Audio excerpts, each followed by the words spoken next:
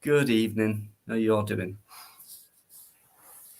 Tuesday. Good morning, good afternoon, depending on where you're from. So we're live now, but if you're watching it later on, thanks for having a look in. Really appreciate it. You can have a good laugh in here, you see. And we always get great people in. And then the odd clown. But you never know what to expect on a live, do you? And you've got to deal with it. Okie dokie, don't forget Bike will be on shortly, guys. So let's have a look. Who's in there?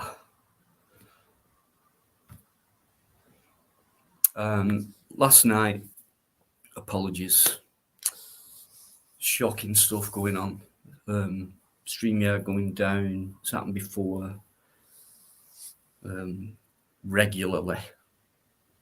Almost every live for a good period. And had a great gap. No problems at all last night. So sorry about that. And I've just took the video down. Videos went up twice, didn't they? So anyway. Right, so right. Let this be known throughout. James Patrick is first again within the space of a week, I think. Good on you, James. Nice one, Paddy. Thanks for coming in, UK. Come on, man. Thanks for last night. And every other time before that. Thanks for all your brilliant work in there with those links. Really appreciate that. Does not go unnoticed. Yvonne's third, slacking as usual. How you doing, Yvonne? I hope you're okay. Look who's here. I hope Connie comes on. I really do. Fingers crossed he might do. Me and Biker couldn't stop talking about it after that live. We were both in awe, you know. And so was quite a few other people as well who watched it that night. But anyway, I'm not going to keep bragging about Connie. I just hope he comes on for a chat.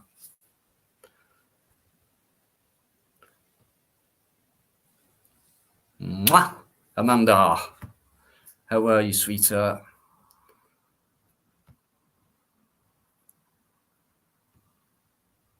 No doubt Amanda will be on as well. I hope so anyway. And when I say Amanda, I mean Chris as well. Double act, aren't they? Brilliant. Fit in perfectly on here. Superb.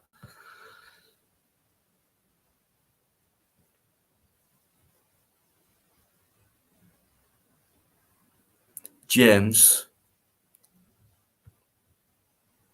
behave, okay?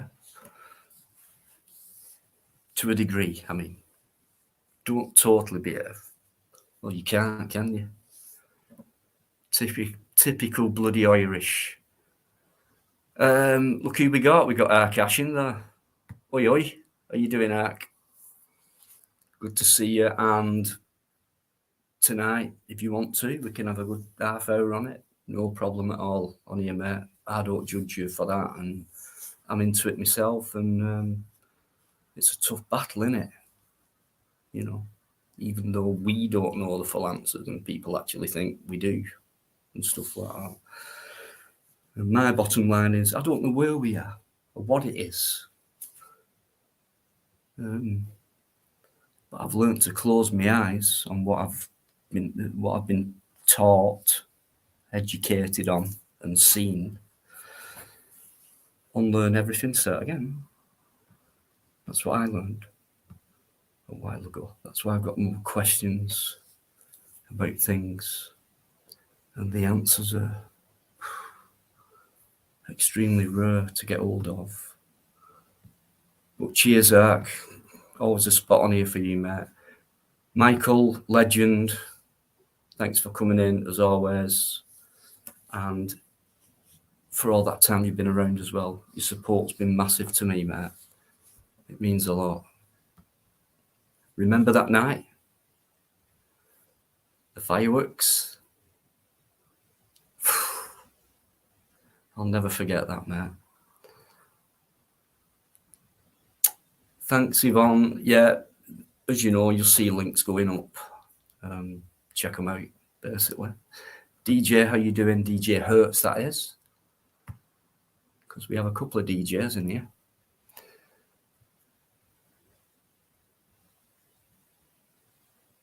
Okie dokie. Good evening to you, sir. How are you? Yeah, I've said it before on here. Me and thee, future venture, and it starts tomorrow. So myself and Ron, we're going out tomorrow doing a recce. So I can't wait for that, to meet up with someone who supports your channel. You can't get better than that, in my eyes. Wolf always comes in. A. Thank you. Thanks for coming in always. Ron, did you say you were first?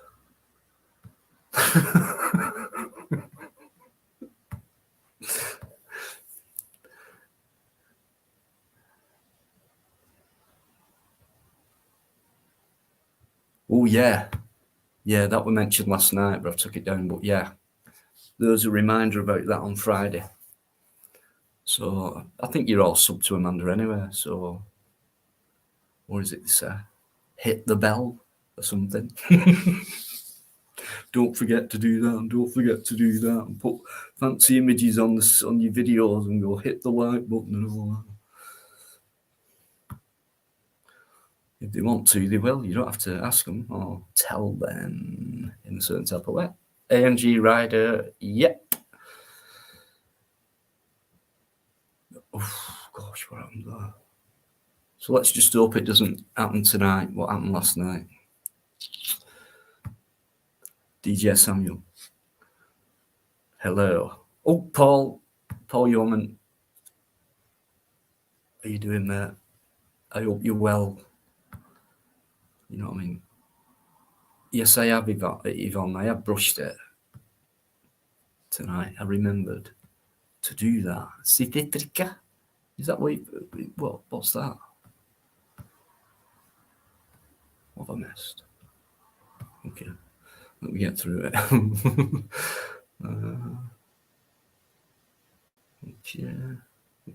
Okay. Joseph Benoit, how you doing? Thanks for coming in. Goodbye, stranger. It's been nice. That one, Ash. Supertramp. Sorry. I think there he is. Eamon's in. Top of the evening to you, sir. How you doing? So it is. If anyone can, Eamon can. Anything. Big man with a big heart.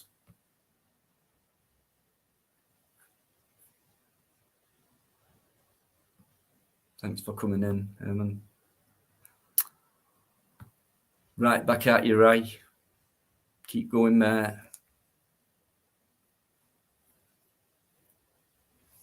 You know what I mean? Okay. That's it. End of the chat. So I'll put the link in right now.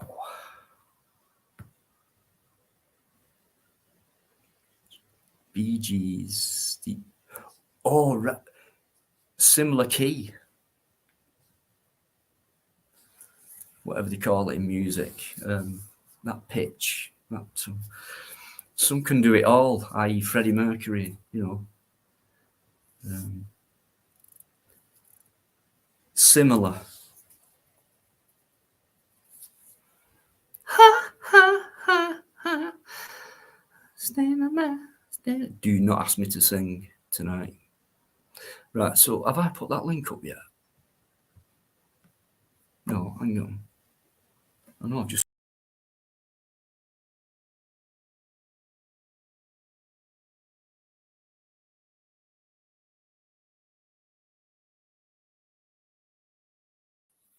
Right, that was my fault.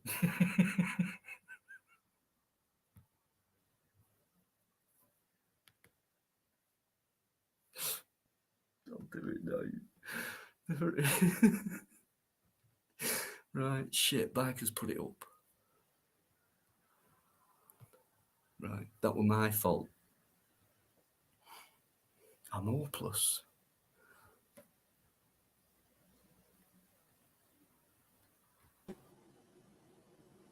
Hello? Knobhead.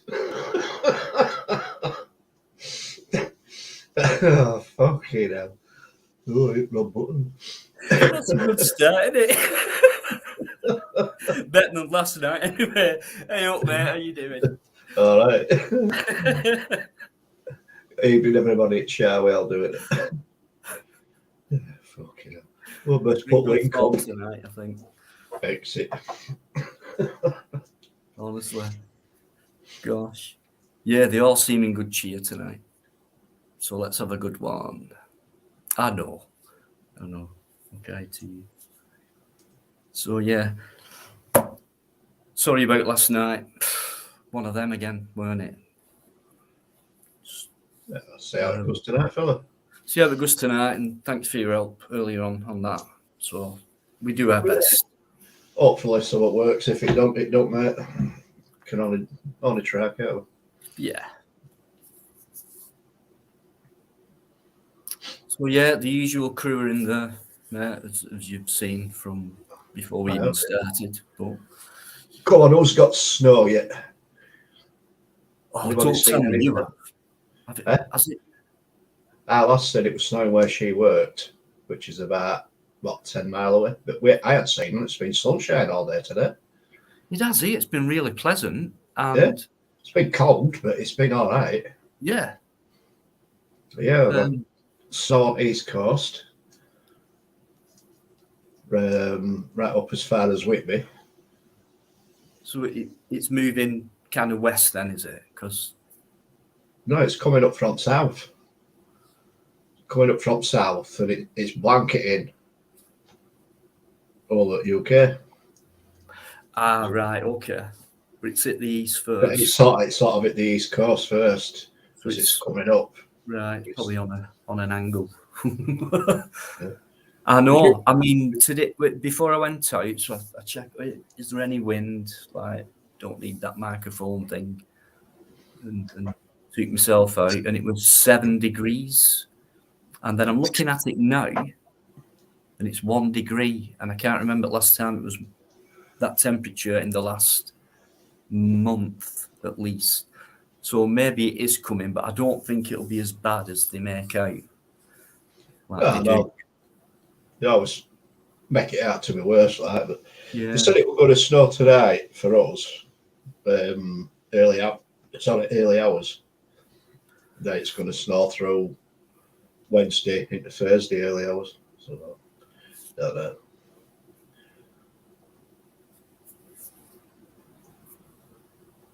Amanda will be on in a minute. Yeah, she's just girding in the background for us. But it was warm a couple of weeks. Well, I said warm. You know, it picked up after December, January, and then we got this news about this cold snap. It's happened before. Me and Biker talked about it. We had a hot March month after it started snowing in April and all that weird stuff. But I think we're all always guaranteed after March time.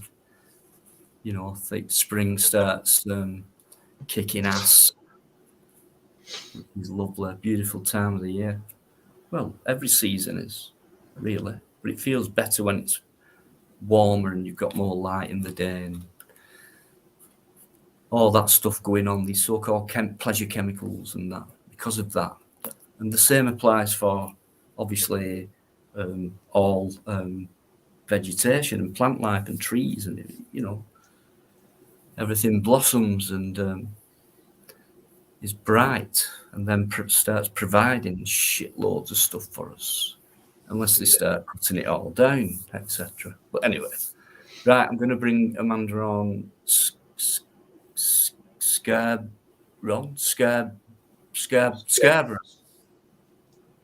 Oh yeah, we talked about that, didn't we? Yeah. Right. Are you bringing her on yet? Yeah. She keeps Amanda, yawning. see how he's just delayed that then? She keeps yawning. See how circuit, you see what happens here? I think she's getting bored, mate. I don't think, well, I don't think she is, actually. I'm sure she is. Right, well, you can ask her that question. What? Okay. Ask her what?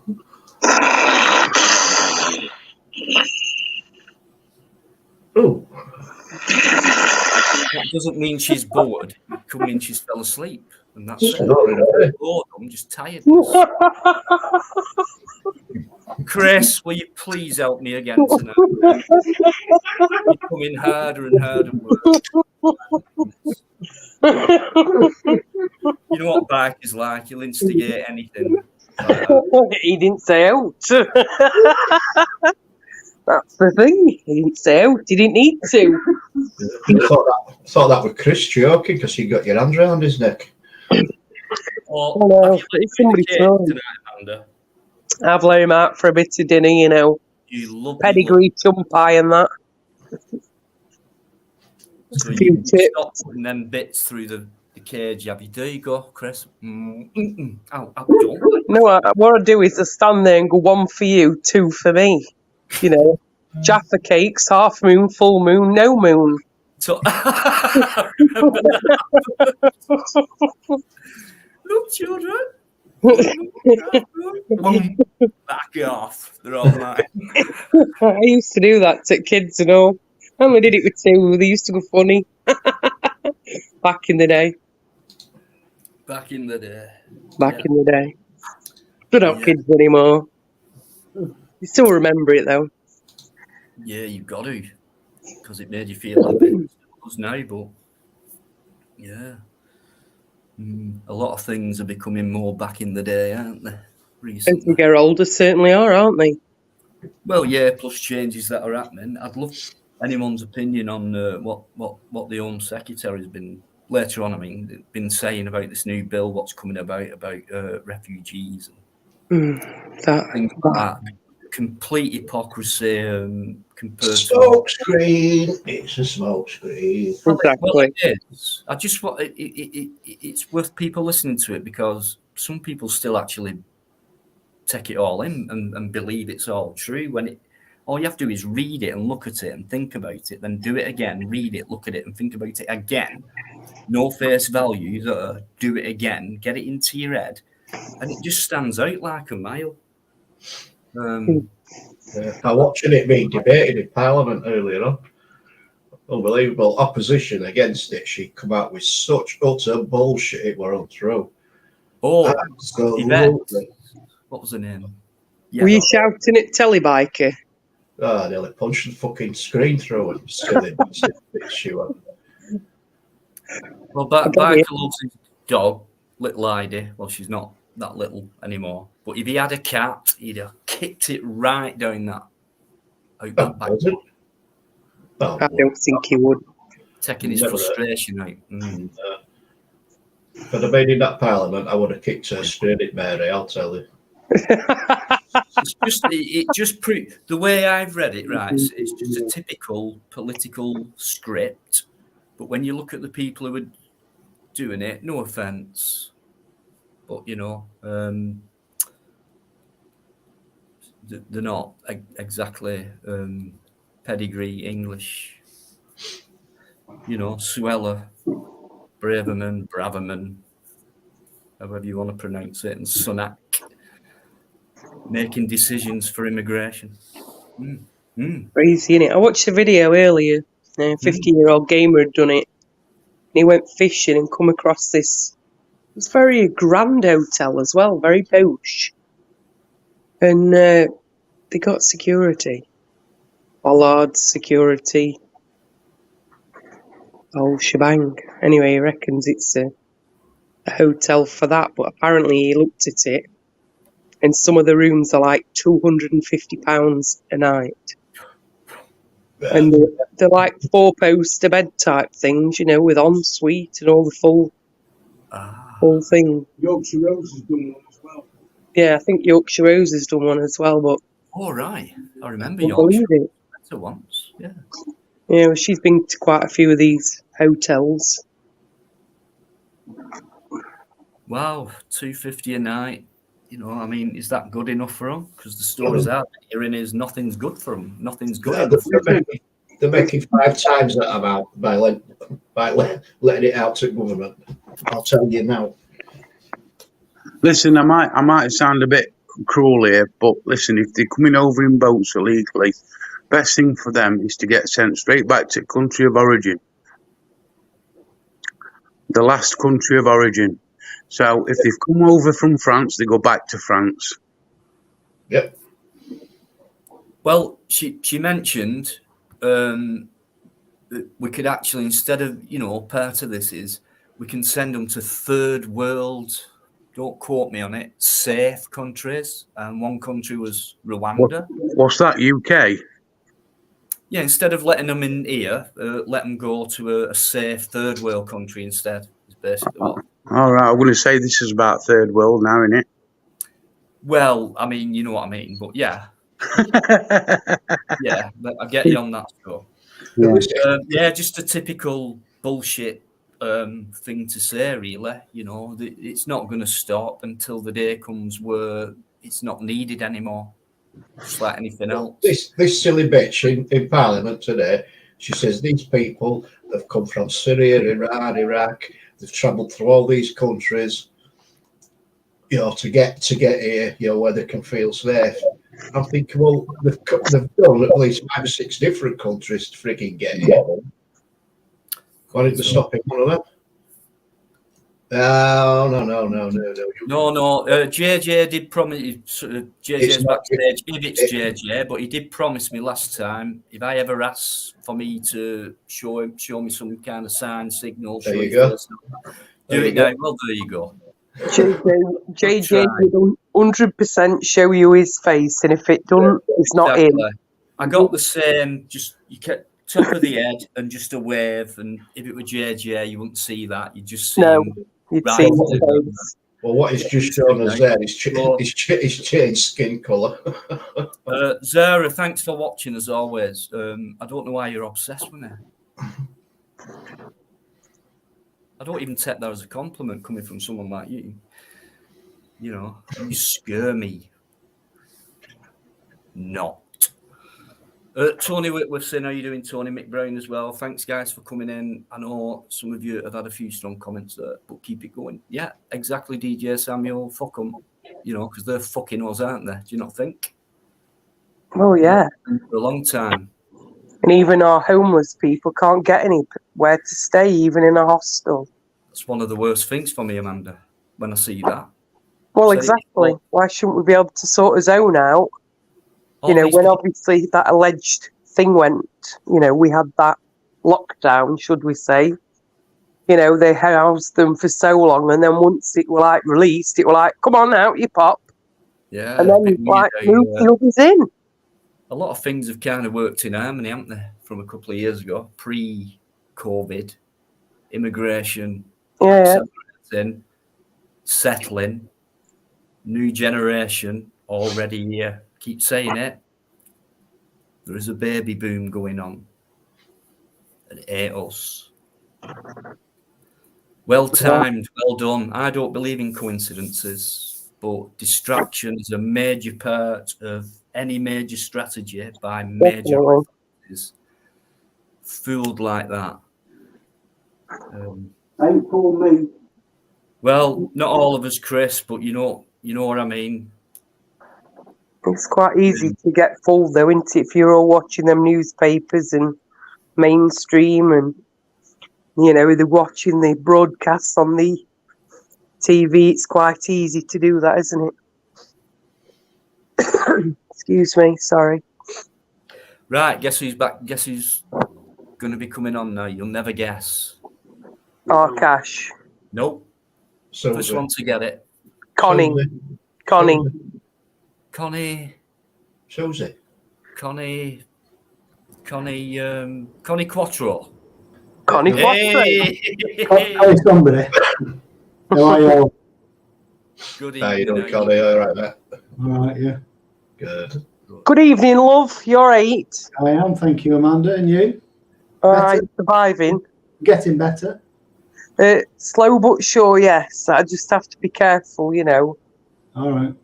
Keep zapping myself for the TENS machine and popping the pills and moving around, and you know how it is. Is this still your back? Yes, dear, yes. Yeah, it's not good fun in backs, no.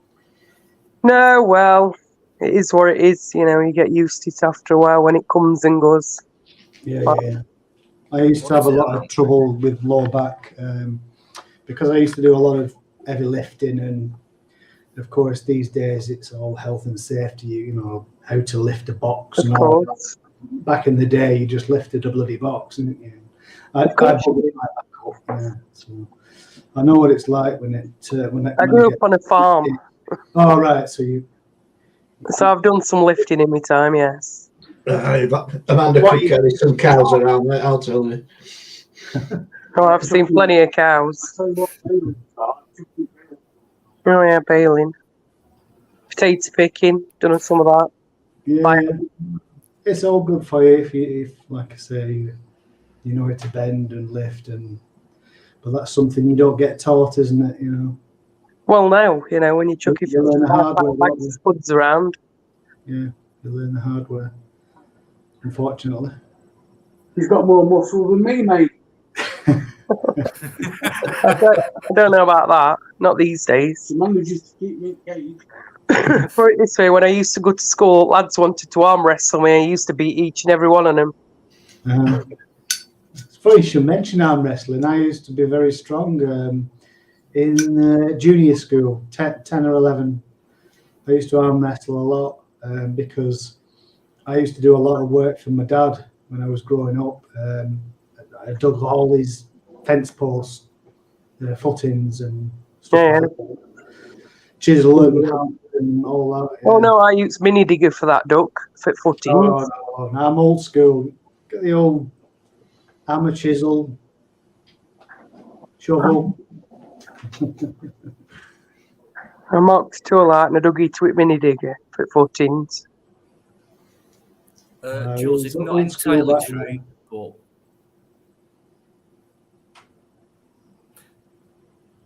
So what were we talking about tonight? I heard you were talking about immigration and basically. Yeah. What's this new law that they're trying to? Well, the will pass. I'm watching it being discussed in Parliament today. I just think it's one big smokescreen. I really do. They're going to bring it in, right? They're going to instigate it. If they come over here illegally, then they're deported. They're not going to be allowed diplomatic immunity, anything like that, whatever they want to call it, and they'll not be applied for it again. And they're going to send them straight back, put them in remand or whatever. Is this from Sunak? Is this? Yeah. You've got opposition arguing the toss against it. You know, it's not lawful, and it's this, that, and other, and just again, a lot of people have had things against him, being, you know, he's Asian. I believe he's Indian Indian descent, isn't he? I believe, but I think so. Yeah. I think it could do some good. I don't know. A lot of people, like I say, are against being that is of Asian, you know, background. I don't know. I don't buy into that a lot. I think he's probably going to help us out.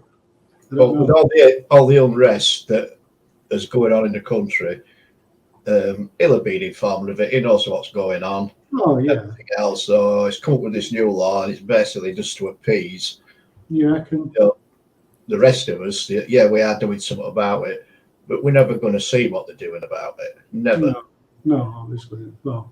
Unless you're at Dover Docks or whatever. Yeah, I don't know. Well, they'll still let them through, won't they? Then process them and then send them back. Apparently. Oh, right. Yeah. Apparently.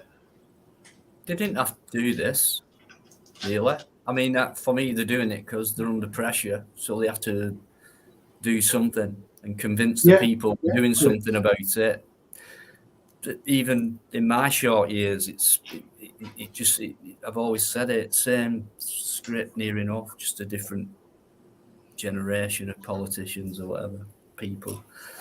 Same thing. We'll control you. We'll lie to you. We'll make you believe in this and that. We'll we'll allow you this and that to happen, but not that to happen. Wherever it is, ridiculous, absolute circus. Too many clowns. No, that's me. Yeah, well, you see, I don't watch any mainstream media, so I've no idea where. I don't, Connie, but I just read. There's little bits, sometimes you can go somewhere and you can't escape it, and it's like, right. Or someone will come up and say, "Have you heard about that? Did you hear what she said? Did you hear what?" You can't escape it sometimes. No, I guess. Wow, that might be worth talking about, Yeah, no, I very rarely pick up on things unless it's like home channel on YouTube or something, and I might click it just to see what the hell's going on in the world. But I generally don't, take any notice. But I must admit, before I do a live though, I just think, well, I've got to bring something up and just pick a subject and then see what people think about it. Rather than just I mean, I've heard the stories of, heard and not seen, but heard the stories of supposed immigrants. What's the word now? I've forgotten. But chatting up young girls and things like that. Is that a thing that's been looked into, or is it really happening? 2 years ago, before. No, I mean, well, in relation to nowadays, where a lot more of it is cropping up, and I'm just seeing a lot more fingers being pointed at immigrants. Are they? I think encroaching on young girls? It's been the immigrants coming out of hotels, accosting young girls walking up the street. And they have come out of these hotels. They've seen them come out and they've filmed them and everything else. Whether it's a setup or whatever, I don't know. But either way, it makes a difference. It's Connie, are you trying to say that when you say concentrating on that, like we're taking our eyes off the ones who aren't immigrants who are doing it as well? I just think anything that's blown up in media. I mean, if I get wind of it, like I said, I don't watch any MSN. So if I get wind of it, then it's got to be something being blurted out in our faces. So to hear that these immigrants are supposedly, trying to get off with young girls and things like that, I don't know. Is it? You don't for sure, do you? When it comes from is it us as in our narrative trying to make people aware, but in the wrong disguise, if you will? I mean, I don't know.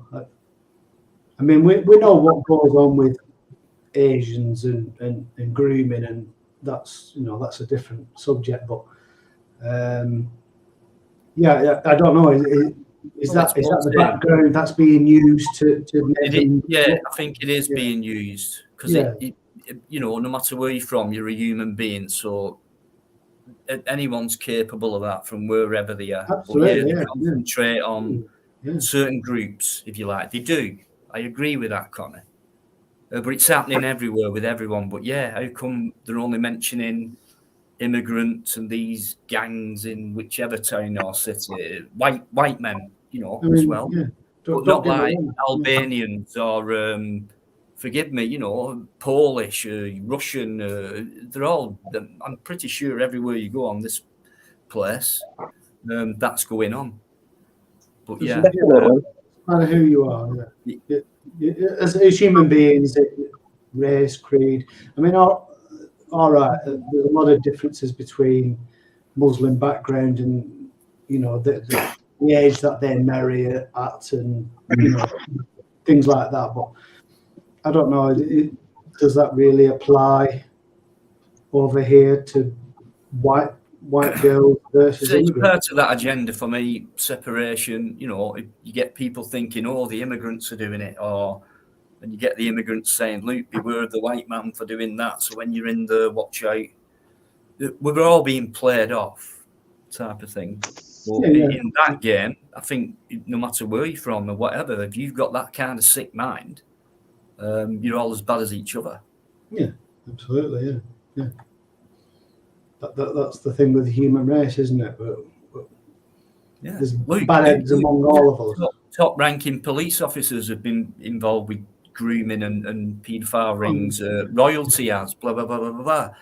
You know, so everything under that, royalty for me, you know, but it just proves that they're still people and, you know, they're not, people see them as bloody gods and things like that, as if they've got extra special powers and that. They haven't. They're a human being. In fact, they're far less intelligent than the most, I think.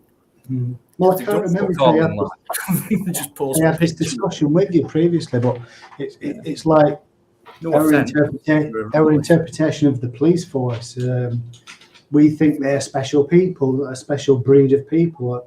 I can't remember if we discussed it previously with you, but the mindset is that people think because a police person is somehow immune to any wrongdoing, if you will. But they're not, are they? They are just a human being, and that's what we forget sometimes. Sometimes we forget that all these high up politicians, MPs, police, as you say, royalty, we seem to forget that they are just a human being at the end of the day. In a certain position, and like with royalty, you're born into it. Police, you've got to join, train, and be committed to that job. But in royalty, if you're born into something, you're pampered all your life, and all you have to do is make an appearance, look smart, and be wealthy. What are they? You know, what experience do they have in life? So when Prince Harry and all that decided to become a soldier because his dad were, and Luke the part and all that, you know, that's all they do, make up appearances. Most of them, they've all got these medals on them and badges of honour and these military uniforms on, and never get involved in anything military. Anything like that. It's power. It's power. You know. When you mention royalty and you call it going out, supposedly fighting, whatever became of the stories regarding his book and him publishing those stories on not being scared to shoot somebody and things like that? Did anything? Was that Harry? That one, I was wearing it. Yeah, you said that he shot 25. I wonder who written that for him. What happened with that? You know, is he been expelled again? Or a lot of people debunked everything that he said in that. You know, even I think it were the pilot that were with him in the Apache said that he's bullshitting. He did not kill 5 Taliban.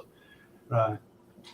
So even he come up with that, and that's it debunked it, because every kill that they make, it's on camera and it's recorded and it's logged. And he come out with all the technical side of it, and there's just that you know what he's saying happened. It did not happen. Right. No, I just wonder where that lay with everyone, you know, public, you know, royalty fans and things like that. I just wondered if people are awake to things like that. Do you know what I mean? Well, most aren't, mate. Most aren't. But when you're getting people that serve with him, that can counter, say, with proof that what he said in that book is a load of bollocks, and people have got to sort of sit up and take notice of that. It was all a money-making scam, weren't it? Let's be right about it. Even the Netflix film that they made, documentary, you know, look how much they actually made from that. But that's it, who's making the money? I mean, who's the money for? It can't be for him. He can't be making the money, surely. Don't need money. No, he's never held a penny in his life. who's the person piggybacking, making the money? That's the thing.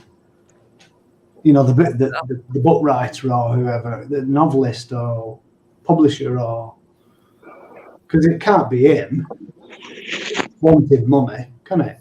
No, I don't think money applies to I people. would have thought so. I don't know, but I think they use money to control. You know, they're not. They don't need money. They get things without it. You know. so what I'm saying is that It's a big weapon, actually. Money is. Do you not think? It murders people. It makes people feel false happiness, etc. It buys them material things. well, money's evil, but That's the power of money. we can't live without it, can we? Unfortunately, Exactly. Well, that's where they got us. Yeah. Yeah, we couldn't How do we suddenly live stop without using money, could we? We couldn't How do suddenly we- stop using money and say, right, where can I get my veggies? You know, or how do I get my veggies? Or why is that land your land and this land's only my land? That's the only trouble, isn't it? Now we're stuck in this ever-encompassing thing of money. Yeah. Power, or whatever you want to call Well, it. everyone owned their own stuff, didn't they? Know, and then everything became private. Then these people who got wealthy, you know, spread out the wealth and their empire, and they owned everything and took it away from, you know, just same principle: corner shops, public houses, bakeries. You know, everything's franchised now. Things like that. What annoys what I've never been clued up on is land ownership. How did, let's take a farmer, for example. How did the farmer suddenly acquire that land? And then it becomes his land. I mean, obviously, he buys it from presumably generations, maybe going back family generations, Connie. Just Yeah. you know, and it's passed on. It's just passed on, and then the interference occurs, and it's all taken away from you. And It's they've like done that. Right? islands, you know, people owning islands in the middle of wherever. Do they just get to go and conquer the island and say this is now my island, or I don't get it? Do you know what I mean? Well, I don't know. Well, you know, everything is owned by somebody. Yeah, but that's my starting point, Biker, is So, how was it started? Well, if you take sort of my age and you've had stuff handed down to you, and if that includes a piece of land, you've got to go back to find out, right, where did that come from? I won that piece of land. When were it purchased? Or has it always been in the family, whatever?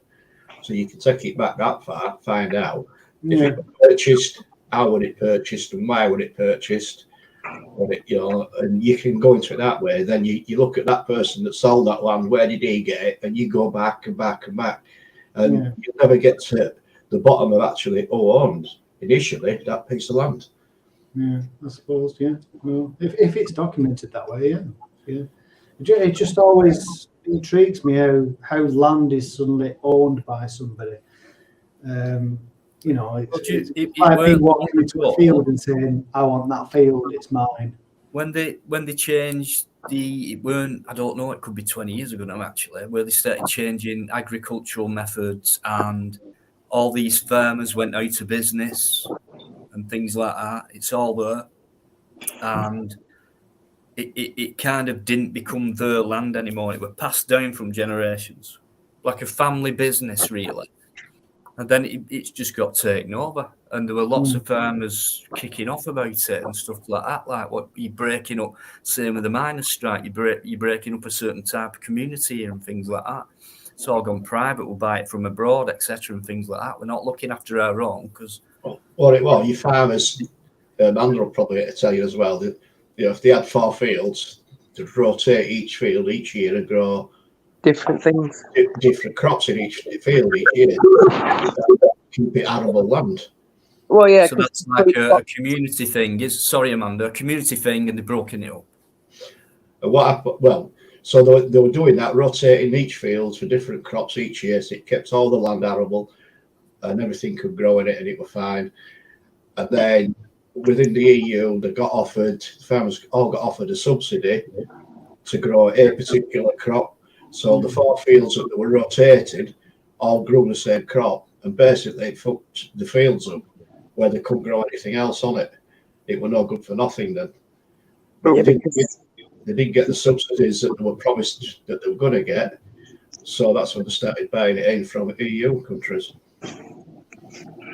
Well, the field rotation thing was obviously because each, like whatever you grew, drew different nutrients from the ground. Right.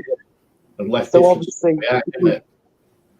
you rotate it. You know, obviously, by the time you get round to the field that wasn't originally, the nutrients would be there again, and the crop would be the best that it could be. Is that what they mean by crop rotation? Yeah. Yes. Yeah. Keeping the land going and things like that. Yeah. But all I knew before all this bloody mid-80s sort of Thatcher and all that was everyone had their own thing. You know, from the corner shop to their own land and their own I think you know, with the corner shop thing, I think the massive supermarkets, like... Oh, look how much that has ruined. It's Ruined took the milkman out of business. It's took the corner shop out of Well, business. It's like when I was on about land. Shop out of business. It's why a lot of farmers sold the land to what do you call it, builders and whatnot, isn't it? Because they couldn't use the land they had. Yeah, because we don't need as much land to raise and do all this farming anymore, because we get imported meat, we get imported stuff. It's not. I mean, all the farmers, but the 2 farmers that's around near me, the only crops that they grow is wheat and rape. We'll see, margarine. I feel sorry for the farmers' markets. I used to go and visit farmers' markets every time they were on. But don't forget, not much is organic these days as well either. So they've changed all that as well. Farmers' markets, that's the best I could come up with. But unfortunately, the prices they've got to charge now is what's putting people off, and it's this ever-evolving decline of farmers, isn't it, and their produce. I mean, obviously the big supermarkets are what are doing it ultimately, but it really is a shame.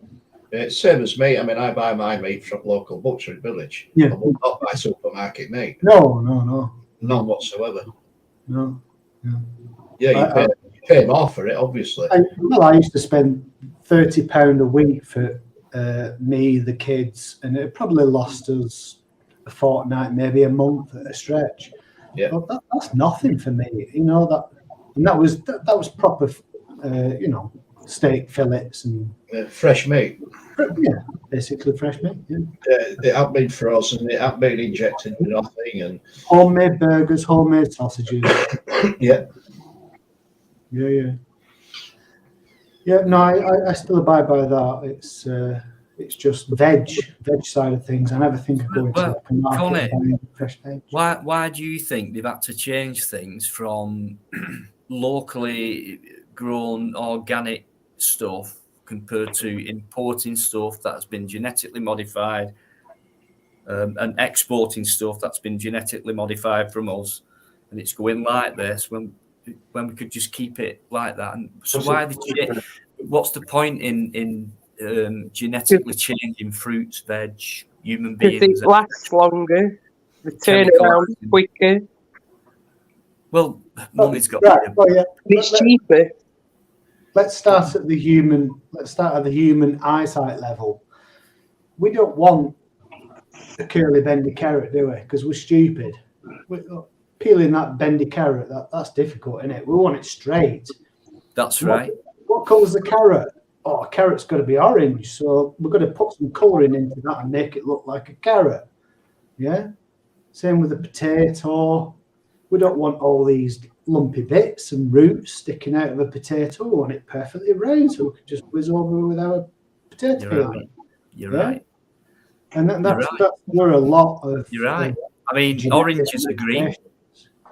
And they've turned them orange. An orange is green really, originally. A carrot is like a I purple used to- colour, originally. My father used to grow a lot of veg in his own back garden, and I've never seen I never saw, from what I recall, a carrot coming out of the ground, looking straight and looking orange. It was pale orange. It was, Yeah. you know, Yeah. but The see colour to the eye, like orange attracts the eye. It's a better than selling green. factor, isn't it? yeah, it's, yeah. Brighter than green. We've just been engineered into that's what a carrot should look like, and that's the colour. And if it's bendy, and if it's got some green on it, or if it's not that orange colour, oh, I'm not buying it. Yeah, I mean, forgive me if you do it, but even people like, you know, I'm not materialistic at all. I prefer mix and match, but some people are never satisfied unless everything in the kitchen is like black and white or all the same colour, or it's like, for me, and people who go in the cupboards and turn the tins round so all the labels are facing them. No, that's a Things bit like more that. It's like, OCD. put it in the cupboard, shut the fucking cupboard door. No, Not like I do have that OCD level. I've just lost 5 minutes or something else I could have been doing rather than just fucking making sure when I open my cupboard door, all the labels are facing me. Yeah, but that's OCD for you, I'm afraid. Mine are all facing. They're all in a line. How's Jobs it are got good. to that? My They're OCD exactly where they are. buying I've anything. got a matching kit. I've got matching wallpaper. No, Well, I I've got a pair haven't. of I'll matching show you if you want. shoes and socks. Well, it does match. But like I've got a feature wall and then a different colour. I mean, look at this shit here. It's all, look at it. Mix and match. So that's Nigel's fault. That's Biker's fault. That's But as long as if you're happy, my that's, fault. you know, it don't matter, does it? If you're happy, that don't matter, does it? Do you know what I mean? Going back to food, it's like the waste of food. I live alone, so it's very difficult for me to buy just enough, say, potatoes, carrots, onions to stay in my fridge that are not going to go off, but at the same time trying to buy enough that's cheap enough. And so when I go to my fridge in a couple of weeks' time and one of my potatoes is sprouting or a bit of my carrot's got a bit mushy on end, I don't throw it away. Just chop it off, man. Chop it off when you cook it. But that's the mentality of people today, isn't it? Oh, it's gone soggy. I'll throw it Chris, away. don't run outside. She only said, let's chop it off then. We were talking about carrots. Chris. Starting to get It's the same with your meat, isn't it? If you look at your meat, right, just because it's got a bit, look at like a piece of beef, right? Yeah. And if you look at it, you can see like a green shimmer on it. Put Right. it under cold tap, Yeah. and it's fine. Just rinse it under cold tap, and it's absolutely fine to eat. I mean, Christ, the aged steak for 30 days, Yeah, even up to 6 absolutely, yeah. months. Steak. You know what I mean? So it's not going off. It's No. still very fit to eat. You know, obviously, if you open your fridge and you've got a maggot crawling out of it, then it's knackered, obviously. It's an education thing, though, isn't it? It's it beef. People should know that beef is safe, that you can eat raw beef, can't you? Yeah. And that's what people need to understand. Yeah. When it comes to poultry or it comes to pork, then you've got all sorts of bacteria in the meat, and you've got to be more careful. But your nose should be your first line of defence. You know, if it smells funny, it might be funny. Our lass will smell something and put it in me, and I said, "What you done that for? It stinks." So I'll have a look. I said, "What's it smell of?" It smells a bit iffy. I says, "There's no wrong with that. It doesn't smell iffy at all. It's meat. Meat always smells." Yeah.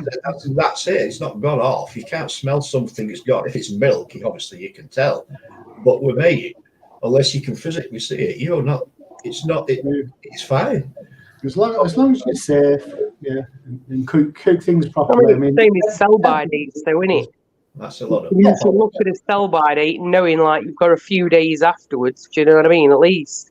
I eat eggs that are a month out of date. I don't care as long as I boil it and it's cooked. Used before, best before Yeah, and best used before by. and used. Used by, yeah. Do you remember before that came out? Were There were no people dates just on used them. the noggin and just went, nah. Or they went, yeah, we can have that. Or the bread's too, yeah, we'll have toast with it, no problem. We'll not throw it away. And it's like, you just knew. You knew. And if you were, you know, if you weren't sure and you had it, you'd be sick. So you'd know for next time. That all came about. And it that sells them label, more money. that label Sorry, all came about it sells because more of imports. produce to make more money. No, she Because you're called throwing it away quicker. yeah. You're scared of it poisoning you or something like that. Supreme. Well, Yeah, but you could do. Sorry. so that all came about in '70s with that when we joined EU, which are the common market as it was known then. Right, all the food that we're importing, a lot of people, a lot of supermarkets were saying this food it's going off too quick. You know, where we were selling a pack of steak and it went on in cold store for 5 days. Now we can't keep it for 5 days because it's gone off. So they put best before on, and then I forget when it came out with the use by date as well. Started putting use by date. It went on dairy products first. So I mean, even after the use by date, if you open something 10 days after it's used by date, 9 times out of 10 it's still all right, unless it's obviously it's a yogurt or such like. Yeah. You'd know. Basically, you would know. Course Really. you would know. Or you'd take a chance, mate. I'm not sure. And then Taste take it that- first. Yeah. Yeah. You're not sure which smell. Taste it. You know. No, it's And like yet, milk. and people are going, oh shit, I've not used it. I'll throw it away. There's another piece of wasted food, and I'll go and buy it again because it's gone past its. According to A quick question to Connie. You mentioned about eating eggs that you've had for a month. Where do you keep your eggs? Just out of interest. They're in fridge. In fridge. room temperature. Do you know they last longer outside fridge? What, in natural temperature? Room temperature. Eggs. Well, when Ken squeezes one out, you don't put the fucker in fridge, does it? Oh, no, I get Right, that. while Amanda's just But I'm off for a minute, guys. Carry on. Brilliant, interesting, super. I'm- Anyone who's come in, really appreciate it. Thanks very much indeed. But I do get it because it's an initial thing, innit? You get your eggs straight in fridge when you do your shopping.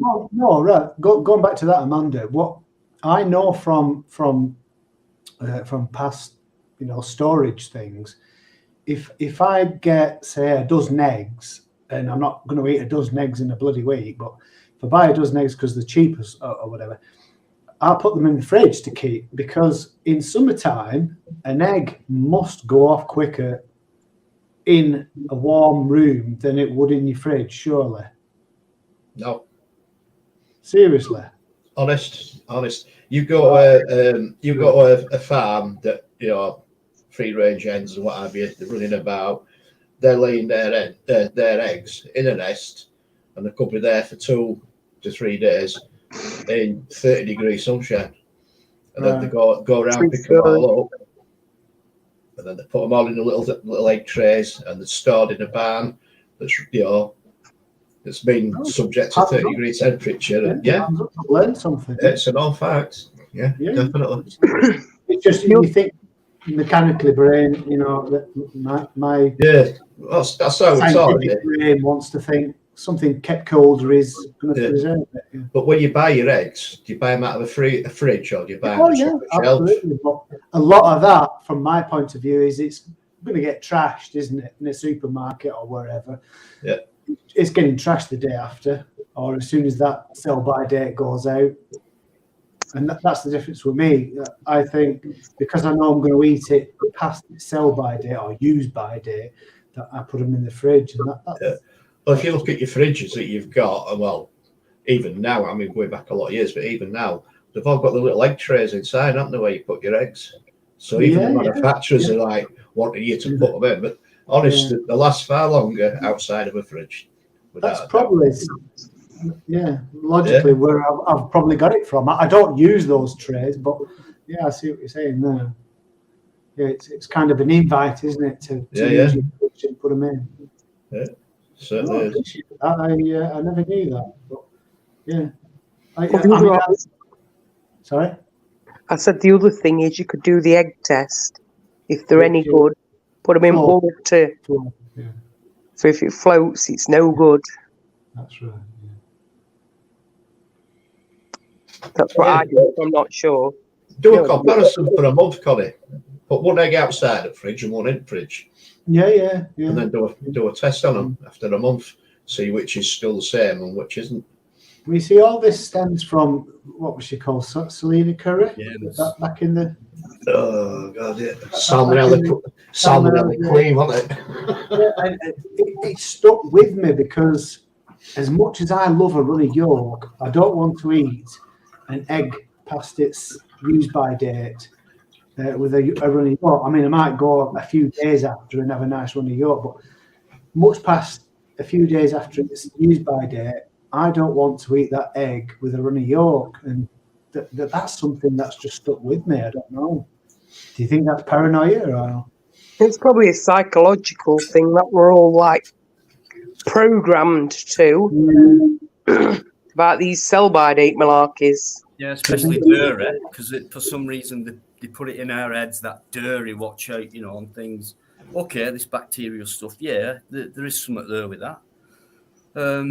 But like I said before, you would know. You can tell just by your senses, smell, sight, all that.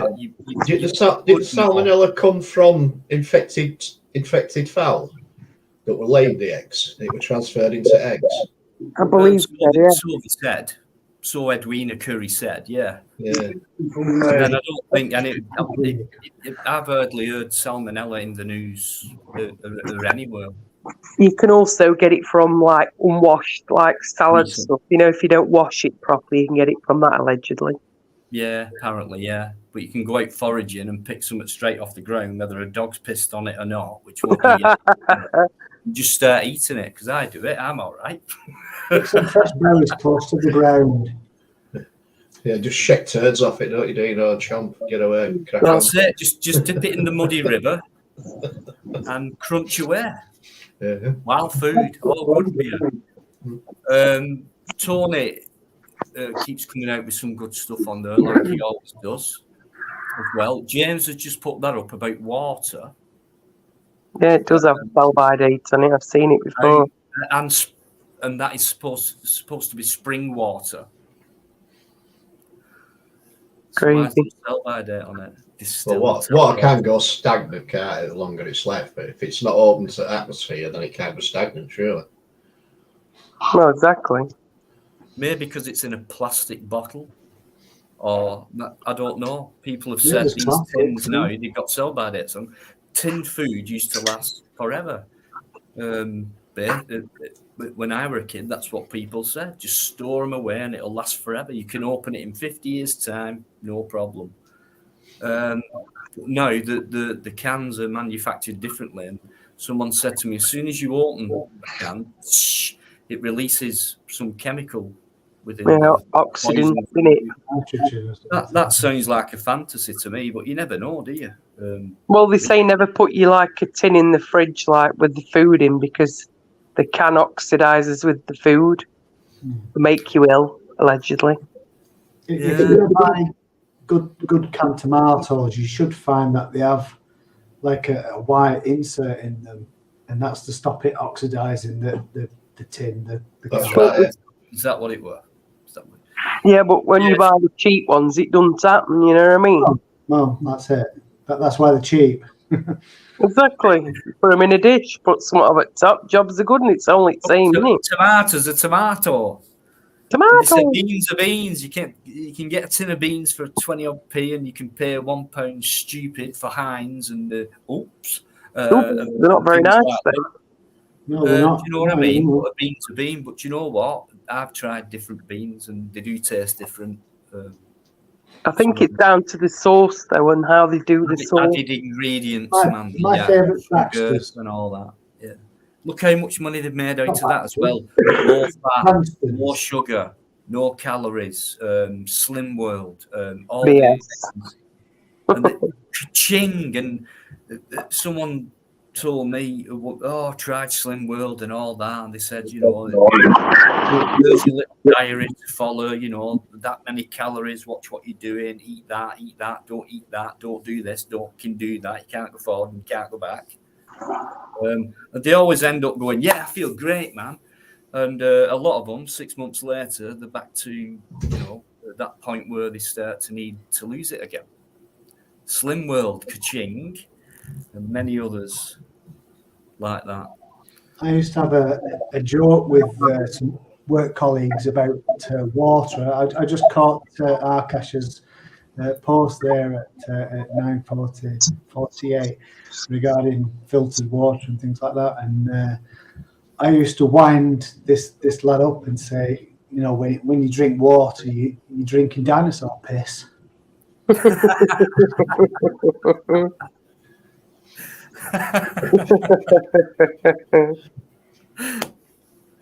Yeah, you know it. Yeah, Branston, whatever. A bean's a bean, apparently. No, I don't like Branston because I throw a bit of garlic in there, throw a bit of chili powder, and I just have a bowl of Branston baked beans. Yeah, I don't say. I told Dean all this not so long back. Yeah, I fry my baked beans in olive oil, in a bit of olive oil. And just put different stuff in. I do. He does. He does. Absolutely spot on. I do. Cooks like that. One of my favourite dishes is still. He's a master chef. Your favourite dish is what? Can't beat one. I think we're losing Dino, aren't we? Oh, not again, for fuck's sake. You're lagging a bit now. What's your favourite? You're back again. You're all right now, mate. Right, I'm just testing that chat. Yeah, okay. Right, forget that. What's my favourite dish? No, that's what Connie said, his favourite dish, and I didn't quite hear him. His audio's low. So. All right. Oh, sorry. Pea and ham. Big dried bag of peas. Marinate, steep them overnight, and then throw a nice gammon joint in there, cooked joint. Just peeing at a big, massive pan of bowl, the pea and ham soup. Oh, it's not soup because it's thick, but that's one of my favourite. Mushy peas. Mushy peas, yeah. No, don't start him off. Yeah, Chris, mushy peas, man. He has mint sauce in him and all. Yeah. And he just eats them like that. That'll be his tea, a big bowl of that. That's what I've done. Yeah, absolutely. Nice. It's not good the day after, or not good for you, Amanda, because might get a little bit whiffy, but. Well, you get used to it after 30 years. So just waiting for him to explode, and see Chris going. Amanda, all you have to do is just wait there for a bit. Get your lighter ready. Yeah.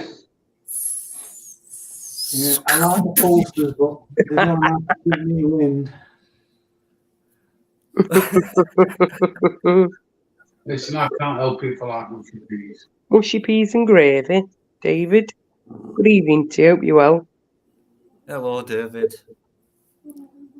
How are you doing? Anyone else who's coming as well? Thanks so much. There you go, David. 15 minutes into your delicacy, then, isn't it? Mushy peas and gravy. And a pie on the side if you want it.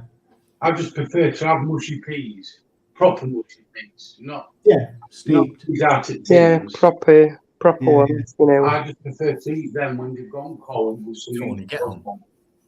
Cold with mint sauce on. Put a teaspoon of sugar in as well when you're cooking them. It just gives it that. He's diabetic, so you have to be careful. Oh, right. Oh, okay. Sorry. It's all right. I can put stevia in it, but it's got aspartame in it, which is... Stevia? Right. It's not good. No, it hasn't. It's a natural thing. Yeah, I've told you before. I don't like aspartame. Well, it don't like you either.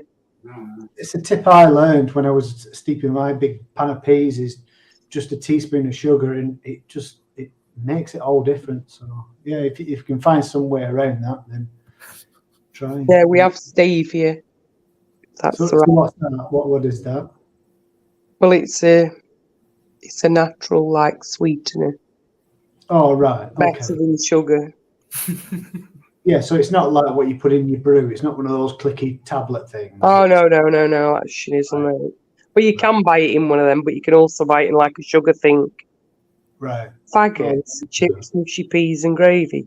What's the bloody? No, I'm not even going to ask what a faggot is. Is it one of them like poke ball things, like a meatball? Yeah, faggots are pork balls, aren't they? Is that all they are? Is that word allowed anymore? UK, especially coming from you. Yeah, I'm sure. I've seen them in the supermarket, and I'm sure they're like a Mr. Brains faggots, something like that. Yeah, Mr. Brain's faggots. Yeah, and I'm like, what the? It'll be some kind of like Dino said. We're not allowed to use the word faggot anymore or something. But yeah, it's basically a meatball, isn't it? That was all over the song, weren't it? Faggots, there is faggot in it. Pogue song, the Christmas thing, Chris, weren't it? That was it? What's the title? The bells of was it the Pogues? The Irish band. Yeah. The bells ring out at Christmas. Brilliant song, and then there it all started. Politically correct, and you're not allowed to say that word, and because it offends. It was banned by BBC, wasn't it? Was it? Yeah. British broadcasting crap. Yeah. On Sunday night, top 40. Yeah, BBC used to broadcast it. They had to check. They still played the song. Am I right, Biker? They played the song, but they changed changed the word faggot. Changed the word faggot to something else. Yeah. Did they change it to maggot? Something like it could have been, yeah. But then I believe it came back. Yeah, it did. So I remember watching a lot of the old Top of the Pops, and some of these groups that would go on, and they weren't live at the time, were they? It was all pre-recorded. Yeah. But some of these groups got wise to it and thought, I ain't doing this, pre-recorded, and they just take the piss, won't they? Like pretending to play guitar. It were all lip synced. It were all lip synced. There were no in or anything like that. Yeah.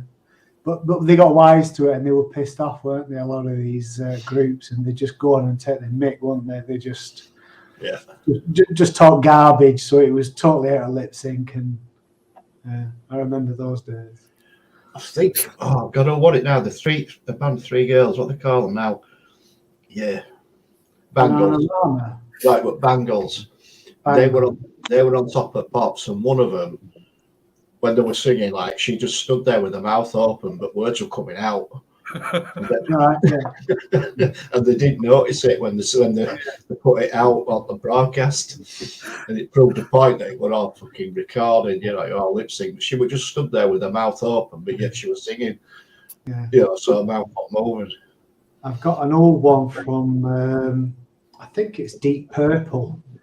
They did it was when they first started making videos, music videos, which is going back a long time now. But and they did this music video. They wanted to do the music video of, I can't remember the bloody track now, but and they just took the mick, took the mick. As soon as the camera came on them, they just go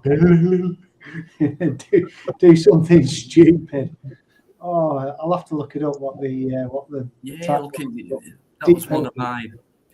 I've seen them loads of times live, and I grew up with. Well, they're about 10 years before me, but got into them. Bang, they were still going. Met Ian Gillan, all that. Try and find out what it was that, Connor. Deep Purple. The song, the song you're on about. Yeah, I'll find it now. Just a sec. Brilliant band. I think they've finished now. Yeah. Oh, good days though. Brilliant watching them. Deep Purple. You couldn't categorize them because they were like they got blues rock, progressive rock, heavy metal. Hush. 1968. All right. That was the first album. Hush.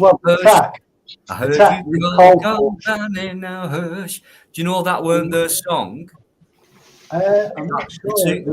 The original lyrics is from someone else. Yeah, I think And it he was. covered it. Yeah. Well, anyway, if you go watch that, they just take the mick out of it. It's just, it's funny. They're diving into. Got a certain little girl, she's on my mind, no doubt about it. She just feels so fine. Brilliant. I said, hush, I said, hush. I heard her calling my name. Something like that, anyway. Yeah. I told you not If to you get go me watch singing. that, 1968, and they did that video. And yeah, it's funny. Well, I was only born in 88, so I was way behind. Fuck off. 88. What? You were born in I just 88. had a bit of a rough life, that's all. What's... Well, I'm I'm 68. Am I not older than Dino? I was born in 70. Shut up, Amanda. Oh. 68, yeah, I was born in 68. Were you? 60. Seriously? Yeah. That Wow. is a long time ago, isn't it? Not up here, it fucking isn't. Yeah, Ronald Crossan, he remembers that song right about. Yeah.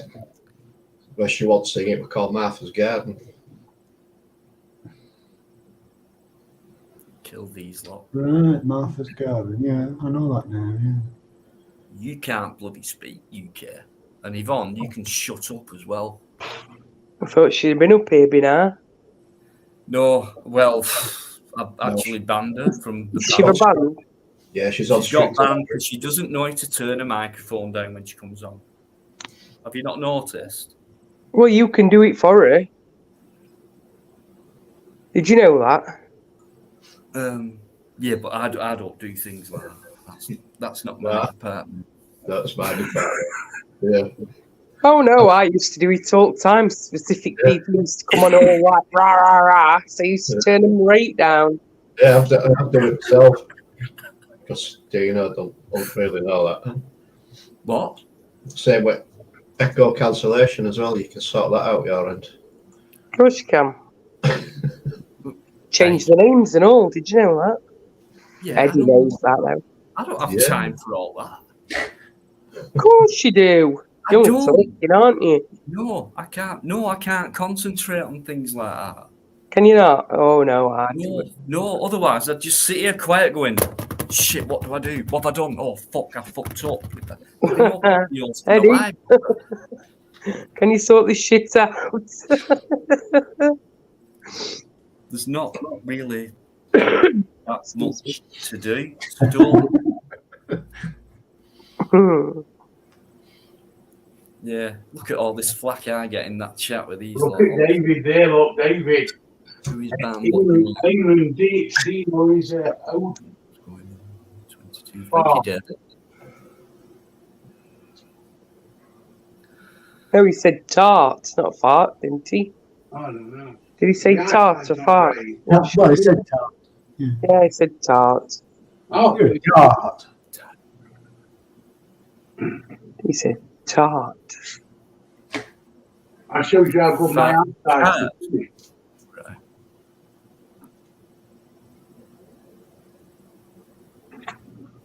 Oh God! Right. Okay.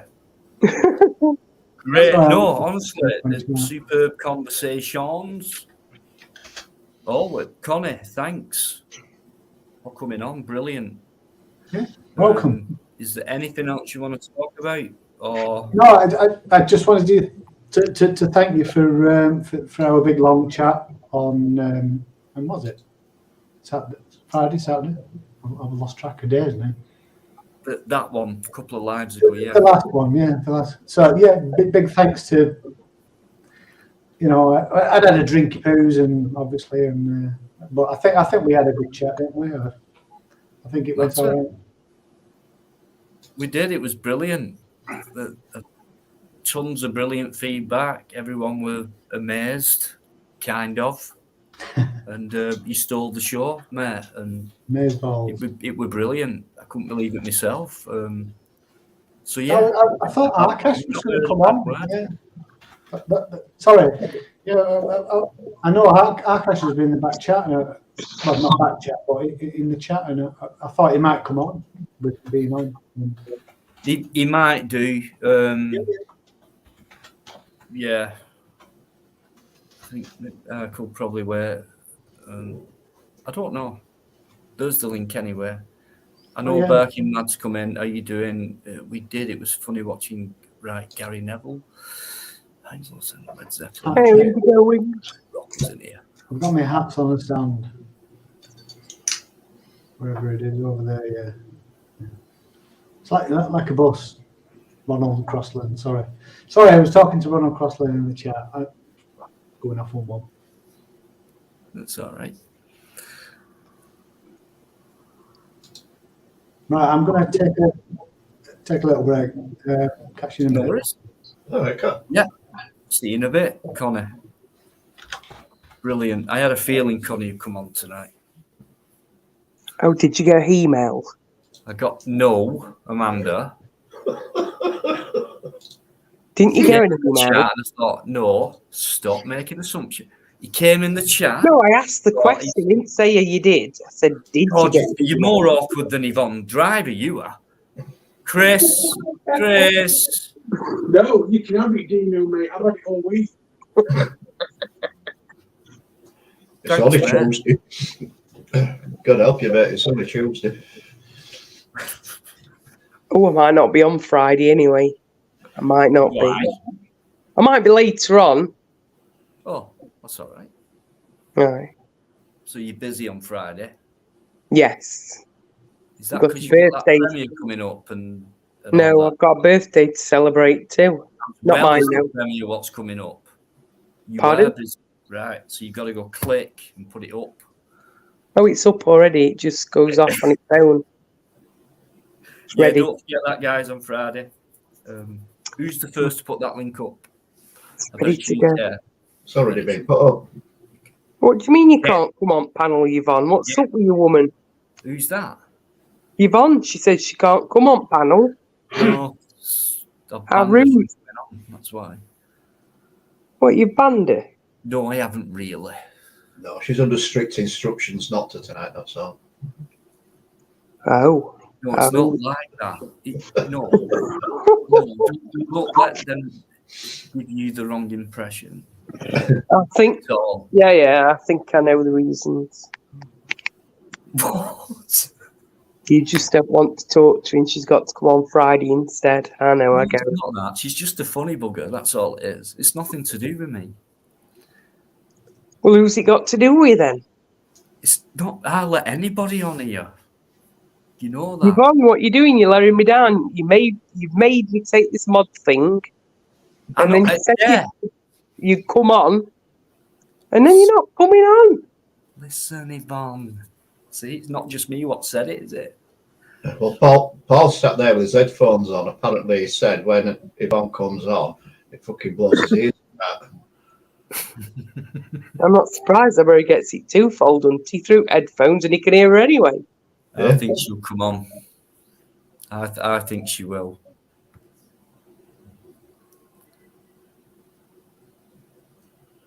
No worries, Ray. No worries. Listen, Ray, I hope you're not taking any offence to that again. Nope. Not with Eamon. It's not like that, mate. I hope it's not about that, all right?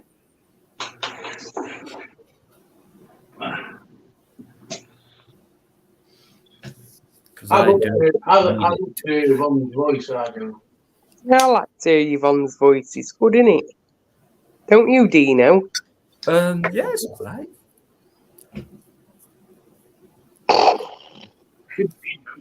Yeah. Says everything.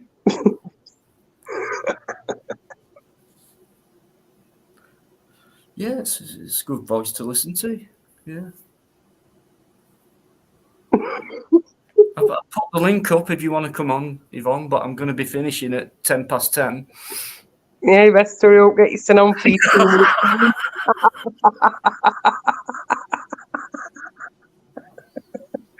She's fuming.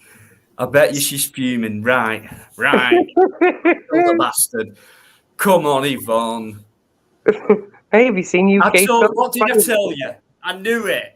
She can't hold it, Paul. Am I right? Paul Yeoman, am I right? She can't hold it in, can she? I didn't mean it that way because we'll not talk about that. Is that you? Did you see what UK Transparency said? He said, yeah, it sounds like nails going down a chalkboard. How rude. Yvonne, where have you been? I was told I wasn't allowed on, but because you've asked me and I did make a deal with you, if you become a mod, then I'd come on. But Dino said I Exactly. wasn't allowed on. Oh, well, it don't matter. He says I It's can't only behave. his show. It's not like that. It's only his show. Don't worry about it. I know. He says I can't behave. It really upset me. What did you do? Tell him to take a Come on. chicken joint queue? Yeah, I did in the end.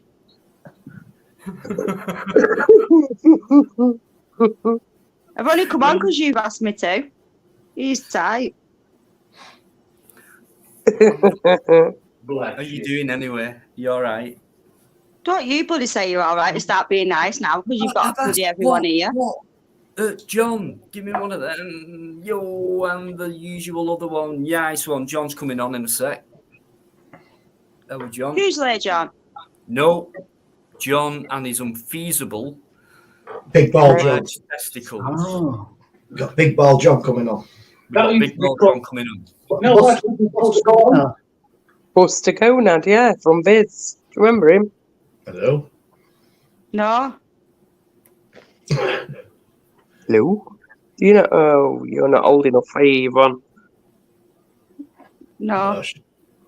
She's You only- used to read Judy magazines. I'll get lost, you biker. Don't you Yeah. speak to me either. You told me I couldn't come on as well. I never did. She's making it up, guys. Don't take her on. I'm not making it up. John, save us, please. Save us from Yvonne. Hi, John. Hi. You okay? Hi, how's it going? All right. All right. Yeah. Thank Come on. you. How's Yeah. your testicles tonight? Are they all right, love? A bit swollen. I can imagine. yeah, I need some action. That ain't very likely, but yeah. I think it's time for a banana. Oh, bugger off you, you bananas.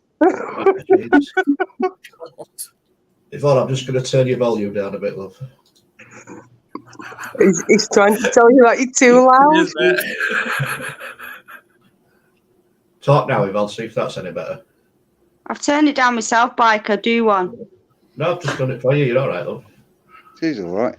Where's Yvonne? I can't hear her. You there, Duck? Yeah, she's there. You've turned her down. Yeah, I've not turned her fully down. She's only down to 60%. You're just so insulting, biker. Yeah, that's a lot better. That's more easier on the ears when you've got headphones on. Dino's glasses are steaming up. See, Amanda, this is why I didn't want to come on. I've come on to speak to you, and now all I get is insults. I told you I wasn't allowed on. I'm not insulting her. That's not right. It's not the case. I don't think it's the case now. You're the one who insulted me by saying I was 60 when I'm not. What about that? But you are, so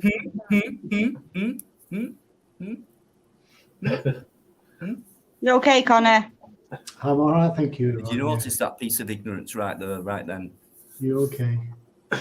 Paul Yeoman says, can I do that in real life? Sorry, John, you're coming to stay here. Bloody hell. No, you're all right. You're all right. Yeah. Can I speak now? Yes. Yeah. Yes. There's I don't know if you've heard of him. There's a guy in Oldham. It's called John Lawrence. Have you heard of him? No. Well, he's started his own party up in Oldham, and it's called the British Housing Trust Party or something like that. they're trying to get voted in Oldham because of all the shit that's going on up there. And I just thought I'd alert you to it. He's I've not heard of anything. John? No, yeah. What's he trying to start? What's the party he's trying to start then? Well, it's more for the English people, but you know, and the wrongs that are going on in this country with various subjects. You know, I don't really want to say them, but the main subjects, you know, it's been going on for quite a while. Yeah, I get you. I get you, John. You know, I'll check it out. Oldham, just down the road from me as well. Gangs of young gentlemen and all that, but he's they're trying to they're starting off small, but they've got 3 people trying to get into Oldham Council in the next elections, local elections, and they're planning to you know, get the party bigger with, you know, small organic all around the country to get these people in power who are just ripping us off and well, it's a start, isn't it? Yeah, shafting us big time, you know. I think it's the only way to go, really, because I don't know about you lot. I just cannot vote for any of these people. No, I'm with you, John. I'm with you, but it's going to You say know what I mean, Dino? more than I do, mate. Honestly, I do. It's fucking sickening. Sorry to swear, but No, it's fine. All that it's you know when you've not seen it all, but none of us. But I'm just saying, you know, when you've been to London and protests and things like that. yeah, You know, you do videos and they get taken down. You think, why? What have I done? You know, yeah. like it's obvious that we're being shafted. I mean, you know, very much so, and it hurts some people who are passionate about the freedom. Am I right? It does, doesn't it? And it's like you're always ready to step up and do something about it. Yeah. But there's never enough of us, mate. You know that. How do you make it grow? These guys like this who you've talked about now, John Lawrence, right? Yeah. We need more than John Lawrence. Well, they're planning to. He comes across as a right decent guy, you know, and he's the only way to fight it is get into local council and start there, build from there, because that's what's wrong with the country. Go on, Biker. Sorry, mate. Go on. Yeah, it's all right, fella. No worries. No, just a bit back. I brought a subject up that the next local elections, if you want to vote, you're going to need photo ID, and if you haven't got photo ID, then you can apply online to get a voting ID, which will include all the details, your photograph, everything else, so that you can go vote. There's no way am I voting again if I've got to provide photo ID. So well, I've got my driving license as my photo ID. Yeah, I've got no problem with that. Well, I haven't got a photo. I'm still using the old pink one, mate. I still got my paper one. Yeah. How old is that? Paper one. Yeah, I still got my paper one, and I won't update it.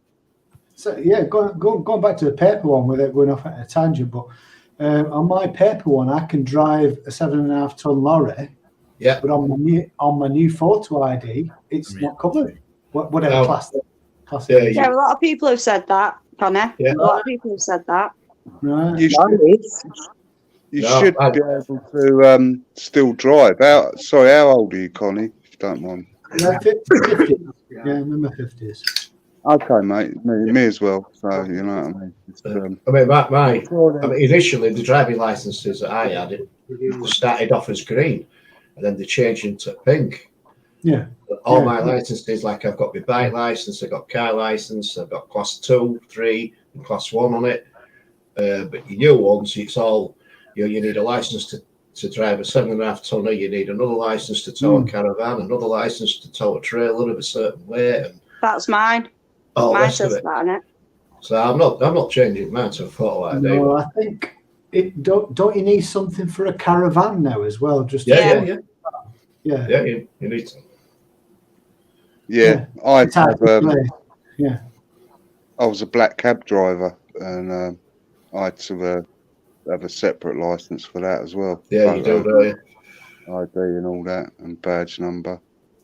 Well, funny story going back to that. I wanted to get back into delivery driving because I'd done so much driving as a youngster on 7.5 tonners. I thought, jump back in tomorrow. You know how to do things. And I applied for it, and then I got told I had to go for a medical. So I applied for the medical. Meanwhile, I never followed it up due to personal reasons, and I just left it. And it turned out about a year and a half later, I had no driving license because DVLA had stopped it because I hadn't gone forward with my medical for the 7.5 ton bit. So I was driving for about a year and a half without a license. It was crazy.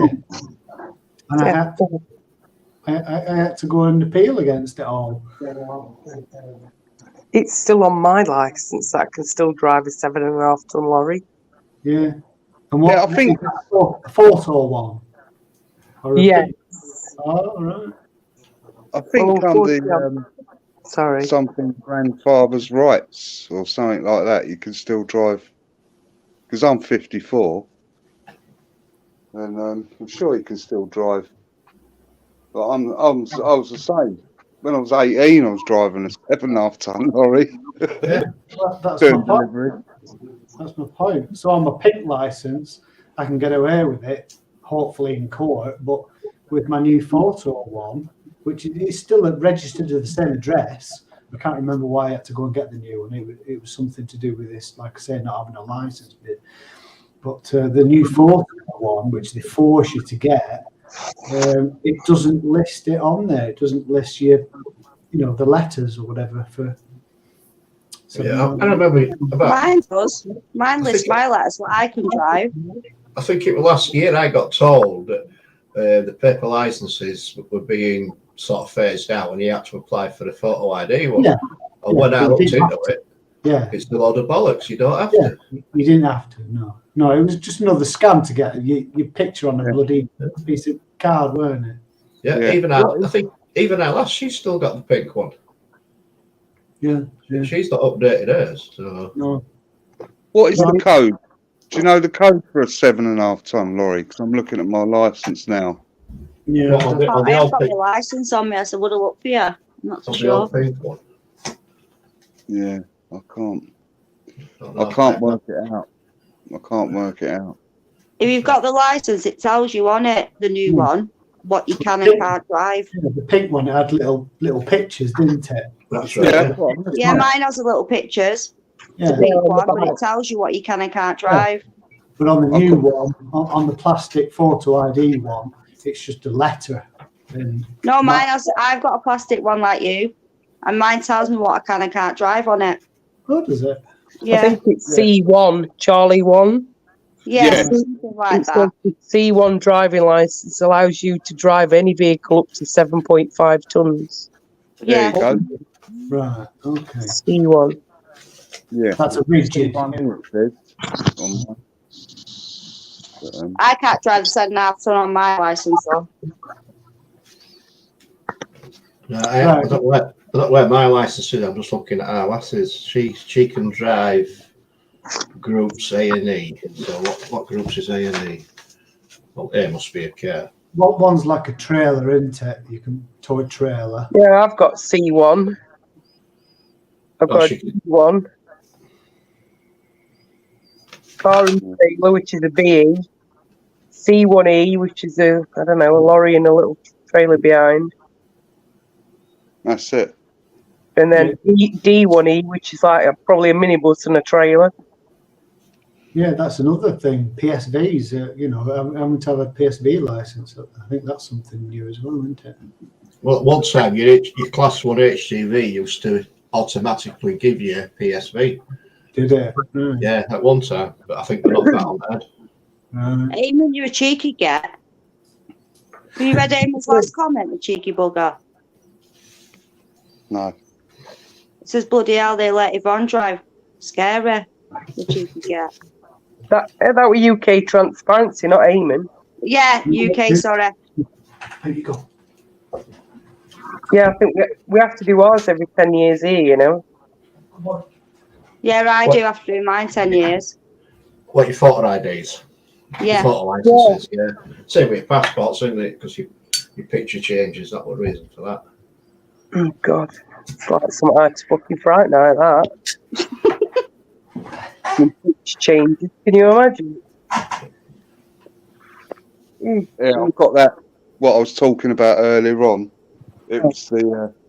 He's got a YouTube channel, and it's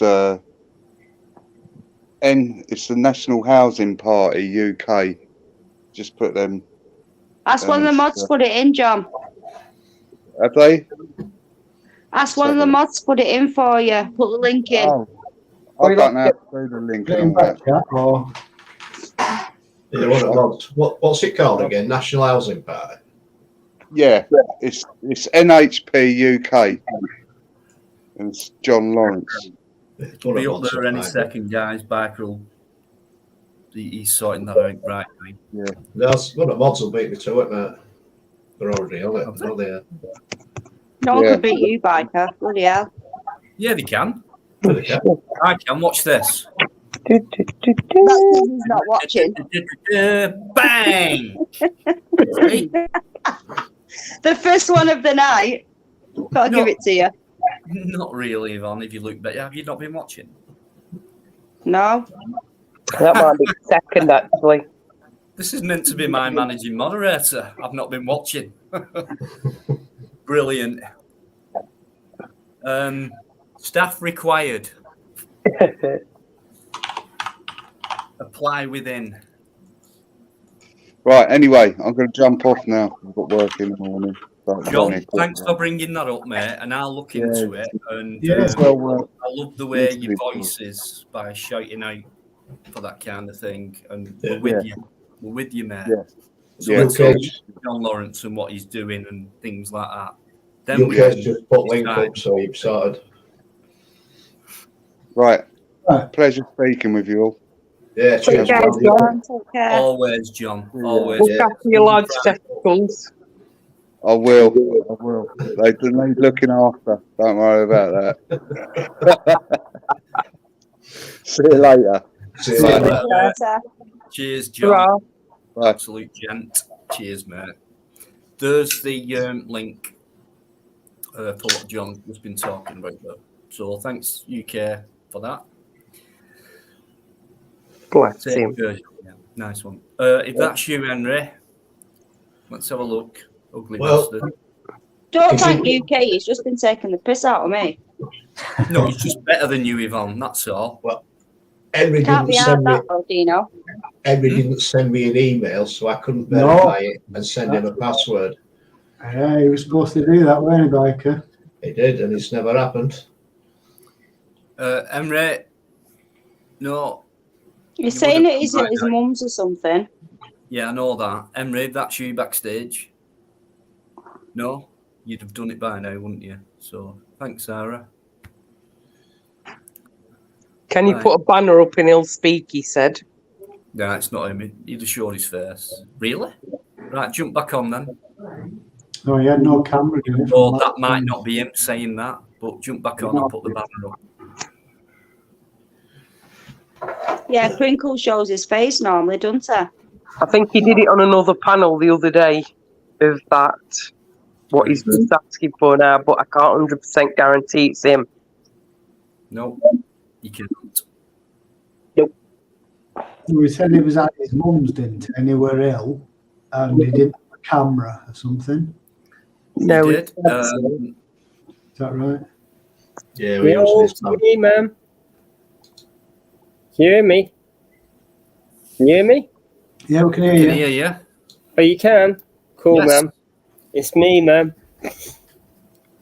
Is it you, Crinkle? Right. It's me. Get your ugly mug on here then.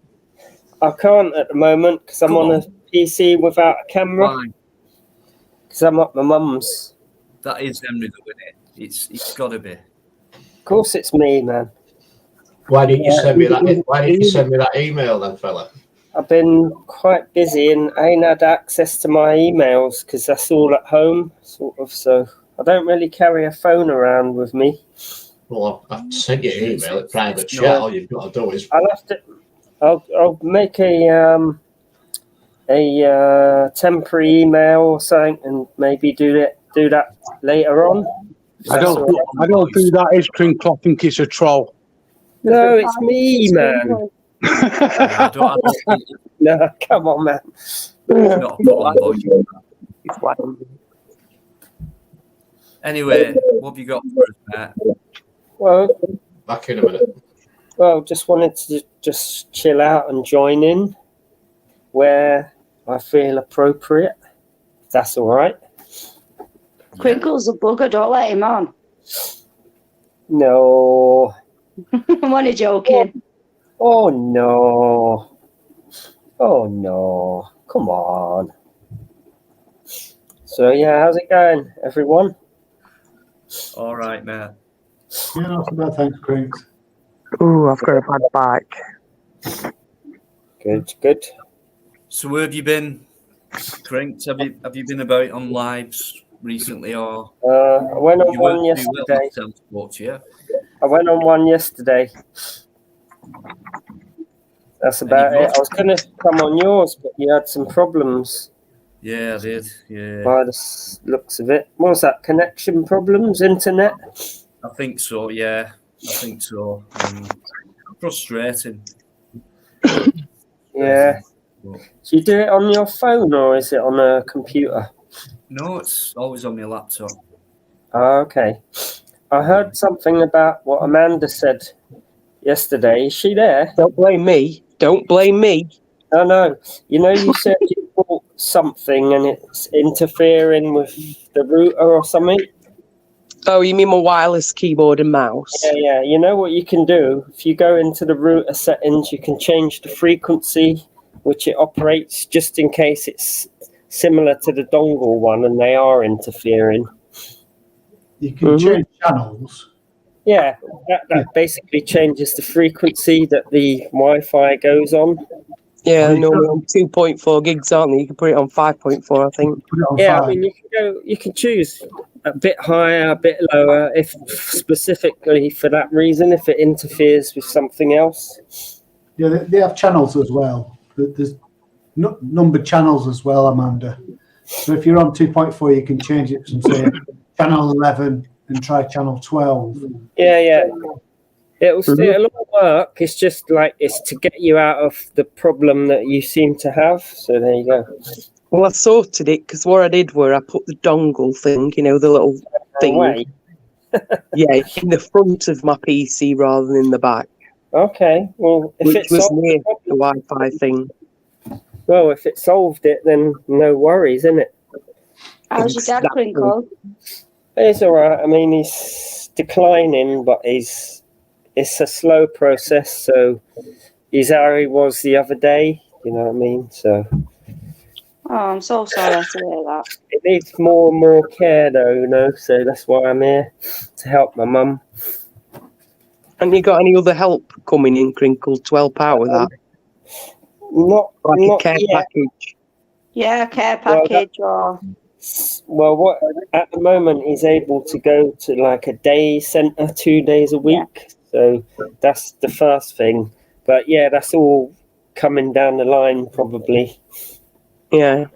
You know what I mean? Unless he dies before that. No, don't say that, Crinkle. He'll be all right. He's got all the help he needs, and you're there. I know, and you know when I say this, I know what you're going through, mate. Yeah, it's all right. It's all right. So, and you're It's all right, mate. It's a part of life. Yeah, just chill out and you're all right in here. You know that, don't you? Yeah, cool, man. You've not let me down. You've kept to your word. Yeah, I'll won't keep let to you mine. down. But anyway, mate, I wish you all the best with it. I know it's hard, and well, we all do. We've all been in a similar Cool, situation. man. At least known someone who has. So. I found some new Yeah, toy mine and was like wiping my dad's bum. There's something to look forward to for all of us. You know what I mean? No. Hey, mate, I did that for Chris's dad, right? And I swear to God, I gave him a full reach round. Let me tell you, I was so perturbed about the fact. I went too far in. Oh God! Poor lad. Honestly. Anybody hell, having the Amanda. scupper at this moment in time? No. Well, I hope you're not, but you know. I was going to try and lighten the conversation by saying to Crinkle, has he got COVID? I've got a cold, but I did have to do tests. I did have to do the tests because don't want to give that to my mum or dad. You know what I mean? But yeah, I've had COVID once, and I've had 2 or 3 colds. Yeah. And I tested for COVID on the 3 colds, and it wasn't. But the COVID, I could feel the difference. And then when I tested, that was positive. That was pretty brutal, to be honest. Even though I've had the vaccine, but it went away quite quick for me. About 4 days I was out for. The throat is the one on COVID. The sore throat. There's nothing like it. I've never had anything like it. Oh, quickly, I've had COVID. I've had both my jabs. I had COVID. I was in bed for a week. I've lost my taste, lost my smell over nearly 2 years, and it's still not 100% now. Really? Wow. Really. That's My crazy. daughter's the same. Normally it comes back, doesn't it? So Yeah. Yeah.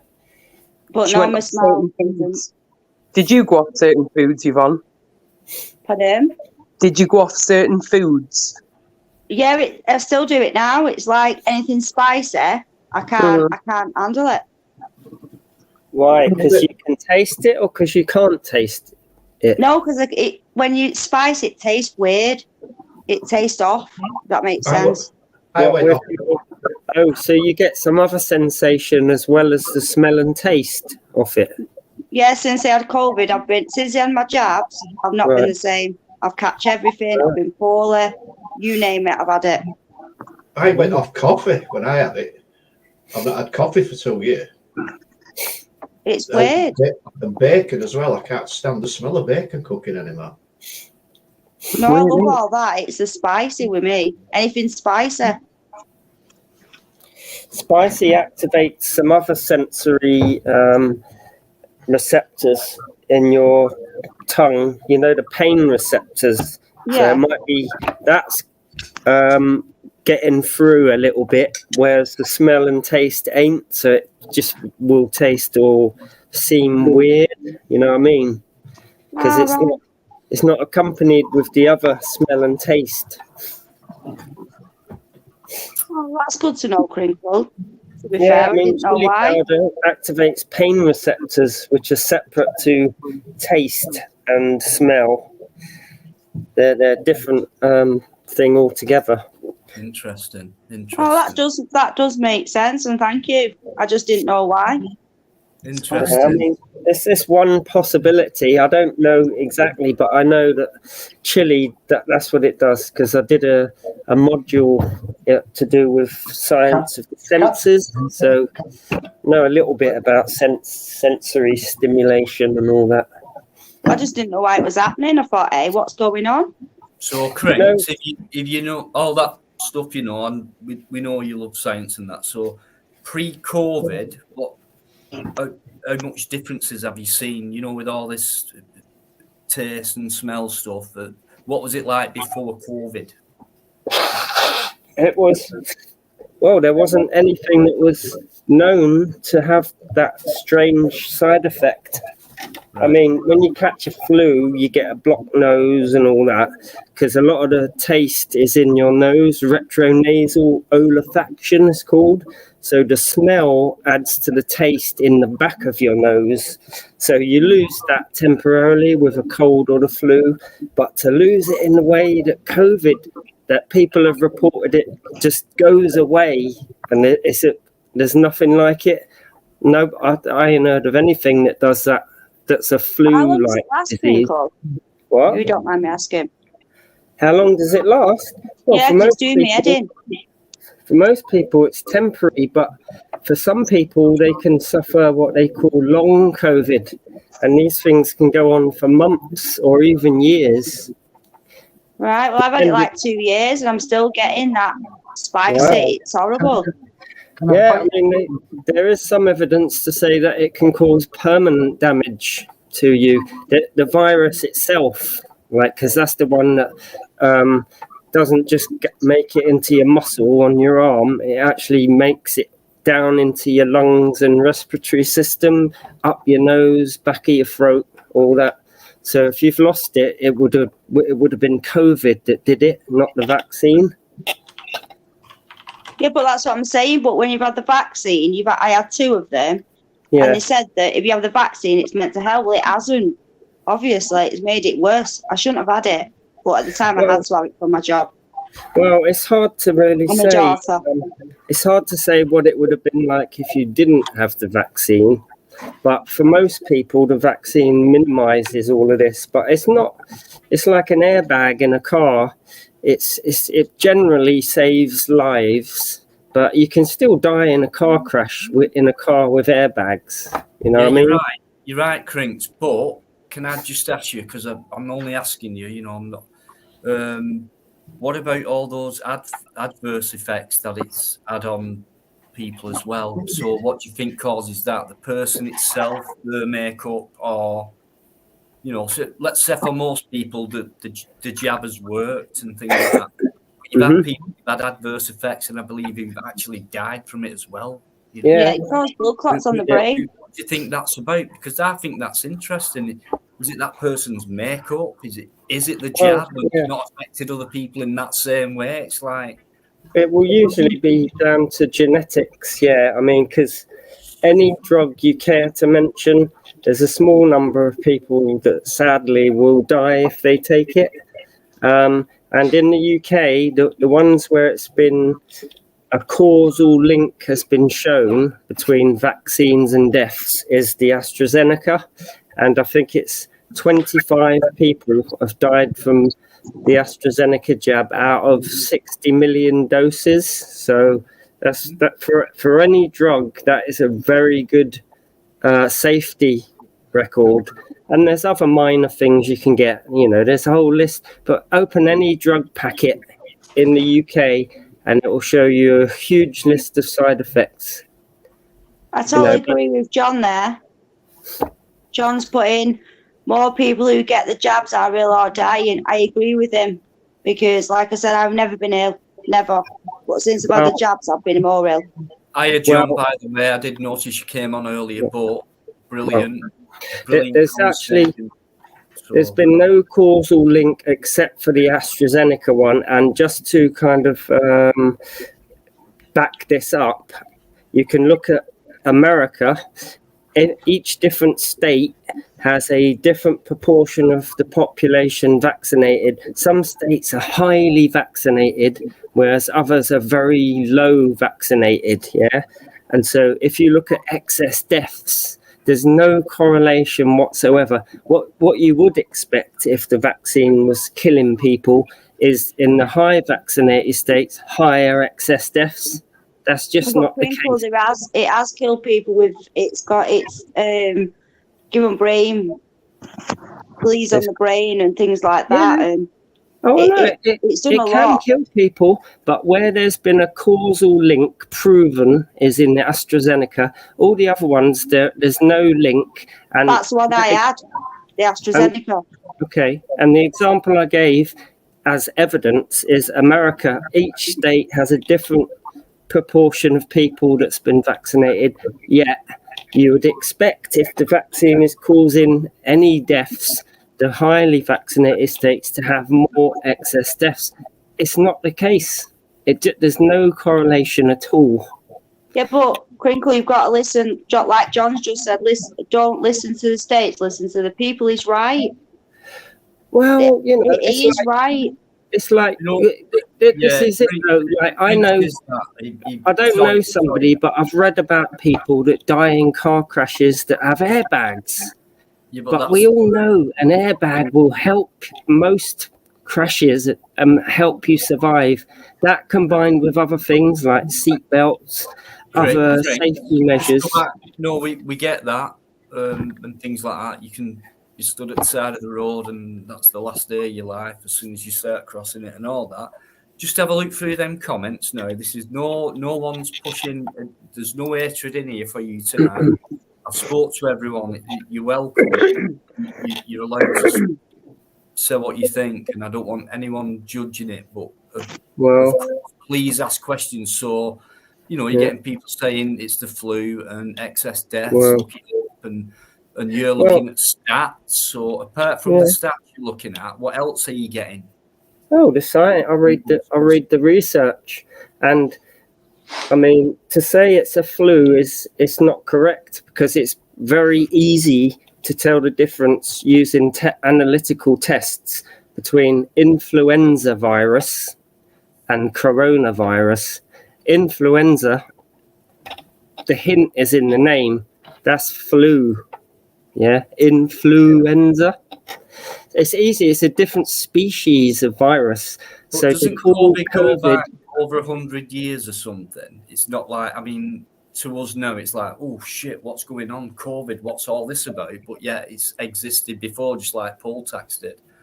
And then when it came out a century later, what's this new thing? And it's not new. Yeah. And apparently, it's all the matrix and all that about it. Is very similar to the common cold. It's my understanding that the COVID, it was called COVID-19. Prior to that, it was 18, 17. I mean, coronaviruses. Some common colds are coronaviruses. But COVID is SARS, isn't it?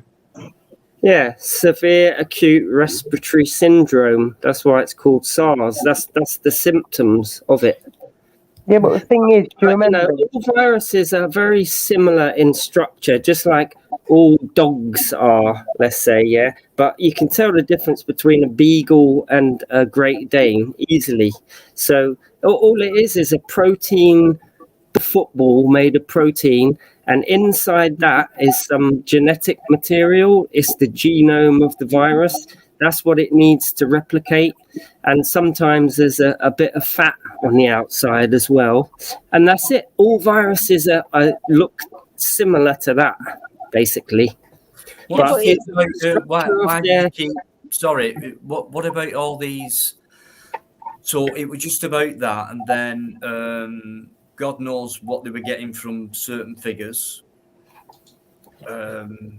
generically about that subject, and then they start to bring variants out of it. Yeah. Well, variants are just not really worked on that variant, so we'll bring another one out, and we'll bring another one out. Well, no, viruses mutate in evolution. That's what they do. They evolve. So, just like every human is different, right? Some of us generate mutations that benefit us as we live our lives, and if it makes us live long, or it's an advantageous mutation to our DNA, we're likely to pass it on to our children, which will also have that benefit. So things evolve in that way. But with viruses, the mutation rate of DNA is ridiculously high. Most of the mutations will kill the virus, but every now and again there's one that gives it an advantage over all the others. And that's what a new strain is. Right. Like something where it's had a mutation, and all its offspring have also got that added mutation that may, for instance, make it spread more easily, like bind to your receptors, your smell, CD, whatever receptors they were called. I've forgotten. It may make it bind to them receptors even more strongly. And that's what will give it. That's a different strain then, and then carrying on, it will keep doing it. No, thanks for explaining that, because you know, You can actually do an experiment at home if you had the right equipment that demonstrates this. If you get any bacteria, and you get something that's poisonous to those bacteria, at first, like you will create, if you have it on a petri dish, the bacteria growing, and then you drop in the poison right in the center, you'll have a bit where there's no bacteria in the center because it's killed them all. But over time, there's mutations as they replicate, and some of them will be more resistant to that poison, and eventually they grow back where the poison was, and they can survive in the poison. That's evolution right in front of your face. Right. How do you compare evolution to genetics? Well, they're intimately linked, because a genetic mutation is what drives evolution. Like, imagine there's a mutation to a protein in your blood, let's say insulin. The gene that codes for insulin, it could have a single mutation that makes its actions stronger in your body. So it makes the sugars go from your blood into your liver more efficiently. So that may be an advantage in the future. But if it's not, it wouldn't matter. But something that's it. And if you've got an advantage and you pass that on to your children, they'll have that advantage from a young age, and they're more likely to survive, to reproduce, to give it to their children. No, my daughter's got a chromosome missing, and when I went to see the person that I deal with, they've said just because she's got it missing does not mean her children will.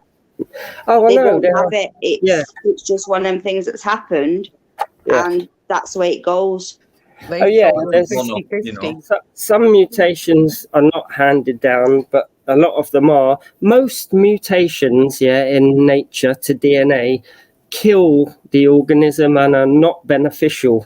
But every now and again, a mutation occurs where it does help whatever that organism is in its environment, and that tends to survive and carry on to be passed down. It is a rare, to be fair. She has got a rare one. She's got Williams syndrome, so it's rare. Yeah. But I haven't got it. My family haven't got it. My dad, Paul, hasn't got it. So, and she won't pass it down to her children, which is really weird. It's the way genetics works. Heredity. Do you not think me being someone who's into nature and things like that, and I do believe in certain advancements and anything that could benefit us and things like that. Mm-hmm. When they're messing about with your makeup and your DNA, well, is that beneficiary because we're natural entities?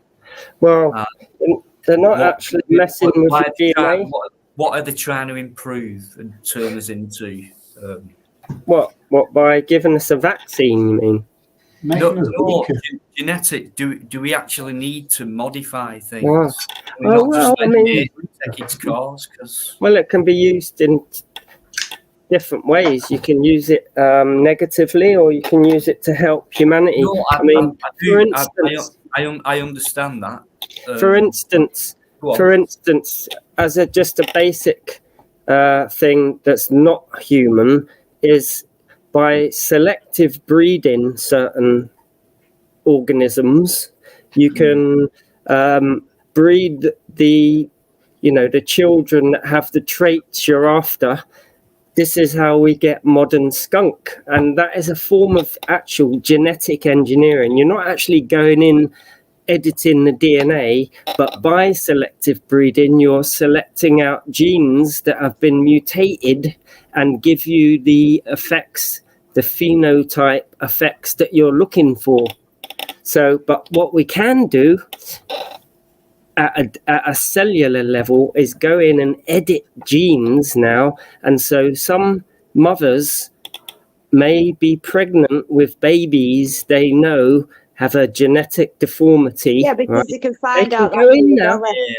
They can go in now and make them right, so that baby won't be born with that deformity. That's the Yeah, power. also, if you do that, Crinkle, you can also lose the baby. So it's a 50-50 chance, isn't it? Which isn't fair. You know what, right? In Crinkle. 10 years' time, we don't know what's going to happen. A lot either. clearer Well, to there's me. risks to everything. I mean, so the doctors will say, okay, so there's a 100% chance if you get to term, and you give birth, this baby will have a disease that will kill it within 3 years after being born. Or while it's still in the egg stage, basically before it's even turned into anything, we can go in, modify a gene, and the chances of it working are like 90%. Otherwise, if it doesn't work, you'll just have a miscarriage. I get that. Yeah, I get that, but I didn't find out all of them. Hang on, we've got Amanda in background. She had to leave to sort of sound out. She's just come back. No worries. Yeah, 3 things to deal with. Amanda, that's definitely you. I understand where Emery's coming from, and it's made me think a bit different. I don't agree with Emery 90%. Right? Here's a really benign version of it as well, Dino. Do you know? What I've realised now is his passion for the advancements that science can make. Yeah. And there are a lot of people out there, let's be honest, guys, who do say, thank God for that information before our child's born, because we can make decisions. Whereas before, I do understand that, mate, and it has helped people out, things like that. You're all for advancement through science, yeah? Yeah. But for me, fucking about with genetics and things like that, that kind of stuff, do you know what? Fair enough, and it can make people happy. Is anyone on here? Is anyone? It took 6 years, Crinkle, to find out about my daughter. Is anyone? I know Eddie is, but is anyone on here a diabetic? Yes, Chris is. Right. Okay. So anyone that injects insulin, right? That insulin is not. It's not harvested from humans. They've put a human gene into bacteria, and the bacteria churn out human insulin. If that's not a benefit to humans, then I don't know what is. That's just a minor example. Another even more benign minor example is, remember Brussels sprouts back in the day? They used to be bitter and they stank when you ate them, They were bitter. Now they're pretty sweet. Why do you think that is? There's a company out there that have genetically modified them to get rid of 2 chemicals, one which makes them smell bad, and one which gives them the really bitter taste. That's genetic modification. Right? There's so much that palate now has gone more towards sweet than savoury. I love Brussels now. We went back in the day. Honestly, Henry, this month, by the end of this month, I'll be picking wild garlic, right? Yeah. I've got used to the taste over the years, but when you first start tasting wild food, which the original food, and we've harnessed it into this, and we've had to, produce for the masses and all that. Hence, that's why it's farmed and modified, and money comes into it and things like that. I think Amanda's gone up. But yeah, you get used to a certain taste. It's like someone cutting sugar down from maybe 2 sugars in a cup of tea to 1, and you'll get used. It'll still taste sweet after a bit, and then you'll cut it down to nothing, but you'll still enjoy the taste. Yeah. But they've sweetened everything up, which is highly addictive, as you know, Andy. Sugar, and it's poisonous as well. I mean, they add sugar to a lot of foods, but they don't do that. Almost everything, even ready meals, even like chicken tikka masala, bloody ready meals, sugar, very, They don't do that at any genetic stage, though. That's just adding it as an ingredient in whatever, you know what I mean? So, there's a formula in it. They've figured out there's a ratio between fat and sugar that is what do you call it? in surveys seems to be the perfect ratio, and they put that in so many foods now, like, you know, sweet foods, to get you kind of coming back for more. Yeah. It's addictive. It's like anything else. McDonald's, hasn't it? It's addictive. Yeah. You keep, It's the oh, it birth of tastes good and McDonald's. it's sweet. Yeah. Right, If Mr. there's something Crinkle. bitter in its natural form, you're just going to go. Well, So there you you go. I mean, yeah, Mr. But- Crinkle. yeah. At my 20-week scan, I found out my son had got genetic disorder problems. Okay.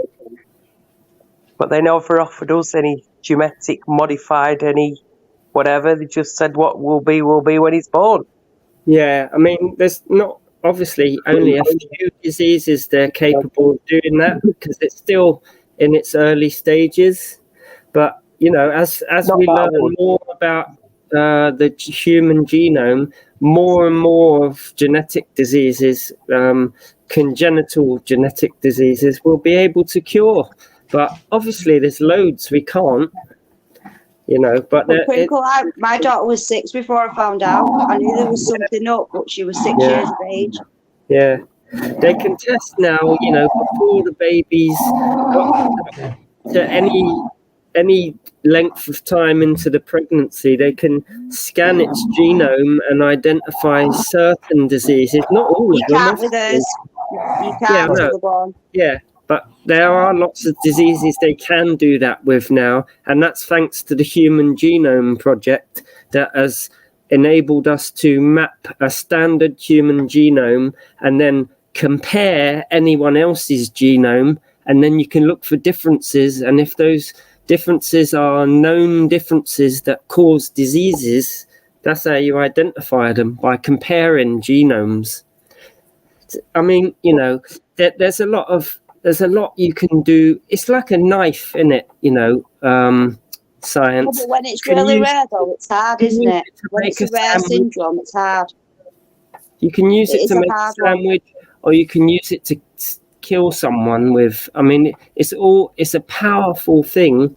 So I always see the positive side, because I'm interested in what science can do to benefit human beings. Yeah, but it would have been nice to know when I was pregnant, if that tech was meant to be around when I was pregnant, which is a hard syndrome, Jess's anyway, it would have been nice to know. Yeah. I wouldn't mean, change my daughter. I wouldn't change for the world, but Yeah. the health visitor was saying it was me. I knew it wasn't me. I'd already got a daughter before that, Yeah. so it would have Yeah. been nice to know that you're not going mad. It's more complicated Obviously. than that, Emily, as you know. It's not like if only it was as smooth as, you know, but I get you for advancement and, you know, Yeah. better quality. Like I honestly, I get you, mate, on that from your scientific I mean, point of view. I mean, we wouldn't be talking now over screens always work that if it smooth, wasn't for scientists' endeavours. We wouldn't be able to have this conversation on a screen. This is all a product of science. You know what I mean? No, And- I get you. I get Yeah. you. And it should be respected. This guy's kept his word. So, and it's interesting as well when people are firing I'd across like to go back. respectfully.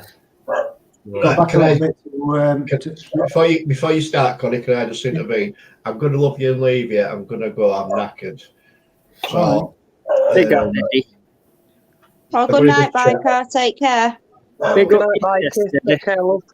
everybody, chat. Good night. God bless. Catch you on the next Okay. one. You guys on the panel. Catch you on the next one. Been a good Twat in the subject chat, tonight. signing out. Had some good chats tonight. Yeah, definitely.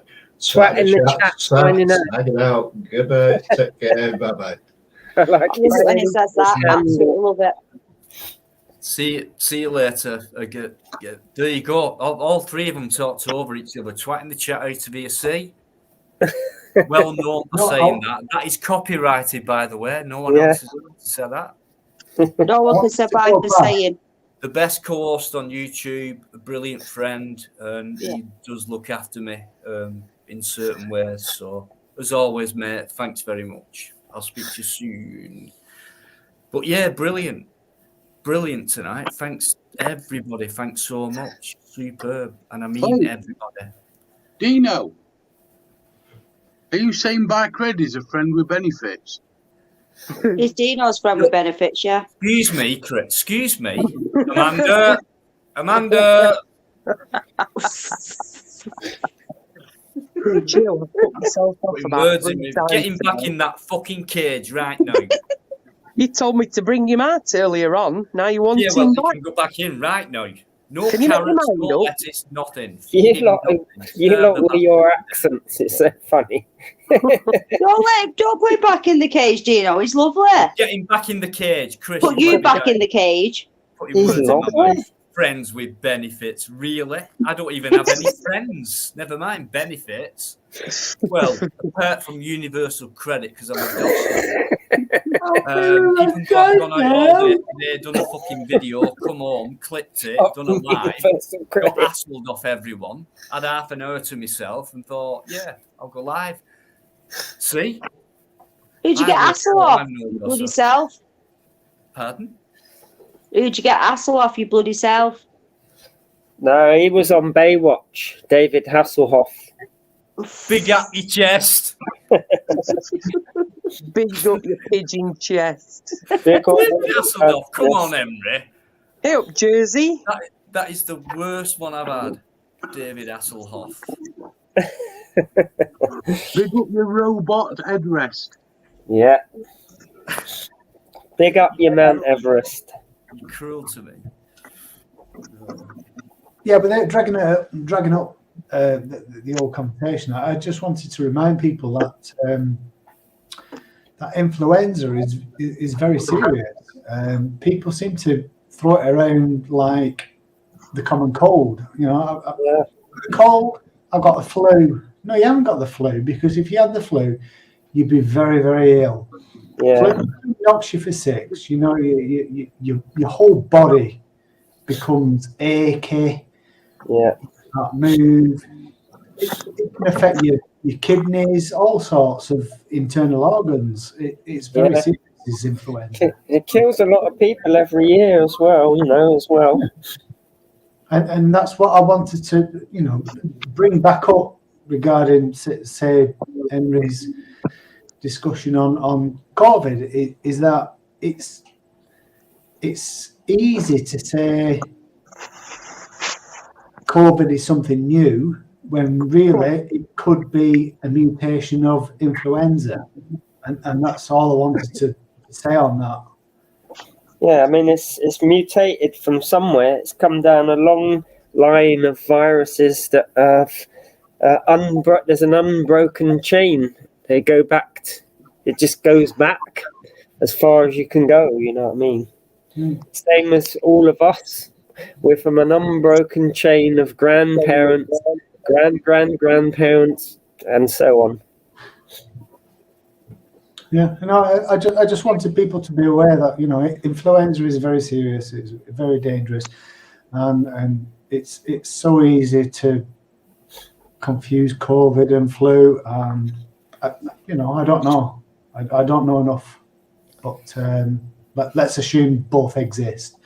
One affects your kidneys, one affects your respiratory organs. I don't know. Flu can do that as well. You can get pneumonia and all that, Right. So Yeah. you can drown in your own bodily fluids with that as well. So. Oh, that's not Depends pleasant. on I've had that it a few person's immune times. system, surely. How strong it is, how weak it is. The what? Absolutely, yeah. And things like that. So, same Yeah.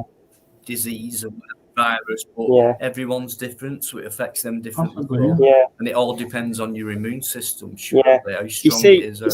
that's an example of evolution. Yeah, some people will have genetic mutations that mean they are immune to some diseases that will kill loads of other people, and their children would benefit from those genes, and so all the weak people will die, and the ones with those beneficial mutations live on, that give them more healthy immune systems with regards to certain disease.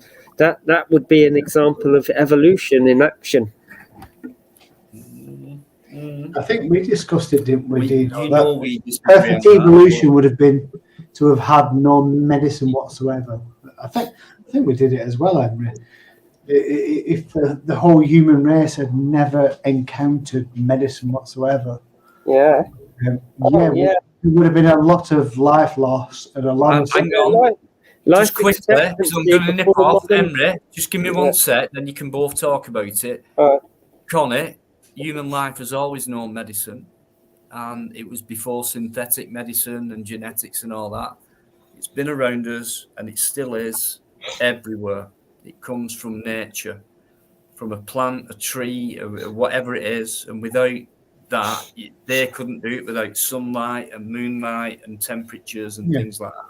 Apologies, I'm talking about man-made chemical. Right. It's always been around. We've lost the knowledge about it all, and by now, some people haven't lost it all, but they only know a little compared to before, and even more than half of that's been taken away for us to learn about anyway. So it has become this synthetic, genetic, modified type of half robotic world now. God knows where it's going. I understand where Henry's coming from. He's Surprisingly, it's all for advancement and trying this to will help probably people. surprise you, though, Dino. Modern drug companies, that want to find new drugs for diseases to cure whatever, they go looking in the rainforest, because for plants that produce things, or animals under the ocean, that produce things, because anything that's produced by another living organism is likely to be active against other organisms because they've evolved together. So when you find something in a plant, it's likely to have an activity, whereas if you just create random compounds, a lot of them are just not going to do anything. But a plant has evolved things to work, say, on mammals, and so it will have an effect. And most drugs that humans have at one point are derived from natural sources. They may have been slightly modified, but most of them, not all of them, obviously, most of them, and definitely most older drugs came from natural sources. They're just purified. Like aspirin came from willow bark, salicylic acid. Morphine for pain killing in hospitals comes from a poppy. Cocaine for eye surgery, local anesthetics, like all the blood pressure drugs, they're derived from a natural thing that comes from plants. There's anti-cancer drugs from the cone snail in the ocean. I mean, this is where we get our drugs, and they often go to sources such as ancient Chinese medicine just to see if there's anything in their claims, and if there is, they'll try to isolate the active compound and then make a tablet out of it. I honestly, I totally get you, and well explained actually. So it comes from nature, and then we can improve it. Am I right there, Henry? Is that what you said? Yeah. So concentrating. Some of us are saying, do we really have to touch that nature? Because some of us, we still hug trees. Some of us. Well, here's a perfect example. Do we need to change it, and why do we need to change it? I mean, I'll give you an example. Cocaine was like the original compound that they found in plants that causes local numbness. They can numb your nerves. It's a local anesthetic. Is it Novocaine where it numbs you? Basically, cocaine. The same thing. Cocaine was the first one identified, right? And then they realized you could do eye surgery with this because, if you put it in somebody's eye, the tissue would go numb, and you could put a pin in their eye without them feeling it. But it's got psychoactive effects as well, so you can't use it on children or whatever. So what scientists did is figure out the molecular structure of it and added bits and took bits away, so it's got the same skeleton, so it affects the same receptors on your nerves, but it doesn't give you the psychoactive effects, and you can change the duration of action of it. So some local anesthetics like benzocaine is derived from cocaine. It's got the same backbone, but it's doesn't get you buzzing, and it numbs you for, I don't know, a certain period of time, whereas lidocaine will do the same thing, yet it may last longer, for longer dentistry. And all those other okaines, they're all synthetic. They're all just, a version of cocaine that's man-made. Sorry for interrupting you, but I'm just going to go back in the chat now. I don't know anyone who hasn't benefited from an injection before a fill-in. No, Most correct, Henry. Yeah. Honestly, mate, we get it, and there's two sides to it, and they both intermingle. Yvonne, thanks very much indeed. Brilliant. She's back in the chat anyway. She's keeping charge on everyone tonight. I'm gonna have a bit of work needed tonight. Thanks, guys. Honestly, anyone who's come in, really appreciate it. Thanks very much. It's one of them again, non-stop, great subjects, etc. Please pay respects to Henry Crinkle, because that's what he's been doing to me.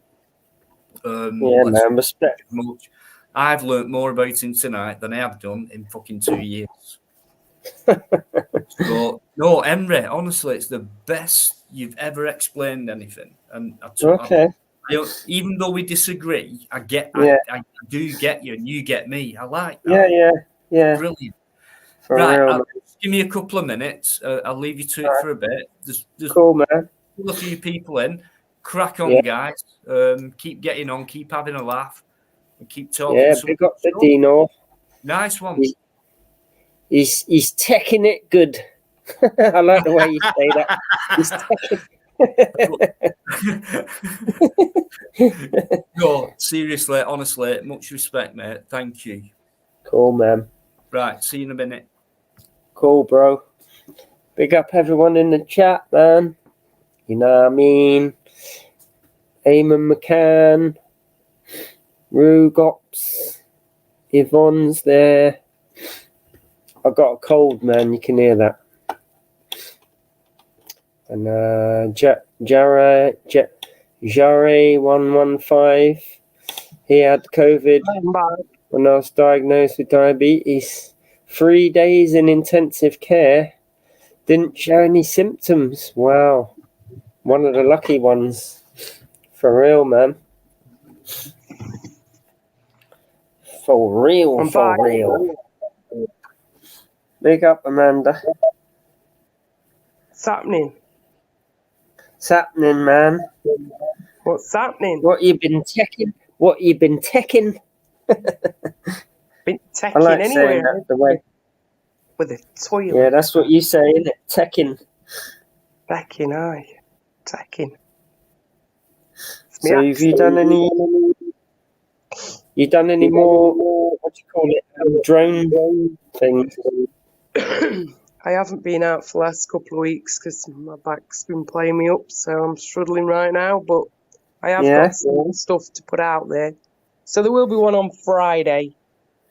Okay. So do you do what that auditor does? Do you go up to annoy business owners or whatever and play with the laws, or do you just do it for pleasure? Just going in parks and doing it, or what do you have? Why do you do it? I go to historical buildings, Henry. Yeah. And I film them. Yeah. And I research the history. Okay. On the building and some of the things inside the building. Right. And then once that is done, I fly the drone over it. That's your main motivation. It's not to get some guard come out and say, "What are you doing?" It's not that, no. Slap him, Amanda. Slap him. That's good. That's good. We don't do anything like that. You know But that we have had an interreaction. I must Okay. admit. they always come over to us and say, "Hey, what do you do? What are you doing?" But you're doing it for the building rather than the Exactly, interaction. Yeah. Prince. Correct. You know me by Okay. now. I can do a bit of both. Yeah. Oh, you do your exploring ones. I like them. Hey, have you not seen that one today? I don't plug my stuff, but I put one up Yes. today. Yes, I watched it Not today. yet. I Not knew yet. I did know a lot about it, the place, but I didn't want to give too much away, and that's why I put in Greater Manchester. It was Oh. for me, and it used to belong to a very famous rugby league player who played for Wigan, one of the most famous. I don't want to mention the name, but when he retired from the game, and that pub was round the corner from the ground, which is now a Tesco. He was so popular, and he's still going. He's that fella. So I didn't want to come out with the information I knew on that one. To be honest with you, I've got a lot of respect for that person, and he's still knocking about. So he would, you know, if he did see that video, which I very much doubt, he'd be upset about it. Put his heart and soul into the town of Wigan. He came from Tiger Bay in Wales. He was one of them guys who came over, and a lot of people did in them days to Tiger Bay. Shirley Bassey was another person. Made it over here, you know, legendary. So did this guy. And if you did see that video, he'd be upset. I know that. Knowing what that place did in its heyday, very upsetting. I couldn't believe my luck, and I couldn't resist, obviously. And again, it's heartbreaking for me when I see places like that. I mean, 1905, just about gone into Edwardian, so definitely Victorian influence, beautiful building, and you go inside, you know, the out of it, you know, hey, it's all right, this, but you go inside and you think, nah, there's really no hope for it anymore. And I remember. It's upsetting, to be honest with you. Well, English heritage, yeah. that's on its way out. It's not like what they're going to turn it into. Like I always say, like they could do this, they could do that with it, and things like that. We all know buildings like that, but no, they'd rather knock them down these days. Whether it's grade 2, grade 1, or whatever, that means nothing to me. And that's been proven as well. It might take years for them to knock it down or whatever. No, we'll leave it up, but we'll leave it up and let it crumble. You can't do that and say, oh, it's listed, and you know, because other listed buildings are well looked after and well maintained. So what type of building was it? What sort of building? It was 1905, so it was just after Victorian, Edwardian. What was it? A house, a hotel, or? It was an old red brick. Red brick. Yeah. When hotels were small, stroke a pub. Oh yeah. 5 rooms. It was one of them places. Okay.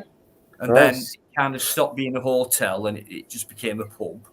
Yeah. And then when Wigan were playing at the rugby, because it was only round the corner, well, before the match, packed out. After the match, packed out. Great trade. Local breweries, self-owned, the landlord, and things like that. Brewery taking over, someone else taking over. And I think it shut down in 2017. Yeah. Every time I walk past it, I'm looking like that, and I just think, because that guy had it. He had it. Well known. I find decay inside buildings quite beautiful. I know you've said where this before. Decay takes over. I love it, man. I love seeing that. That's sort of increasing entropy. That's the way the world tends towards if you leave it alone. You know what I mean? I love it. It's sad to say. It is sad to say. I mean, going back to what you were saying there, Dino. I grew up in a place called Haslingden, and the primary school there and primary junior school, we used to go across the road to the swimming baths.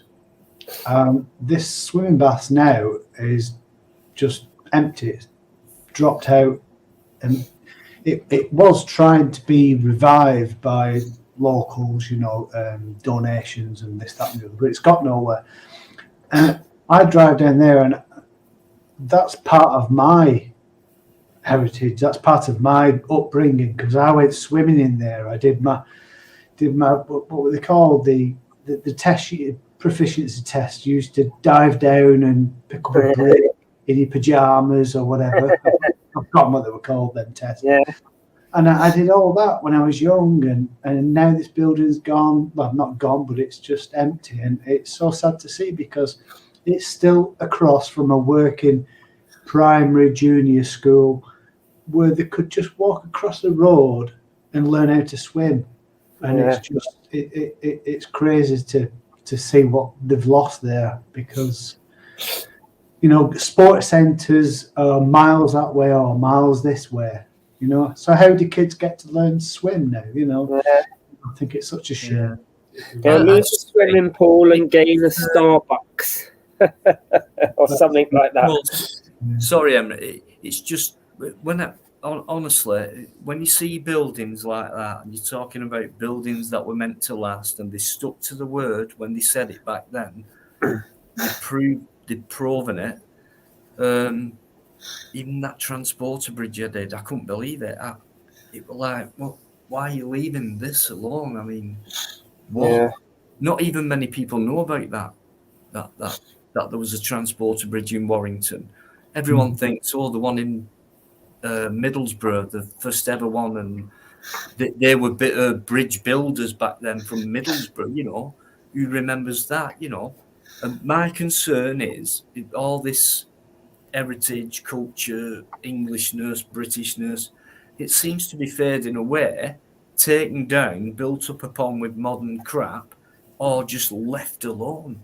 And people walk past it every day and just go, look at that, and not think, just imagine, like when I walked onto that bridge from the pathway, which I think used to be a little rail track, and you could see the wooden platform and the rails at the side, which was the platform which carried you across with the goods. And I don't know if it's just, but I just think, imagine how many people have stood on this over the years. Yeah.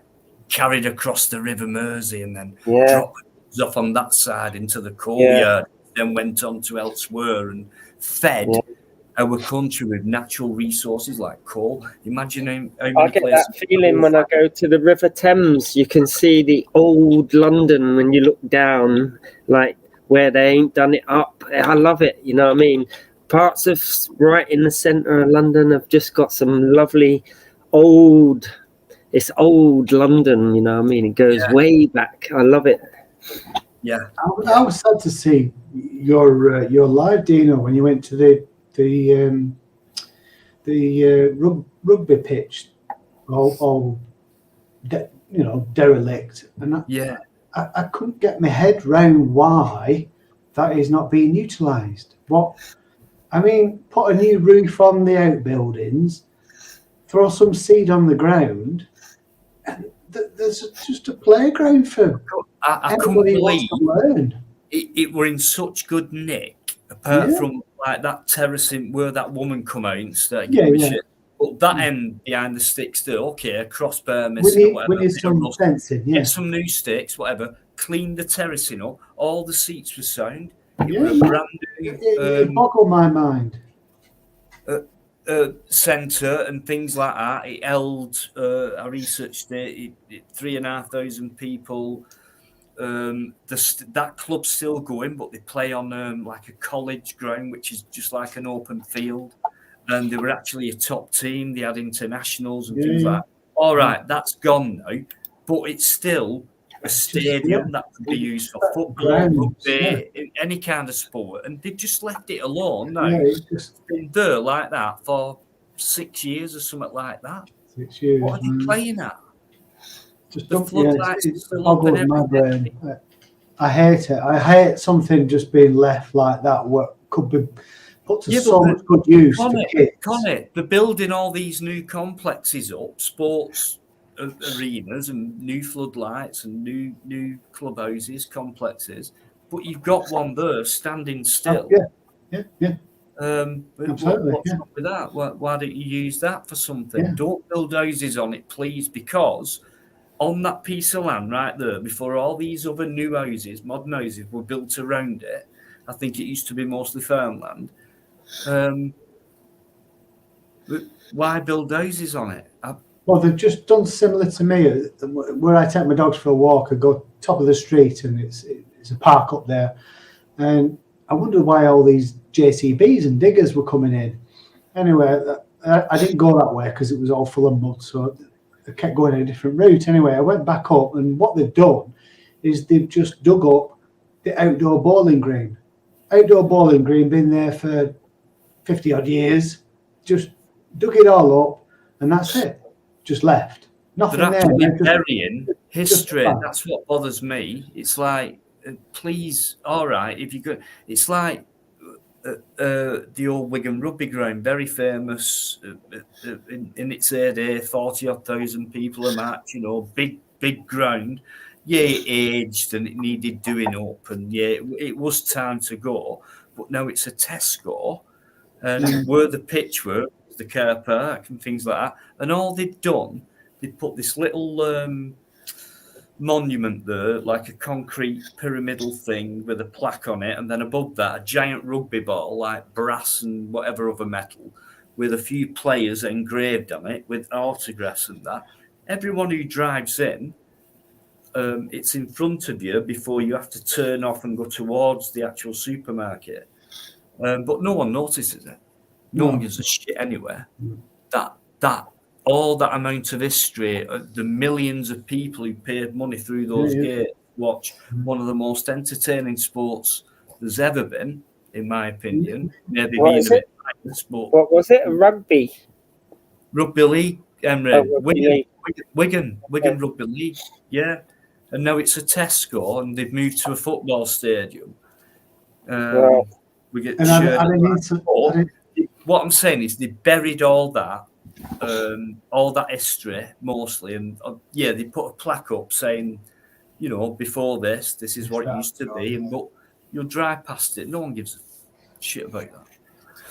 It's a shame being a kid and being there and growing up and seeing what went on. Every time I go there, money in the end, isn't it? Who's going to pay for the upkeep of an old building that I know you're right. No, you're right, Emre. And they did move, and it was kind of the right move at that time because the actual location as well. When it's a big crowd and that, you get all this traffic, and it was difficult to get away. Not much car parking. So fair enough. But they shared it with the football with Wigan Athletic, and now they're on about getting separate stadiums again now. Right. Well. But another piece of history buried under a car park and a big shop, It's a shame. Right. It is a shame. Like that, when I see that. But yeah, it did have to go, I must admit. I wonder what was there before that. Imagine there was some like Roman structure there, and then they built this not there, Emily, but there was, because you know what it is with Romans, the eyes point of the time. So, but there was, but that ground was kind of in a bowl. But before that, I just believe it was farmland. Yeah, you've got the river at the side of it. And there's a beautiful swimming pool near me called the Lido. It's a lovely listed Art Deco swimming pool. Goes back to the 30s, I think. It's how they used to design them then. You can look it up. It's the Hampstead Heath Lido. That's a lovely building. I love Art Deco, the design. Yeah, me too. Yeah. See, I'm just going back to what I was saying earlier about where they've just dug all that outdoor bowling green up. They've now put placards up on the pathways saying we're now going to be planting some trees. Okay. But why? What was up with the bowling green? Why is it now? Why does it cost council? Why does it cost taxpayers money out of council tax, obviously, to dig all that up so now we can go plant some trees? Why not have a bowling green and just presumably to maintain the bowling green would cost money, and nobody plays bowls anymore, do they? Yeah, but at the same time, Emery, a quick butt in here. Again, another part of it, because I used to love playing bowls, and all them places have disappeared. A very old part of England. Sport. Yeah. And, it's very hard to find a bowling team today. And I must, I'll blow my own trumpet. I weren't a bad crown green bowler, and I've got a trophy, and I'm going to show it you in a minute. Actually. Nice one. Yeah. No, because of what happened. It's too long a story, but if somebody could have taken over it and then maintained it as a bowling green and earned money from it to keep it going, they probably would have. Henry, just to have left it alone and let it grow weeds or do whatever. Yeah. Right? That's just natural then, isn't it? But instead, they've got the diggers in, dug all that turf up. Maybe they sold the turf. Maybe that's what they wanted. Maybe they wanted the grass. I don't know. Maybe they sold the turf. But it's just quagmire now. It's just soil, dirt. Yeah. Well, I mean, eventually the plants will move in, won't they? Oh yeah, I don't dispute that it's going to be a natural thing in the end, but depends how you want things to be. Why do it? To be honest with you. Yeah. Why touch something natural? Right. This trophy, right, is called the Tom Butler Trophy. Now, my name's Dean Butler. This was my granddad. So in he was a professional bowler, crown green. Okay. When he retired, we started to have what they call an handicap, where people can enter. They get prize money and trophies, quarterfinals, semi-finals, all that. Yeah. And this started in, I think it was 75. Yes, it was. And I've got all the names on here. 75, it was a guy called Jack Bentham, who was a local postman, and he's dead now. The second winner in 76, one of the hottest summers we've ever had, Los Angeles Olympics that year, was my uncle, my dad's brother. Nice. And then there's names on here, blah, blah, blah. So it goes on, 79, 18, it goes round, all these names, some of them I recognise. And then it come down to the modern era here. And the last one was 2016. In fact, no, there was one after that, and then that kicked in, and we never got the chance to engrave his name on it. So it was 2017, the last time it was played for. So that trophy goes back a long way. My granddad was born in 98. It runs in the family then, bowling. Yeah, the place we used to hold it at, Emery, was a beautiful little place. There were a little pub. It was the only pub left in the whole town with a bowling green attached to it. Yeah. My granddad would be turning in his grave.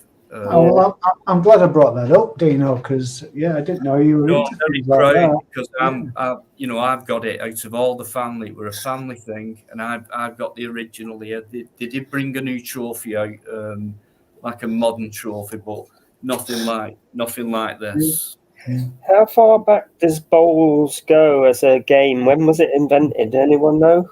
Oh, I think we invented it though. Was it King Henry or something? Quite a long time then.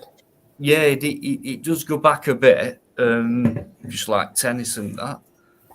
But there's two. To me, it's always seemed like an upper class person's flat green game. bowling and crown green bowling. Sorry, Emma. There's two versions of the game. So you've got like just a flat green, and the kind of when you send the block off, as they call it, or the jack, the small one, you aim towards, like on flat green. So you'll send it, but they'll always the referee will pick it up and then move it to the centre. But on crown green, you send it and it's not Right. flat. You've got little tricky hills and things like Okay. that. You've got to maneuver it around, Yeah. and nothing gets moved. It's not a no man's game like people stereotyped it as. No, Fantastic, no. skillful game and a pleasure sport as well. I'm very So- proud of that, and that place where we used to hold it now is going to become a Tesco Extra or something like that. And like Yeah. we've just been saying for the last half an hour, it's all that's going to be buried underneath modern So- litres. There's a version for flat earthers and a version for the globers. The flat bowling and the crown bowling. It's one of the last outdoor sports, where you can just go and chill out, though, isn't it? You know what I mean? It's like outdoor snooker, if you will, isn't it? It's go outside, enjoy some sun, enjoy the company. Yeah. What sports have we got left like that, where councils provided us with such land? You know what I mean? Yeah, It's the old stuff, because football was back for a while and things like that, and rugby and cricket and stuff like that, but the unknown kind of sports like bowling and things like that, all part of the this country and things like that, that's disappearing, almost gone. Football will definitely stay alive, and rugby, because it's major business. Bowling never be. When I first moved here, we had tennis courts. We had 4 tennis courts with nets. No nets, no nothing now. It's just a kick around. When I was a kid, everyone had a local park, and like mine was, you had a skating rink, you had a putting green, a couple of tennis courts, but it were all that red pebble stuff. Yeah. It weren't grass. It was like you could hit the ball and it could go bang. Well, it's like, just go back to the tennis courts. There were 4 tennis courts with nets. Now, all right, you can buy a net and you can go take your net up, so you can still play tennis. So what do? They demolish all that where you can put your net, where you can fix anything, and they put some lines on and turn it into a car park. Well, what happens then? Mr. Traveller comes along, and he's got a free big yard. No disrespect to travellers, but the council did that. Took away some simple netting, put some white lines down, turned it into a car park, and now you've got a traveller car park. You know the problem, though, right, with these things is that a lot of people complain these things are going away, but at the same time, in order to keep them maintained, a council would have to increase council tax, because it all costs money. What does cost? Well, for a council to maintain a tennis court, for instance, that would have to come out the council tax bill for that location, and so and so most of it goes on social care these days for old people, rather than those sorts of things. And all the government cutbacks haven't helped either. So these things are going to fall by the wayside, aren't they? But what they've done is like I said, they've decided we'll turn it into a car park. Yeah. So, car park for who?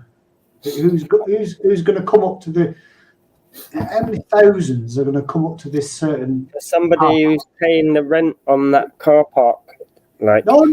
It's a free car park. What I'm saying is, that's the point I'm getting at. How many thousands of people is my council expecting to come to this park to have to park on this extra land that they've just created? It's never been that busy.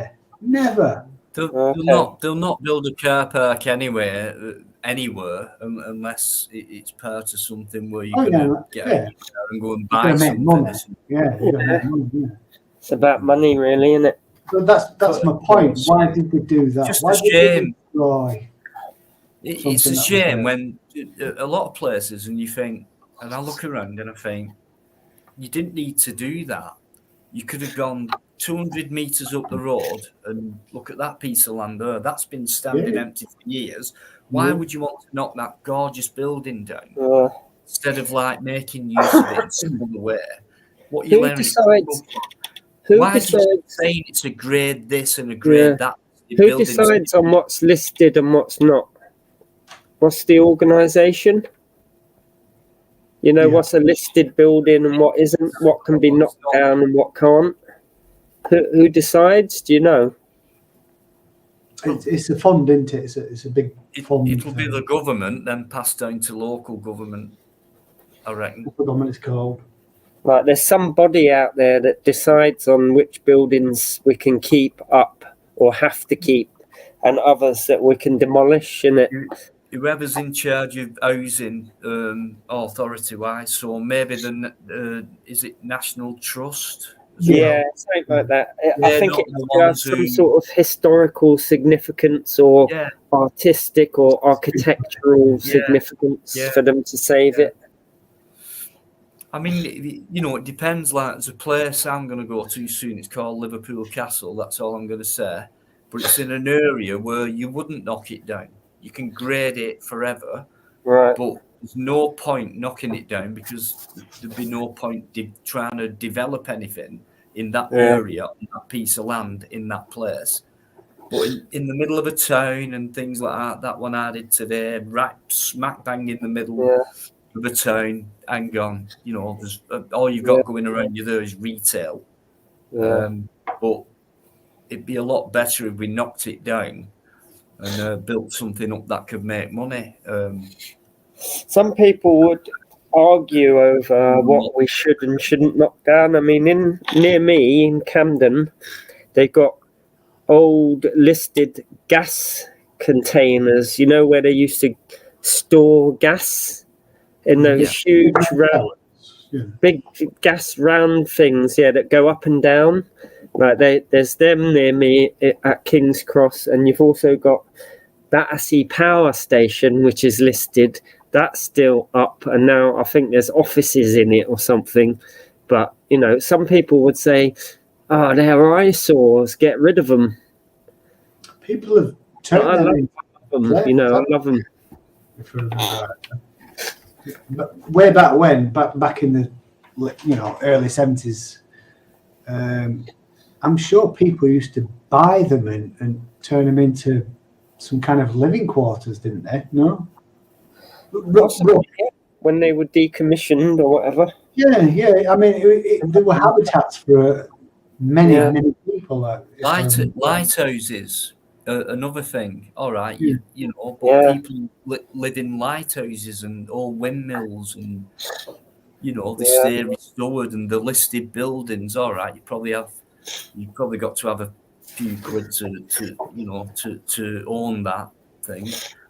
But at least keeping it alive, you know, well done. But yeah, all those, like I've seen like old miners' cottages, quarrymen's cottages, things like that.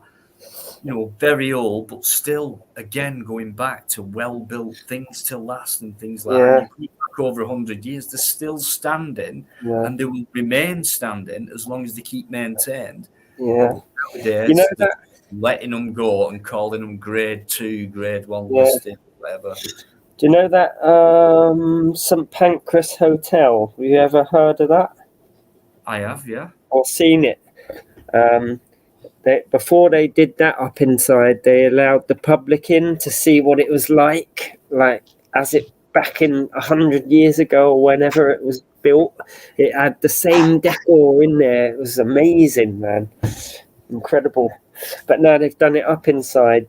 But that building is the building that Savant was taken down to, and he looked at it for 10 minutes, then went off and drew it. Someone was talking about that the other day. Is that building? I'm sure I've seen that. No, I might be thinking of something else. There was a blind guy who could paint something. No, this guy who had amazing photographic memory, and he could just look at something and then go home and draw it in exquisite detail because it's such an amazing detailed building, you know. So yeah. Wow. Yeah. Yeah. No, just go back to old buildings again. If you know of Helmshore, there used to be a big, well, it's still there. I'm not sure if it's still open, but Cotton Museum, Helmshore Cotton Museum. You can go around paying. They've still got all the old looms in there, working and doing things, and that was amazing. But across the road, which I assume is where all the workers used to live, they've turned all those old, massive, you know, dirty, smelly units into modern flats now. Right. And they're commanding 200 grand for a flat. And it just boggles my brain. They can afford to invest and do all that and bring, call them rich people into the town, but yeah, they can't afford to keep something like Helmshore Museum open. They can't afford to keep that going. It's just... Yeah, I mean, why use up, going back to immigration, you know, why not do these places up and turn them into flats for, you know, refugees and things like that, instead of putting them into hotels. Every hotel going, yeah. So rather than knock something down, just let people come and visit somewhere, then they can book a room rather than not being able to because... They've changed the law on that recently, ain't they? So they're trying Have to you get... heard about that, Emery? I brought it up before. I don't know if you were listening. I mean, we don't have to go into it now because Yeah, they're trying to bring it in so that they can immediately say that as soon as they land on the beach, you're illegal, send them away and ban them forever coming back.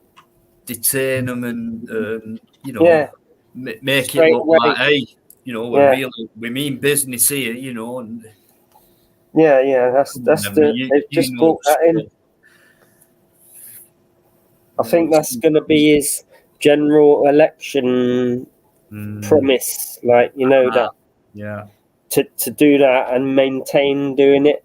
Yeah, they always build up to that, don't they? They time it right in that respect, don't they? Sometimes, you know. But, you know, is it a position where he can do it though? You know, it's like the color of his skin. Let's just say that.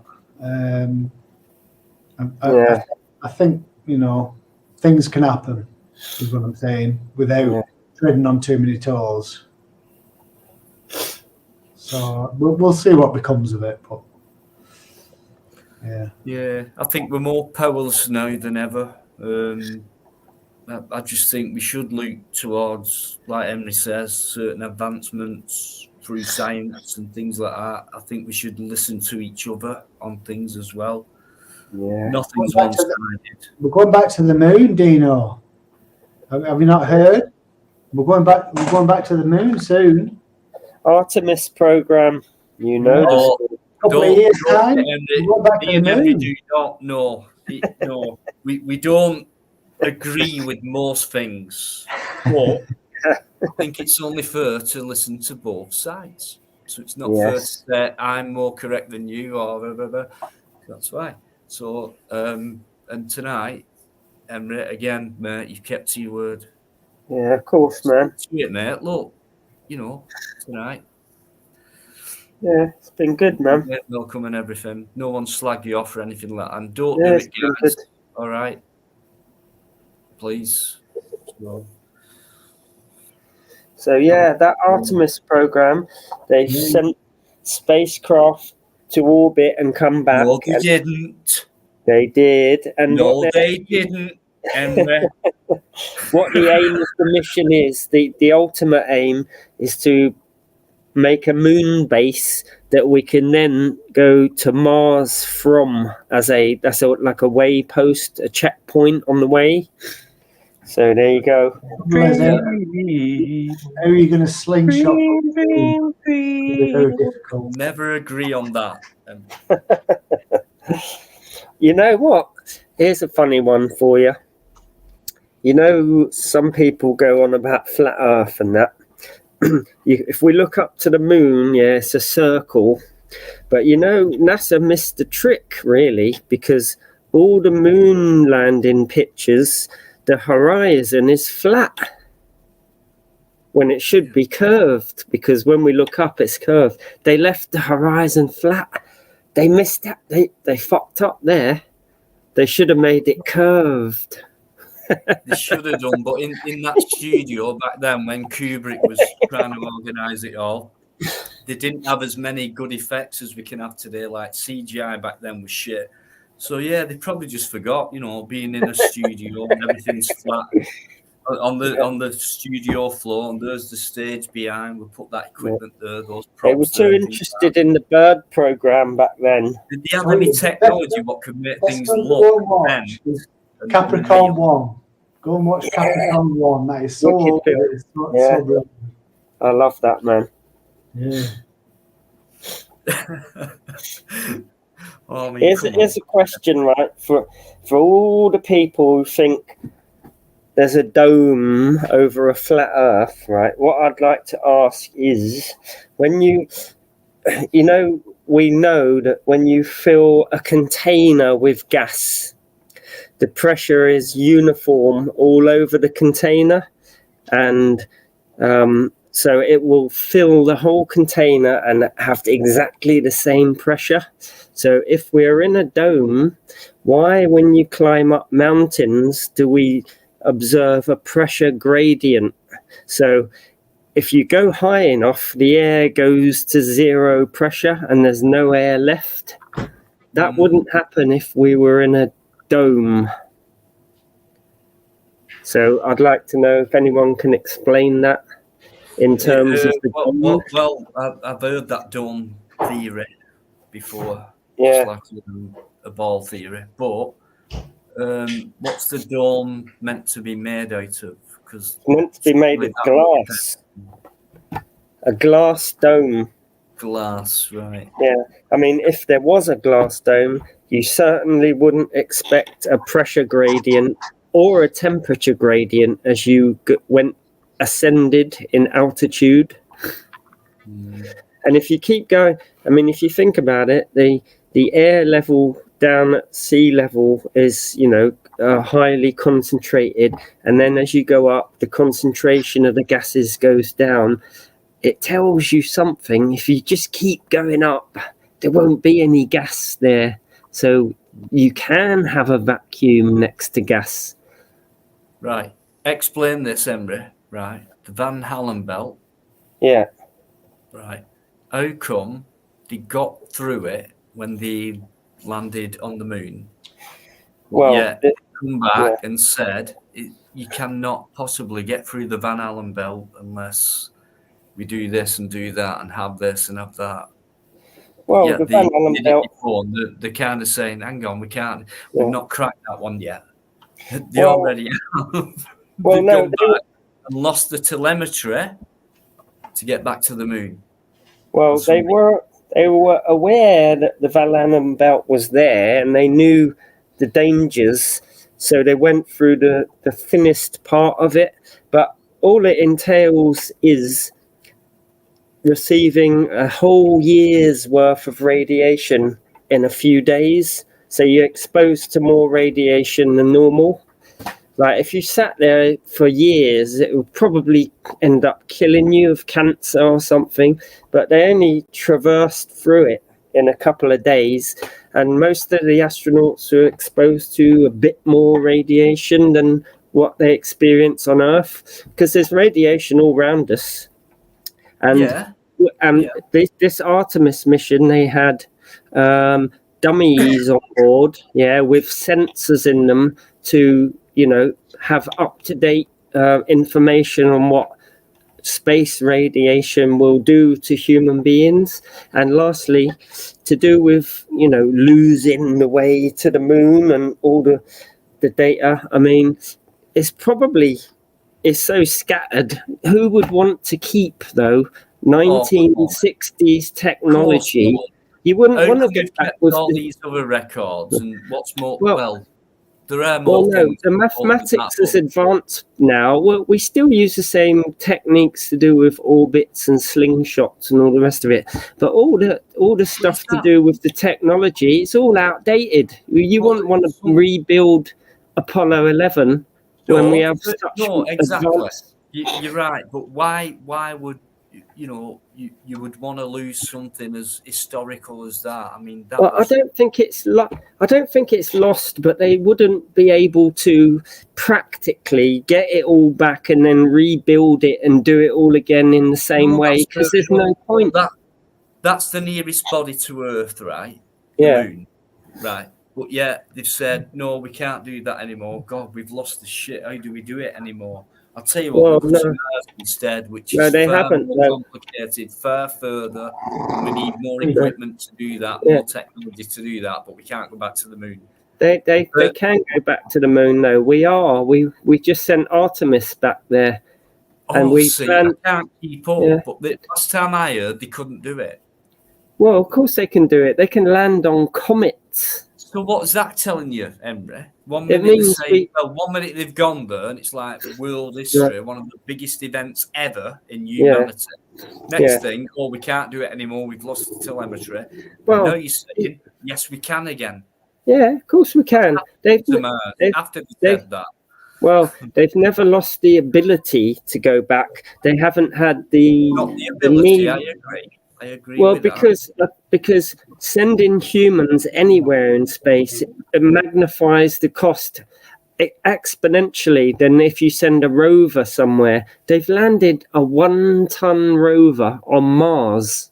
But if you were to do that with humans, the cost would be astronomical, because you have to send along food, special, protective. Why do we need to do it at all? Because according to them, they're just pieces of rock and dust and no atmosphere and gases. And so what do we want with that?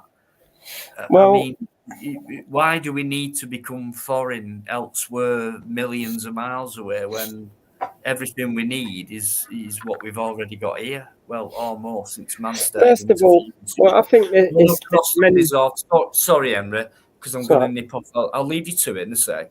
But Ron's off. Great guy. Me and Ron are going to be meeting up soon. We're going to wreck your place and do a video on it, which I think even Henry Crinkle might be interested in. I know it will when we've finished it. So first video I'll ever be filmed on. Is this where you're changing it up, do you know? Yeah. Is this where we're going to film you? I'll leave you to it for a couple of minutes. Good night, Ronald. Sleep well. Great guys, Amanda, honestly. Amanda, why don't you send a drone up to the moon and have a look? Are you off your head, Crinks? Emre? No. You buy one and to the moon. Come on, get a grip, man. We can't even go more than 300 bloody meters high. Never mind to the moon. We can't even get out the atmosphere. The drone. Send one of your pigeons. You can't even get out the atmosphere with a fucking spaceship because of the Van Halen. Well, it might hit the dome. It might crash into the dome. You know what I mean? So think about that. Who knows where we are or what it is? That's all I can think of. I really don't know, to be honest. Is it Stephen King who did The Dome?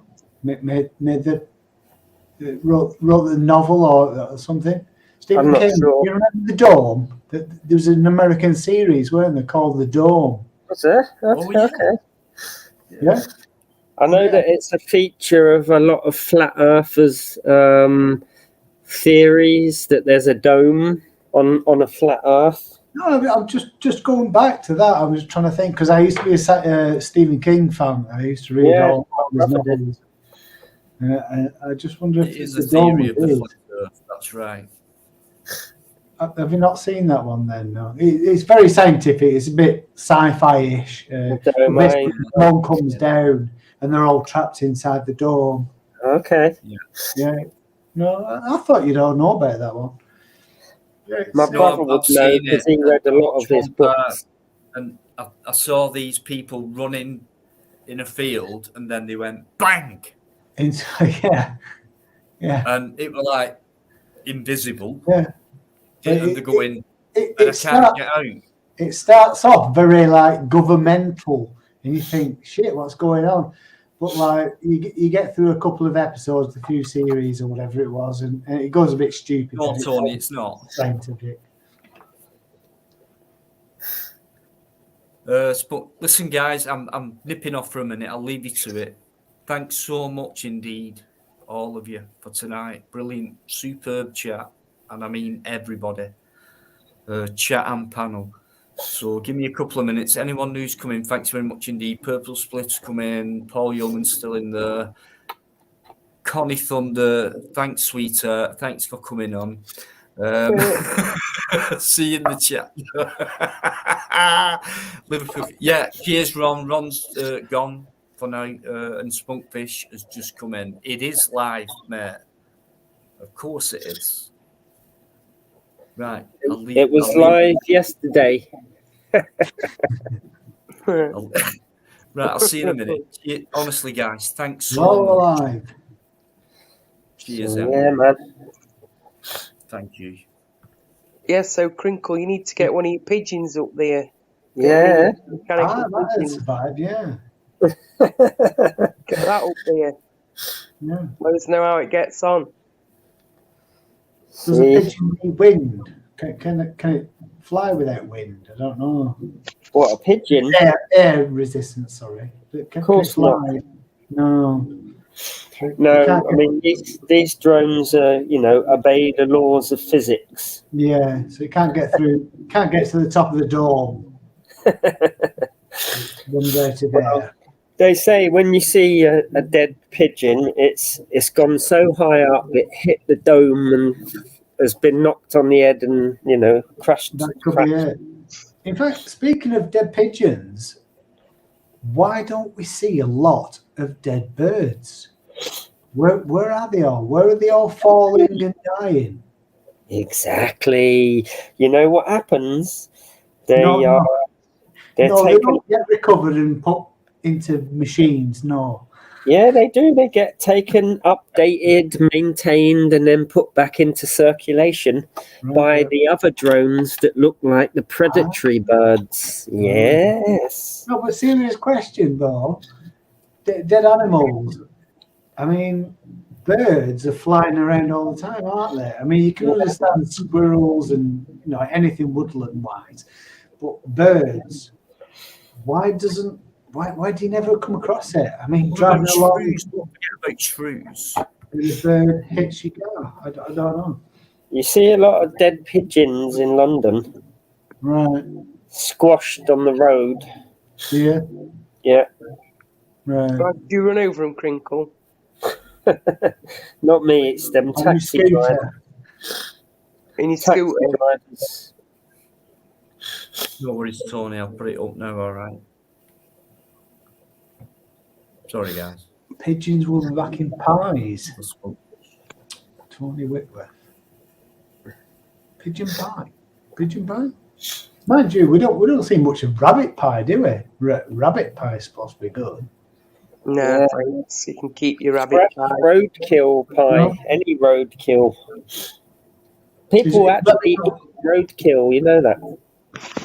Is rabbit not good, Amanda? I don't know. Well, I don't like it. No. I've seen videos, Henry, of that. Yeah. People have just picked it up, taking it home. Yeah. Nothing wrong with it. Look at this. Cut it down. Some of them people that live off grid and on the land, they will eat the roadkill if it's fresh. You know what I mean? Nothing wrong with that. A deer, a run over deer that's fresh.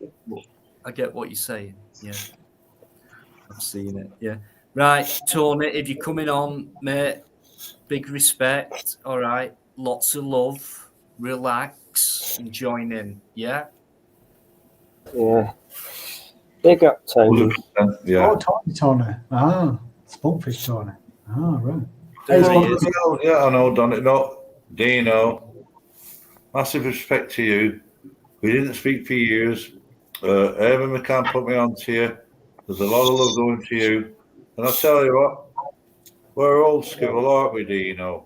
When us old schools, you put the past behind you and you move forward. Am I right? You're right. Yeah. Must be cold in Well, I'm Ireland. not into all this backward thinking. You know, that backward thinking. Yeah, there you go. Thank you, Henry. Hey, but hey, Connie, about 2 or 3 weeks ago, me and you, mate, do you remember? Go on, where? Me and you, we had a Donny. He was called Donny then. You had a D in front of your name. You was Donny then, weren't you? Donny Summit. Really? You weren't Connie. Yeah, you've changed your name. It was Donny. It began with a D. Donny You're the Cunda. Donny. You're Donny, ain't you? Donny No, Cunda. Connie Oh, I've Thunder. got the wrong bloke. Sorry, mate. Sorry. You look just like a guy called Donny. No. Well, anyway, but you noticed me though, didn't you? So maybe we did speak at one point. I've seen you around on chats, mate. There you go. There you go. Seen See? you around on chats. Yeah, yeah. I've just got the name wrong, but me and you have Thanks, spoke man. before, haven't we? I don't know. I can't remember if we have. Apologies if, Well, if you know, I don't remember. mate, because we had a. Because if you're Donny, no, it was Donny. We had a right good crack. We was laughing us bloody heads off, mate. Because you know what I'm about, Dino. We're old school. I know we had a few crossfires earlier on. I ain't about that. I'm about having a laugh, just like you. We're on the same bloody side. You know, we're old school, brother. Am I right, Dino? Of course, mate. Join in. It's been a great chat tonight, honestly. Is it cold in Ireland? No, it's warmer in Ireland than it is in on the east coast of England. Is It's that why only you've got about- that big, thick jacket on now? You're trying to keep you warm, Tony? No, that's me. Do you know what that is? It's because I've been up and down all day and I ain't had a chance to get my gown on, yeah. But what am I doing that? I don't want to know what you've been up and down at, mate. But look at this. I thought This'll that'd get keep me you bloody warm. gown on, won't it? Am I right or wrong, Dino? Yeah, Get me absolutely. bloody gown on. I don't really know what. Yeah. Mushy Don't peas. get me bloody gown on. Mushy Sorry, peas. Dino. Mushy No, peas. I'm having a crack, mate. Mushy Oh, peas and a bit of gravity. I mean gravy. You know, mate, I'm an alcoholic. I don't even bother with weed. So to me, this is like a new experience. And people have told me, well, I'll tell you what, Dino, I've managed to get a mission. So I must be doing something right. Yeah. Why? How come? What's going Well, on? I think it takes adults to sort things out. I mean, the past is the past, and I just move on, me, do you not? I've been watching your chat. Always, mate. Try We've anyway. got us, I know we've got us principles. You're as stubborn as me, probably more stubborn than me because you're a little bit older than me. Definitely. Yeah, and I get stubborn as well. I think we get stubborn, don't we? That's all it is. It's just And at the end of the day, natural what did behaviour. we do wrong? Nothing really. It was all trivial shit, weren't it, Dino? Trivial. Oh, bloody hell, mate. I know how long you've been around supporting my channel, mate. And I'll with never me and you forget. have never fallen out. It's all been about trivial I don't shit. forget people who've been around for a long time. It's hard to. You can't, really, in my position. Dino's that old. He's been around for a long time. Chris, was that you? Or was that Connie? That was Connie, it weren't Chris. I didn't think it was Chris. Connie? Oh, I'm is not that that old. Amanda's Adventures? You've got an amazing voice, Amanda's Adventures. I know they all say that until they see me face, you know. No, but me and you, no, I know. That's why I love your narration, you know, with the drones. You were doing it before all this DJ audits. Yeah, they copied off you. DJ audits, no, then copied off you, didn't you? That's exactly No, I do different things to DJ. Big up DJ all day, but I do different things to DJ anyway. I know. I'll tell you what, he ain't got your voice, and your voice is. He's got the voice of an angel. Amanda's voice is absolutely amazing. I told her that before. She's got the voice of an angel. Yeah, I've got the best voices on this channel. No, it ain't to do. No, it ain't an angel. Anywhere else. It transgresses sexual boundaries. Her voice is just like it's beyond sexual boundaries. Oh, It's whoa. just- no, Excuse it's me, just a mate, great but I'm here voice, for all night. Great voice. Good try. I do get that Just a lot. twinkle to try and Somebody bring comes sex on, into great it. speaking voice, Just great you speaking voice, twinkle. body such a body, such a body. Even you, Tony, I've had someone said, you know what, when Spunkfish comes on, even though he's a pain in the ass, he doesn't mean any harm whatsoever. He's a big softy. He just wants people to understand him, but he's also got a great speaking voice as well. He plays the guitar well and all, I'll tell you. No, Amanda, I can't believe you just. Oh no! Who said I was that? just going to say, Oh, see, take come on, Spunkfish's. come on, Tony, get your guitar right. I'll do it for you, Dino. You know I will, because you know. Let's have a bit of smoke on the water or something. I'll tell you, he's taking it all right. Spunkfish has got a throw for you, Dino. Look at his chair. Look at his chair. I don't play guitar when I smoke the ganja. Is he trying to copy me? Is he trying to? I don't smoke. I don't play guitar on ganja. That's the rule. Is he? That's nothing compared to mine. Mix and match. I've showed you, man. You showed me yours, brother. Come on, Dino, brother. Mix and match. Well, I'll tell you what, right? We've always had a connection with you, Dino, and you know who it is, don't you? It's Fusilier John. Oh, come on, an absolute legend, Fusilier John. And I've always had that connection because if Fusilier John liked somebody, and it turned out he liked you. Out of all of YouTube, he liked you, right? And Fusilier John's my mate, so you know. What? There you go. Have you got me dilemma now? Oh yeah, I've got it. Listen, mate. I get things not just during live or anything like that. Yeah. So somebody got in touch with me and said, "Do me a favour, Dino. Whoever's got feedback, but please." But somebody said, "Can you let Spunkfish on tonight?" I'll not tell you it were, and I did. No, you don't need to say that. But it's just I did. Then you did something stupid. They kicked you off, brought you back on, and then it were all right after that. It was good. It was actually very good. So I put my faith in that guy, and I put my faith in you on the same night, and since then, it's been fine. Sometimes it just takes a little crossed wire just to sink something in. It's a bit like a cog, isn't it? You can have the two perfect cogs. If they're not just seated right, they're like boom, boom, boom. But once they sink, boom. I think that's me and you, Dino. I don't think it's fair to judge people too quickly.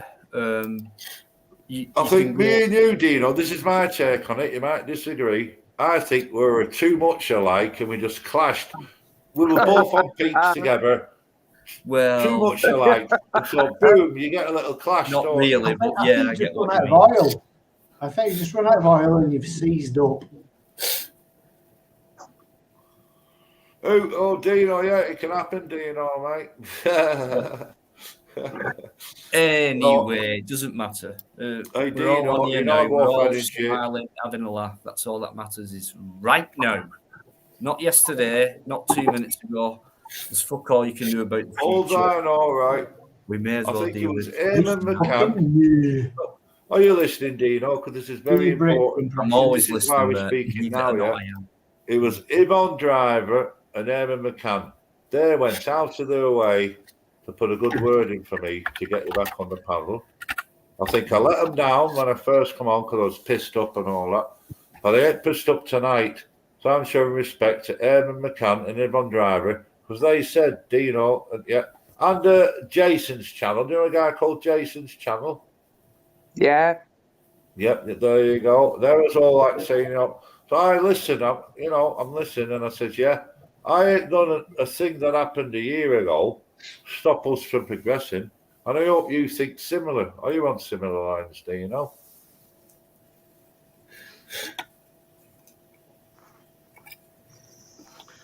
Shit, yeah. I wasn't muted, was I? I wasn't muted then. No, I'm just taking it in. Yeah. Sorry. Oh, yeah, sorry. Putting the link up and that and reading at the same time and listening at the same time. Yes, Jersey. Definitely. Yes, Jersey. We're all right, mate. Just keep it like this. That's all. Simple as that. Just join in, have a laugh. Don't try and explain. What I'm Have going you had to a do, good Dean, day I'm then, going to make Spunky? myself a black coffee and a joint. But I think it's the alcohol that sends me a bit loopy, isn't it? Yeah, it could be. Could be them spirits, spunk fish. I know. Well, I've I only did been on the say- green cans. I The did say innocent little green mix and cans match. today. Two Two at once. Right. Innocent little green cans, low in alcohol. I bet they're both empty. I'll tell you what. I bet they're both empty. You can't mix and match. I'm on a bloody detox. They're all bloody empty, these little buggers. Hey, you're all right, mate. Don't think anything bad. Oh no. All right. Look at that. People who judge people straight away, it's not fair. Right, Emre? Yeah, Not fair to get judged too quickly, is it? exactly. People need time to start to understand other people. Exactly. But it depends on that other person as well to help that other person to understand them. Exactly. Also. Right. Sandra Martin's come in, our beautiful Sandra from America. Big Hiya, up, Sandra. Sandra. I hope you're well. You're right. Hello, Sandra. Hey, Sandra Oh, is a scientist. She was a radiologist. Oh, right, yeah. Ah, So big up, Sandra. We had a few chats about, the Gamma rays. those imaging techniques, and that's what she used to do, isn't it? I'm sure she won't mind me telling you that because she said it on panels. That's what she used to do. Yeah, like no. all the types of medical scans you can get. That's what she used to do, isn't it? Right. I didn't know that, but there you go. What was the spinny one? Oh, look, she's saying thanks. The what? Magneto spinning one. What's that called? What, MRI, you mean? MRI, that's it. Magneto, yeah. They used to call it nuclear magnetic resonance imaging, but people were a bit scared by the thing nuclear, so they took it out. Right. Yeah. It is scary going in there, Crinkle, let me tell you. It's horrible. Yeah. Sorry, Yeah, but people used to think they may be exposed to some sort of radiation when in fact it's just a strong magnetic field and a little bit of radio waves. Is that what they call MRI? Yeah. Is that what they call MRI? Yeah, it used to have an N in the magnetic resonance imaging. Yeah. Indicator. Yeah. Imaging. Magnetic, the magnet. And we're magnets. Everything's magnetic. So electronic. It's a free energy. That's going to be bad news. It's non-pollutive, surely. I think it depends how it's harnessed and how it's 5G. You ask Crinkle, right? Sorry for butting in, you ask Well, Sandra used to do CAT scans. 5G is the That killer. involves 5G X-rays. is the killer. And everybody's forgotten about the 5 Nipple, fucking you're G. gonna I haven't forgotten about it. What about the 4G? Dino's awake. You know what I'm about, Dino. Oh, and MRI. He's the killer, mate. Exactly. Thank you, Amanda. Take your nipple off. Well, yes, I remember because I went in the MRI and it was horrible. I remember going in.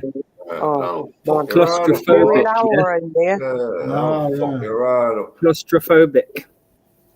Yeah. Is that what it is, yeah. Is that what? I mean, here's a great example. If you think about science's contribution to human well-being and all the rest of it, progress, an MRI scanner is just an incredible. It's really simple, Dino. It works on our understanding of quantum mechanics. You know what I mean? It's so, crazy in that way. Something different now, Henry. Honestly, we'll move on to that. No problem. Quantum. Yeah.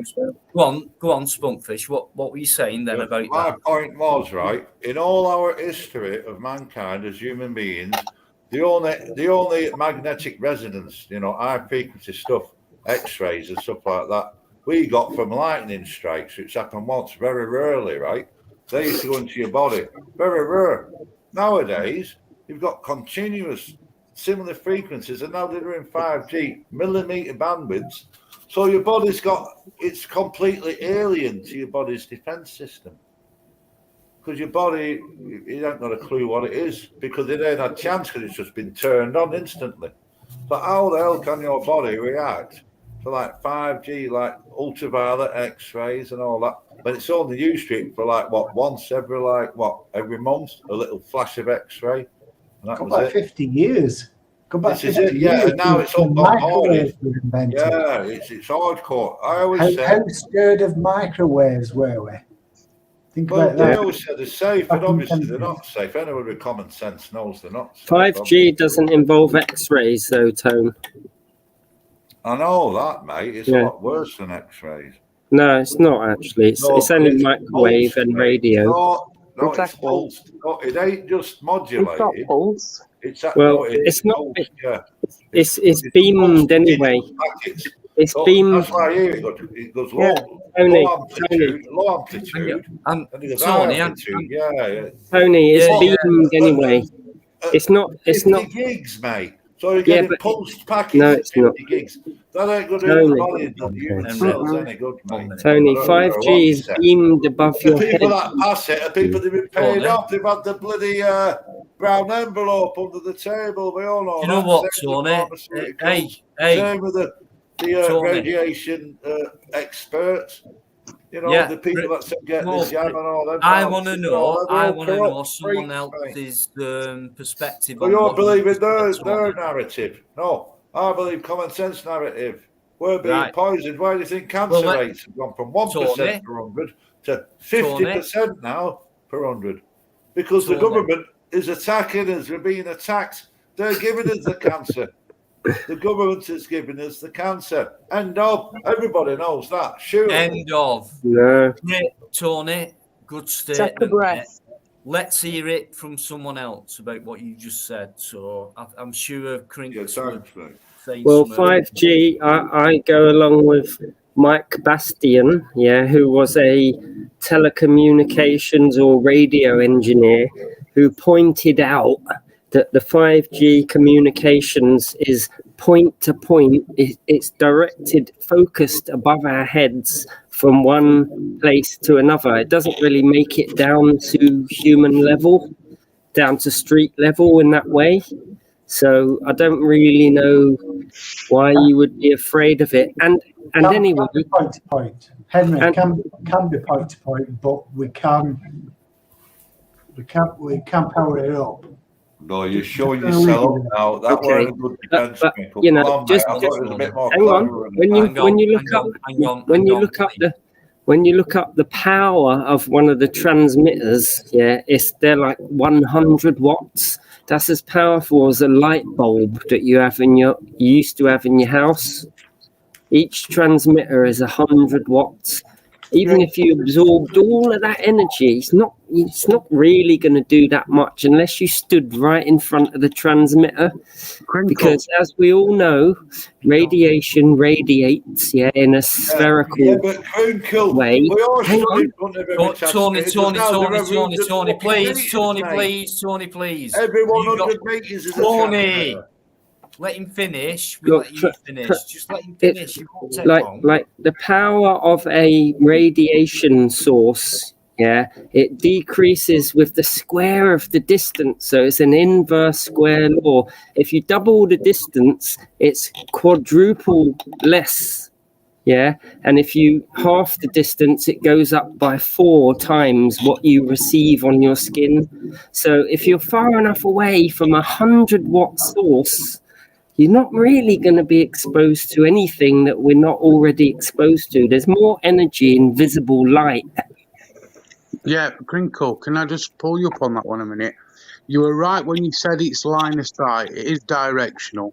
And the more you go up into the microwave bands, the more line of sight it becomes. So if you go up to 5 gigs, 10 gigs, whatever, it becomes line of sight. However, you're wrong about the power, because if you put the 100 watts into, say, a 20 dB antenna or a dish, the effective radiated power out of that dish is 10 times what it started plus. So if, say it's 3 dB, you can double it. Thank you, Chris. And But how do you double it? And 3 dB Something, hang on, energy doesn't And come every from 3 me. dB is a doubling of power. Not every 10 dB, every 3 dB is a doubling of power. It's Yeah, the same but hang on. drag. It's the same drag, yeah. Hang on, the Well, transmitters are outputting a certain wattage, yeah? So what else are you telling me is outputting power to increase? No, listen. It's the gain of the antennas. It becomes effective radiated power. If you read up about it, you'll find it. I know this because I work with microwaves myself. I build I've worked with radiation. I build microwave transmitters. Right, It's powerful. It's dangerous shit. 100 watts is 100 watts. It's high power because it's high frequency. If you've No, got that's wrong as well.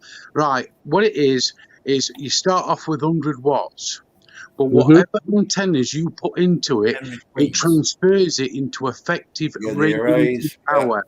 Now, the more gain the antenna's got, that 100 watts can times by however much the dB gain is of the antenna.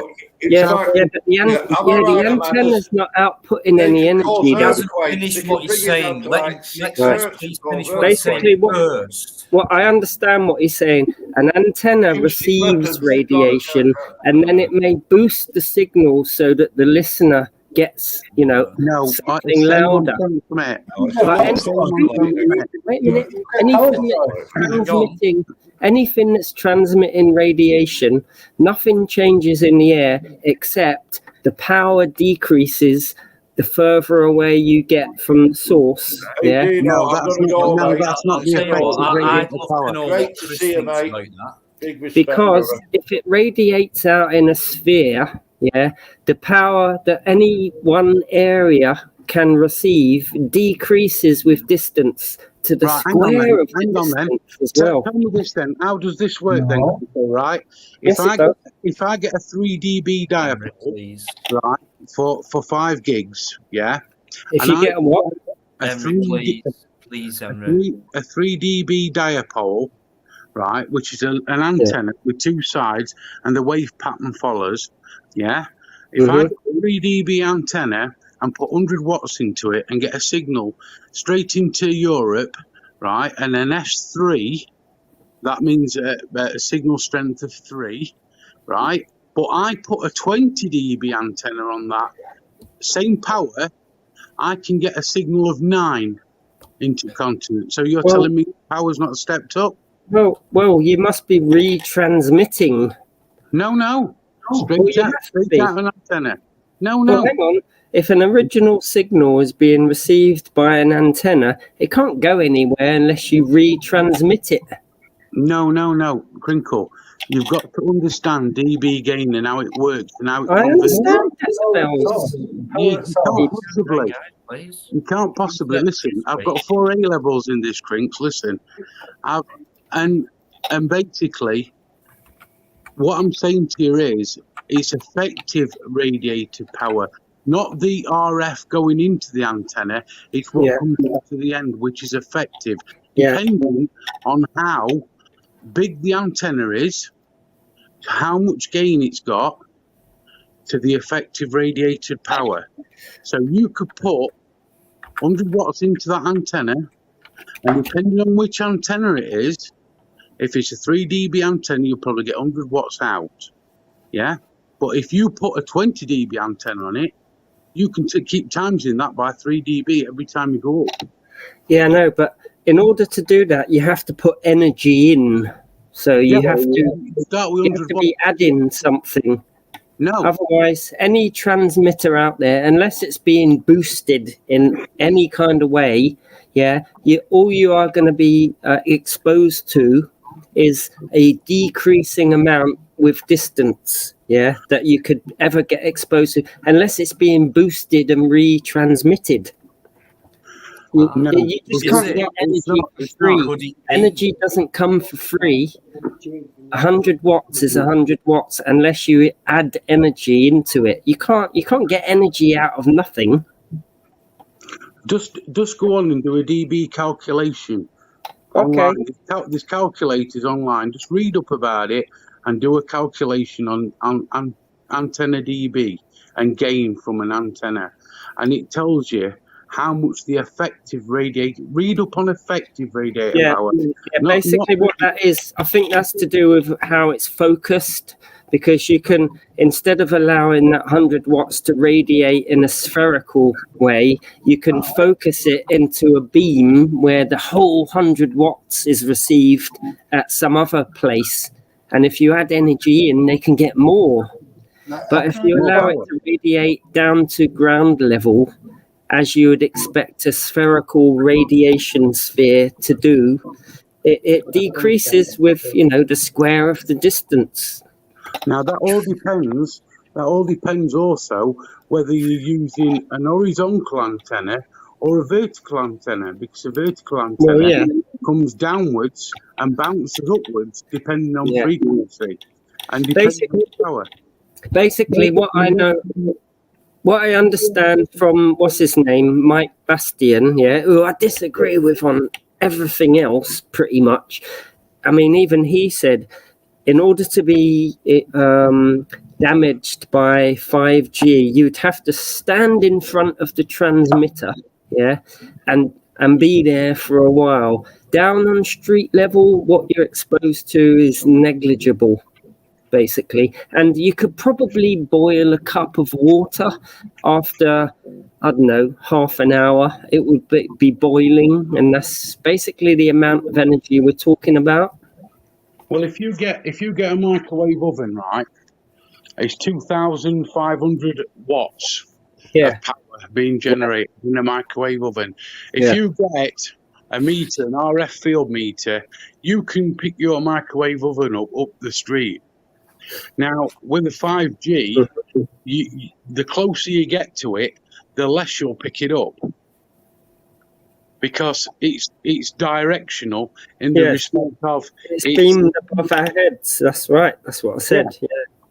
Yes, but it's in a microwave. It can radiate out in a sphere, but the 5G is beamed energy. They focus it like a satellite dish kind of thing. Yeah, but the bigger the dish they focus it with, the less directional that they've got it. So. What I'm saying is, if you've got a 5G phone, right, and you're stood underneath that mast, you're not forced to receive it.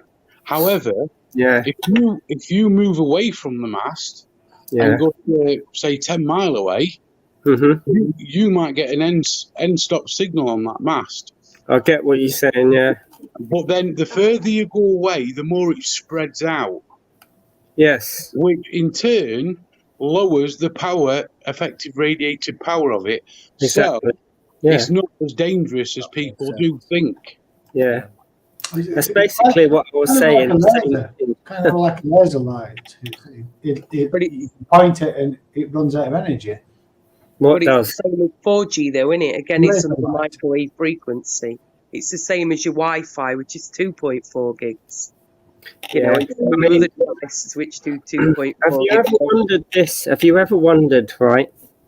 Visible light from a light bulb, let's say, 100-watt light bulb. What's a light bulb? The energy of the photons, far exceed the energy of microwave photons. So how come we don't cook invisible light? Well, the other thing is, people say it's all down to these phone masks and everything else, but there were people dying of cancer in 50s and 40s. Wear what mobile phone masks then?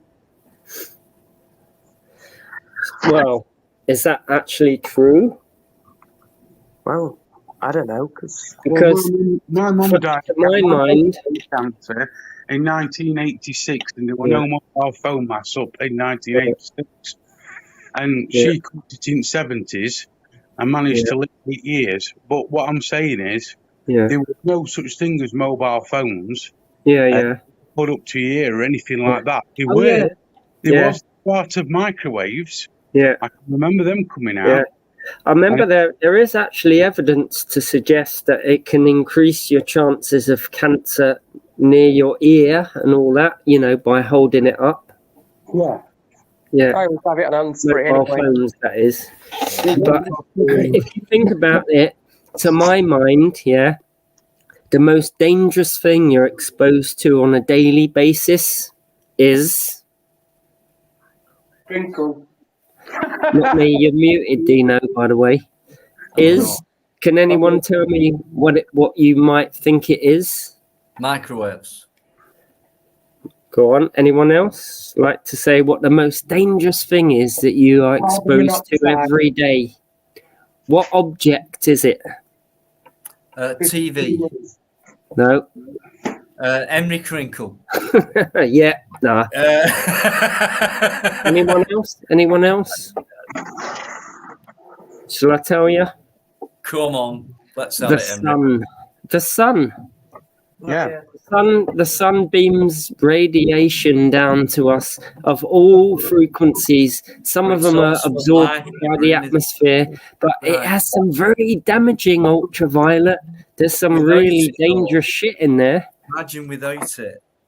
Oh, exactly. Yeah, I mean, we couldn't live without We it. wouldn't be living, would we? Without the sun. No, We no. wouldn't be here, would we? Yeah, some of the UV light though, that's responsible for skin cancer. You know what I mean? From the sun. Yeah. So with sunbeds and shit like that, other man-made. You know, infrared as well. It beams out loads of that, and it's heating up the atmosphere. It's still a natural source that we've got going on, which we don't know much about. Yeah, it gives off this, it gives off that. Yeah. I mean, we'll never get rid of it, because don't forget, in evolution during the Big Bang, you know, it's always occurred. It always will do. Yeah, but you know what? We can't control the sun, can we? It controls. Well, no, and it's responsible. It's a double-edged sword because it provides energy for life on Earth. It also provides a way for DNA to mutate and evolve. UV light, but it can also cause skin cancer. Some of the mutations are what causes cancers. Well, what caused cancer in the first place before it existed? So before it existed, so it's not natural. In other words, yeah, it is. So is it? Yeah, radiation basically is one major cause of cancers. What's the point in a natural world where you've got no chance of living? Well, that's why we have evolved to. You know, there's mechanisms within our cells that can repair DNA damage. So some organisms are further down that route than others. We are susceptible, just like other creatures, to radiation that can cause cancer.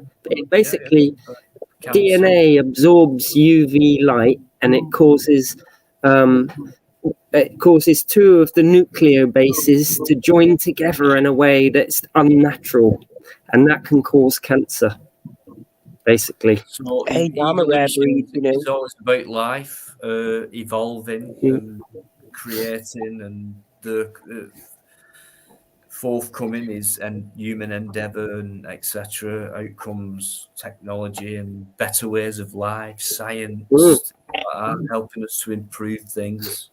Yeah, things like that. So, what about the natural side of things? The sun hasn't been created by a scientist. No, or anything like that. It was here before we were born. Yeah. If you look at, you know, when you get sunburnt, Dino, and you go brown. Yeah. You know when you go brown. No. In the sun, I know you probably go red. I don't know either, Dino. I know he goes red like a lobster. I'm not a beach babe.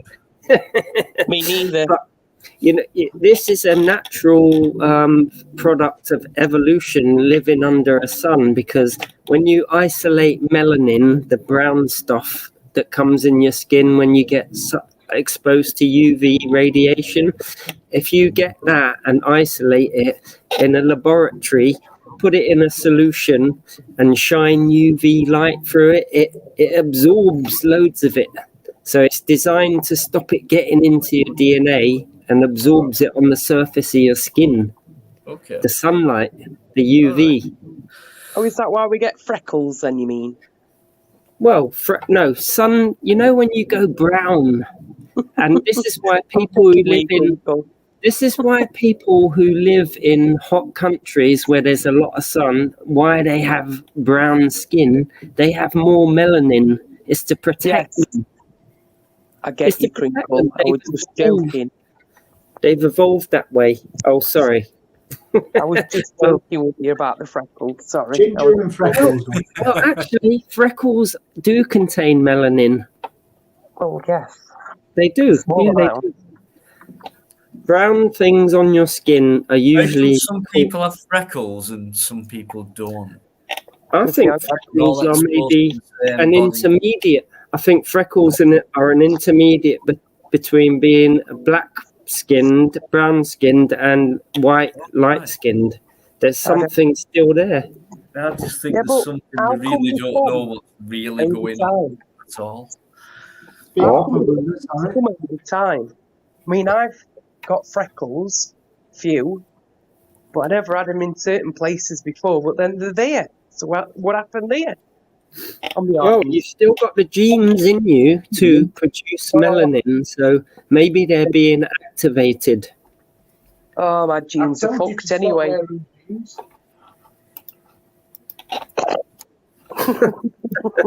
Well, it's even more mysterious one. Why do tears come out when we cry? What's the purpose? Why should there be water coming out? I don't. Because it keeps your eyes moisturised. Yeah, but when you don't need it unless you're crying, nothing comes out really. Why does it flood out when you're crying? Well, it must activate somewhere. An emotion, I don't fucking know. When you cry, some of the times though, it's through emotion and the way you feel, and not just the tears and the way your head's gone before the tears. The way the rest of your body feels as well. Yeah. Why would we have evolved that when we cry? What benefit would it give anyone for water to come out of your eyes when you're sad? It's not water, though, is it? Well, mostly water, but you know what I'm saying. We are mostly water, but yeah. I don't know. It's either uncontrollable, or you can put the shit on and you can tell the difference. So I don't know. So it's a natural thing. You can't stop it happening. Stop it happening. Most so biologists you from controlling that. Most biologists, because they are all believers in evolution, for anything that humans do, they try to explain it in a way that what benefit did it give us as our ancestors, so that it's been transferred down the generations. It must have played a role. It must have had a purpose. Right. How can evolution have a purpose?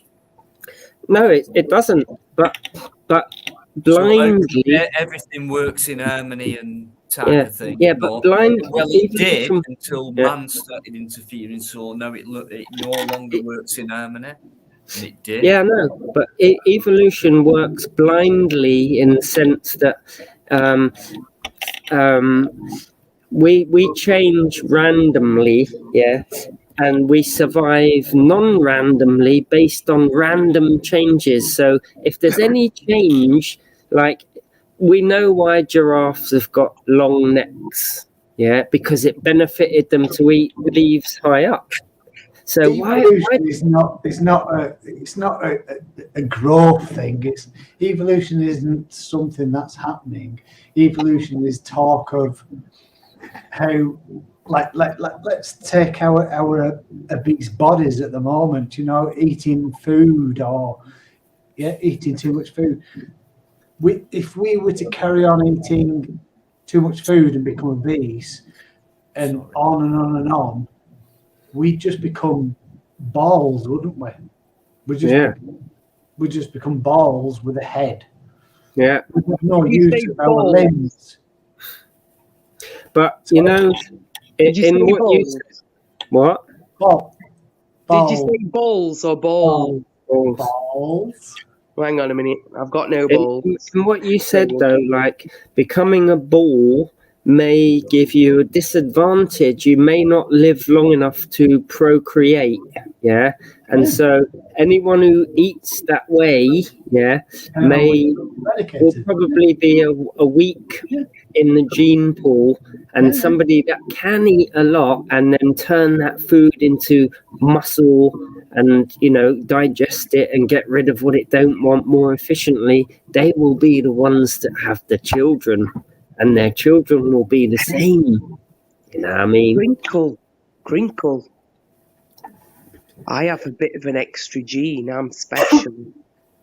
A what? A bit crush on me? Gene. No, a bit of extra gene. I'm special. I've got an ultra rare condition. I'm actually registered on the genetics board and everything. What have you got? It's a micro duplication of the 16th. Okay, that's interesting. Does it affect you negatively? Well, I don't know really, because or you live a normal life. Well, it's like this. It's never really affected me, but until I've learned more about it, I wouldn't say it affects me, but there's certain things that aren't like, you know, like they should be, if you know what I mean. Right, okay. Yeah. You see, this variation in all of us, some of it down to mutation, some not, is what drives evolution. You have to have a variation in any species for some of them to be fitter than the others to go on to survive and reproduce. So it's normal to be different. You know what I mean? Some of it is down to man-made chemicals as well. Yeah. Yeah, mutagens can mutate DNA, chemicals. The sun can, UV radiation, gamma rays, all the rest of it. But this is also, been passed on to my children as well. Well, 2 of them at the moment, anyway. Has it? Okay. Yeah. Which can affect our hearts, apparently. We've had heart stones. Could you get like a hole in the heart? My son did, actually, and he had to have his repaired. I've got a hole in my heart. Have you? Yeah. Yours is just broken, Henry.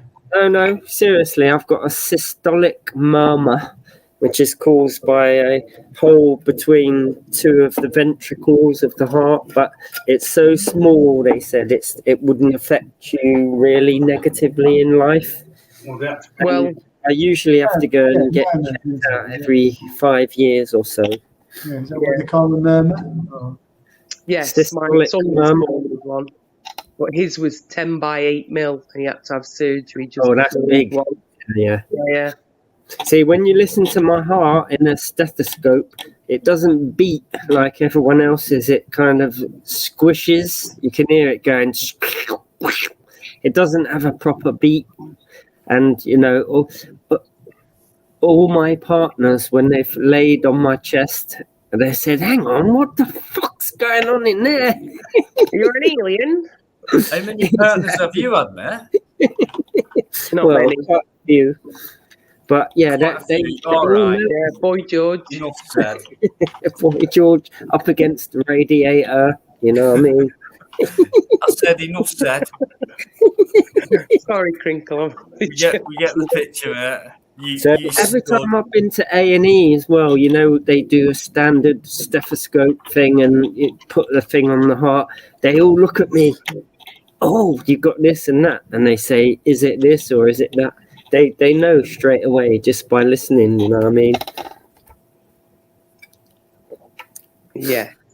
So yeah, Tony Whitworth. Yeah, I admit I've got a hole in my heart. Maybe that's why I'm such a bastard. He's saying that you've actually got a heart.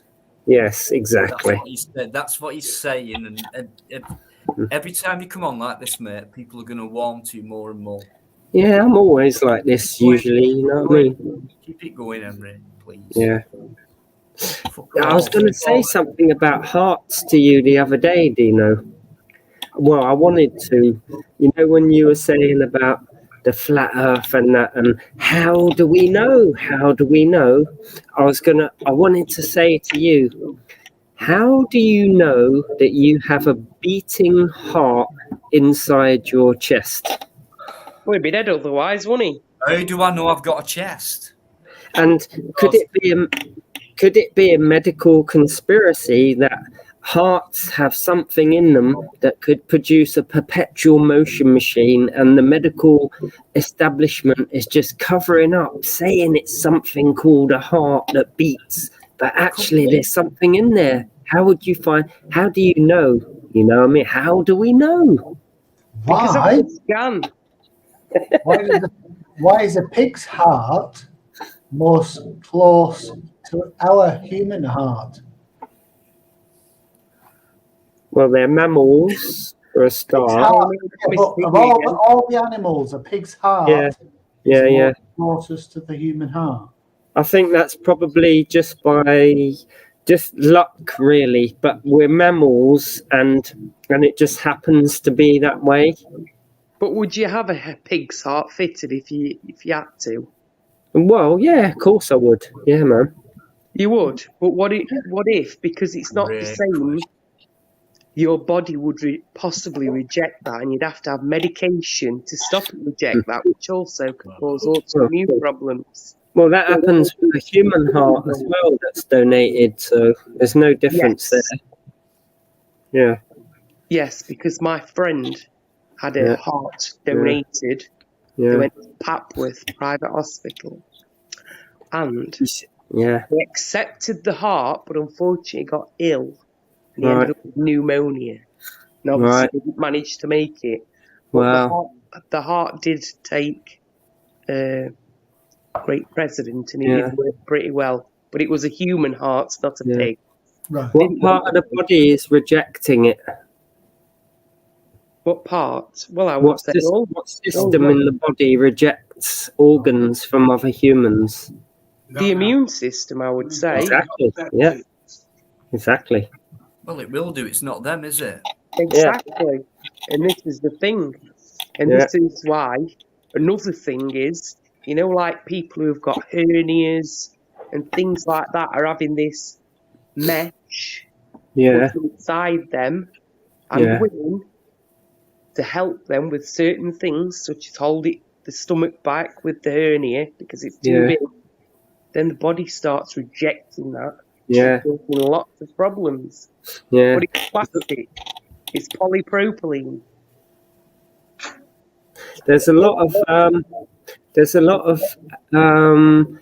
instances where your immune system can reject your own parts of your own body, which cause certain diseases. Yeah, that's right. Arthritis, diabetes in some cases. There's lots of autoimmune diseases, so called. Yeah, there is. Do you not think half of it's self-inflicted and the other half could be what's put into you and you've got no choice into buying what you're putting into your body and things like that? Possibly. I mean, what would be the natural life cycle of things? Forget genetics, forget chemicals, synthetics and all that. Like we did before, so you're living a natural life. And your knowledge is all about you pick from the land and things like that. Well, basically, before modern medicine, they live longer and shorter back then because I've been taught to believe that we're living longer now, and I actually that I think. Well, before modern medicine, before the discovery of antibiotics, as well, life expectancy would be about 40. Yeah, you would die of your teeth. We would probably all have died by now if it wasn't for antibiotics. At one time in our lives, I can be sure that we've been treated with antibiotics. I'm not working down in the coal mine. We have been helped by working in the mill.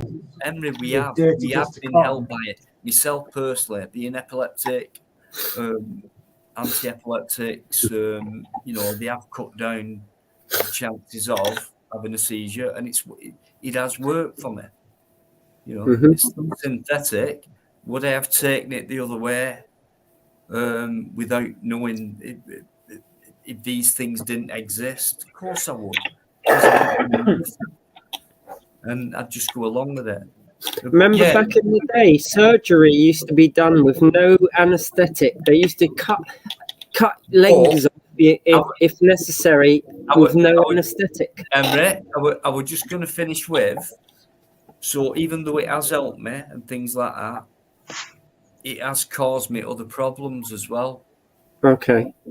Besides, you know, it's helped me in that, but Yeah. you know, other things, it's affected me in that way as well. What, the epileptic drug? It's not a cure. It Yeah. can help, it can aid, but it also has adverse effects as well. The epileptic drug are you on about? Anti-epileptics, yeah. Yeah. I mean, yeah, it has the side effects, obviously. Yeah, of course, yeah. But nature doesn't.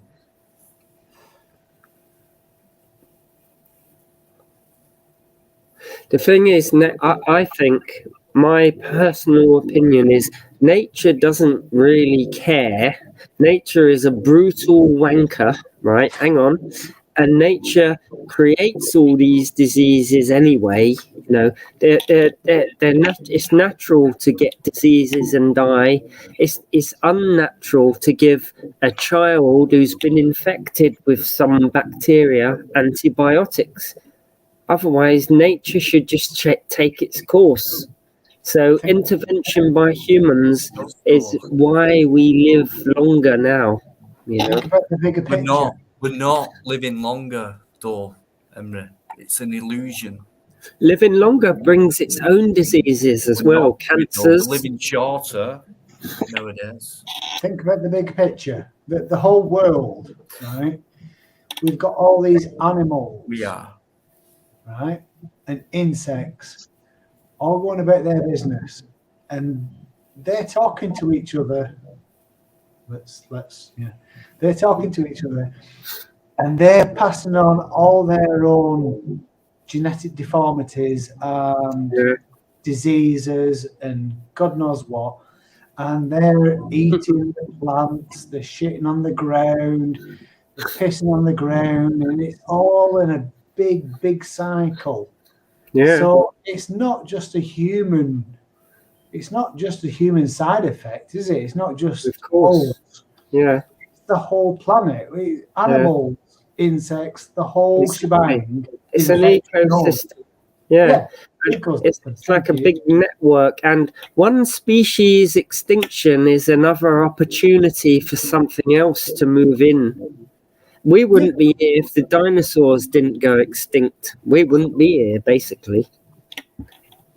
So those sorts of extinctions. I've seen films, dinosaurs and humans. I don't know. Well, no. I mean, but you know what I'm saying is extinction events are not necessarily bad because it gives an opportunity for other organisms to take over. Right. Well, you're right there, Dino. Nature is a brutal bitch. Wait, I would like to have nature as my girlfriend because she is a brutal bitch. I'm just saying it's simple. You know, nature, it was around before all this science. It was around before that. For me, the thing is, Dino, the whole point of science is trying to understand nature. I understand That's that. all it's there for. I do know where you're coming from. I do, man, honestly. And like I've just said to you, it's helped me. And it's helped many other people as well. I understand that. But it always has some adverse effect to it as well, which it's not natural. You've got to go along with it. Antibiotics have adverse effects, though, but it saved countless lives. But an antibiotic can set off a reaction in you that will kill you in some people. Yeah, but it saved countless lives. So can a natural food source. Like, so if you go out foraging, I'll pick that piece of fungi up. It can kill you. Yeah. Thing. The next one, it can cure something or Exactly. Some of the most deadly I'll tell you what I've toxins. noticed though. It is included in what I say, but you know what I'm like sometimes. I'll Yeah. tell you what I've noticed over years, right? Yeah. People have been saying, people have been getting, most people used to be like a certain average height, and it'd be Yeah. like 5 foot whatever. And That's then right. now they're starting to get taller and things like Yeah. that. When I look at these kids today, these teenagers today, it's like, Jesus Christ, they're twice my size and things like Yeah. that. For me, that is not natural. It's not for me over a short space of time. There's something going on, whether it's in the food source or whatever, the baby milk or whatever.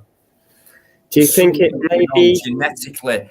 Yeah. There's something Yeah. going on, changing things. Yeah. Do you think it may be natural selection? Not So- natural. It so that doesn't feel naturally- If it was natural, I mean, I don't know. We're all different. Do you but think for me, bigger, taller people, Dino, do you think taller people may have an advantage over shorter people? Bigger, stronger people may. absolutely, especially if they're playing basketball, right? Exactly. Right? No, that's why I you don't get it. It's not a supermarket. natural. You're talking about evolution. Yeah. That's what I'm thinking about. It's not. That is not natural evolution. That, Emma. It's not. You think it's unnatural, yeah? Well, we've talked about genetically modified things and all Yeah. that, going into its science, things like that. You can't do that overnight because I'm Well- only talking about one generation ago. I don't know. Because Yeah. I'm in the business of shoes, right? Watch Dino? rugby matches, under 15s, under 18s, compared to open age teams.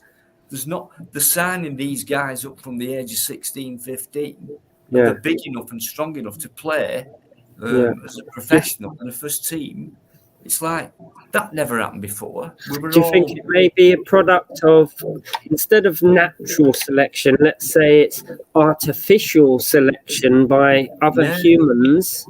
Like, No. because you can breed wolves, yeah, into all the breeds of dogs within human generations, yeah, it's pretty quick.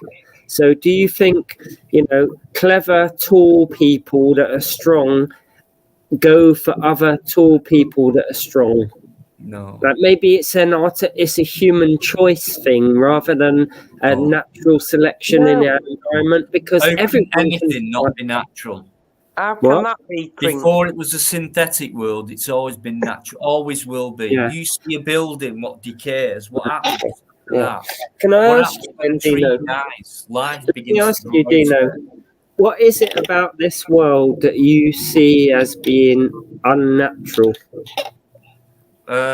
Man's interference on things, and Right. so many Is- things have gone wrong since then, even though a lot of things have Okay. gone in man's favour as well. I think the only agenda behind it is it's not for our benefit. Is man part of nature? Of Good night, course. Tony. Right. So why then do you say that anything man-made is unnatural? If we're part of nature, surely our minds and brains are part of nature, and Yeah. anything we make from those brains is also natural. Because if you think about a bird's nest, for instance, that is a structure that's made by birds. I would say that's a natural thing. But if we make a bridge over the River Severn, somehow that's unnatural. Isn't it just our equivalent to a bird's nest? That is human endeavour, and you're talking about, again, synthetic materials, concrete, and that is man-made.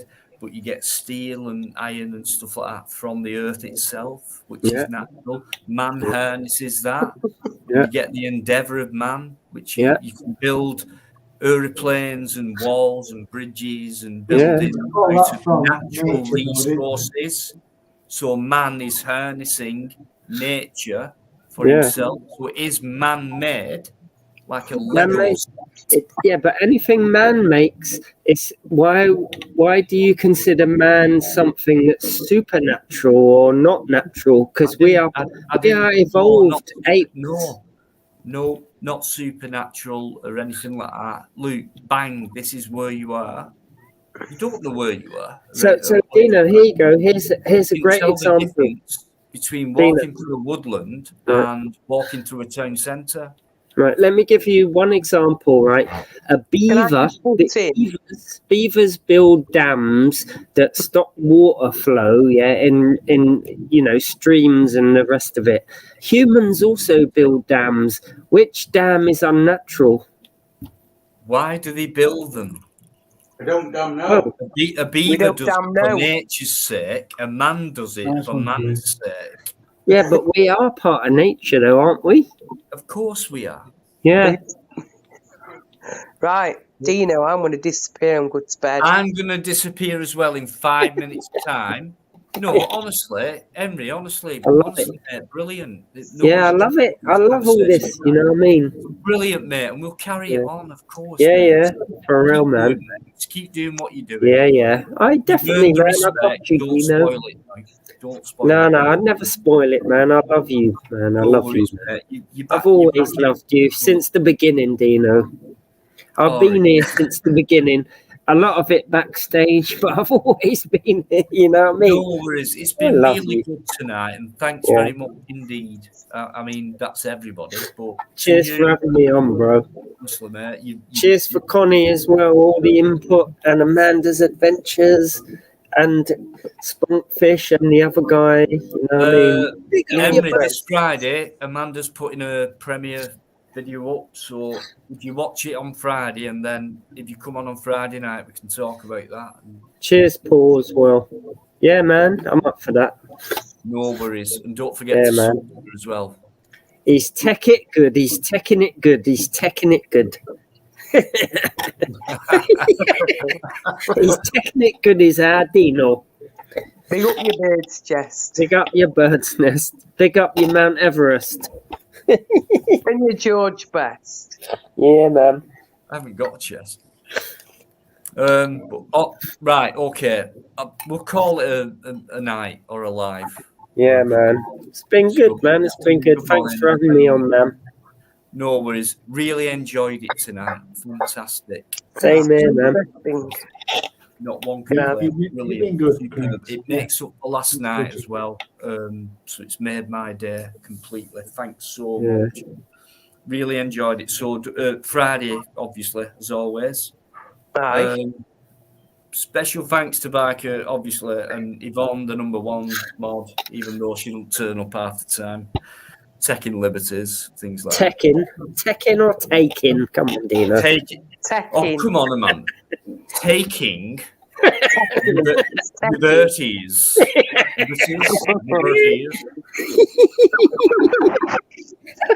Kill me for this tomorrow, because she always wants. In fact, Paul's in there. That's Paul's her partner. Paul, tell her nothing. So what is someone doing when they're making bread? Are they baking or becking? They're baking bread. No, the baking is where I come from, love. Well, thank bake you the bread and I'll check it. I'll see you all on Friday. Yeah, man. And massive respect, honestly, tonight. Loved every second of it. Big Cheers, up your chest. Thanks, Amanda, Chris. Cool, man. You're welcome. Take care, Dino. No worries. Everybody in the chat. Good night, Yeah, Henry. man. Nice one, man. All goes well with your dad anyway. Guys. Cheers, man. When you bake that bread, I'll take it. I bet they will. Take care. Good night, everybody. Good night, everybody. Take care. Good night, guys. Good night, Amanda. Good night, Chris. Good night. Much love. Thank you. You too. Lots of love. Yeah. Connie as well. Thank you. Right. That's it. See you on Friday, guys. Can't complain, can you? Tonight. Brilliant subject, brilliant conversation, happiness, warmth, politeness, etc. Not a single argument, not even a debate. Just a gentle, general chat about some good stuff. And that included everybody. So, big thank you. See you on Friday, guys. Enjoy the rest of your week. Until that day,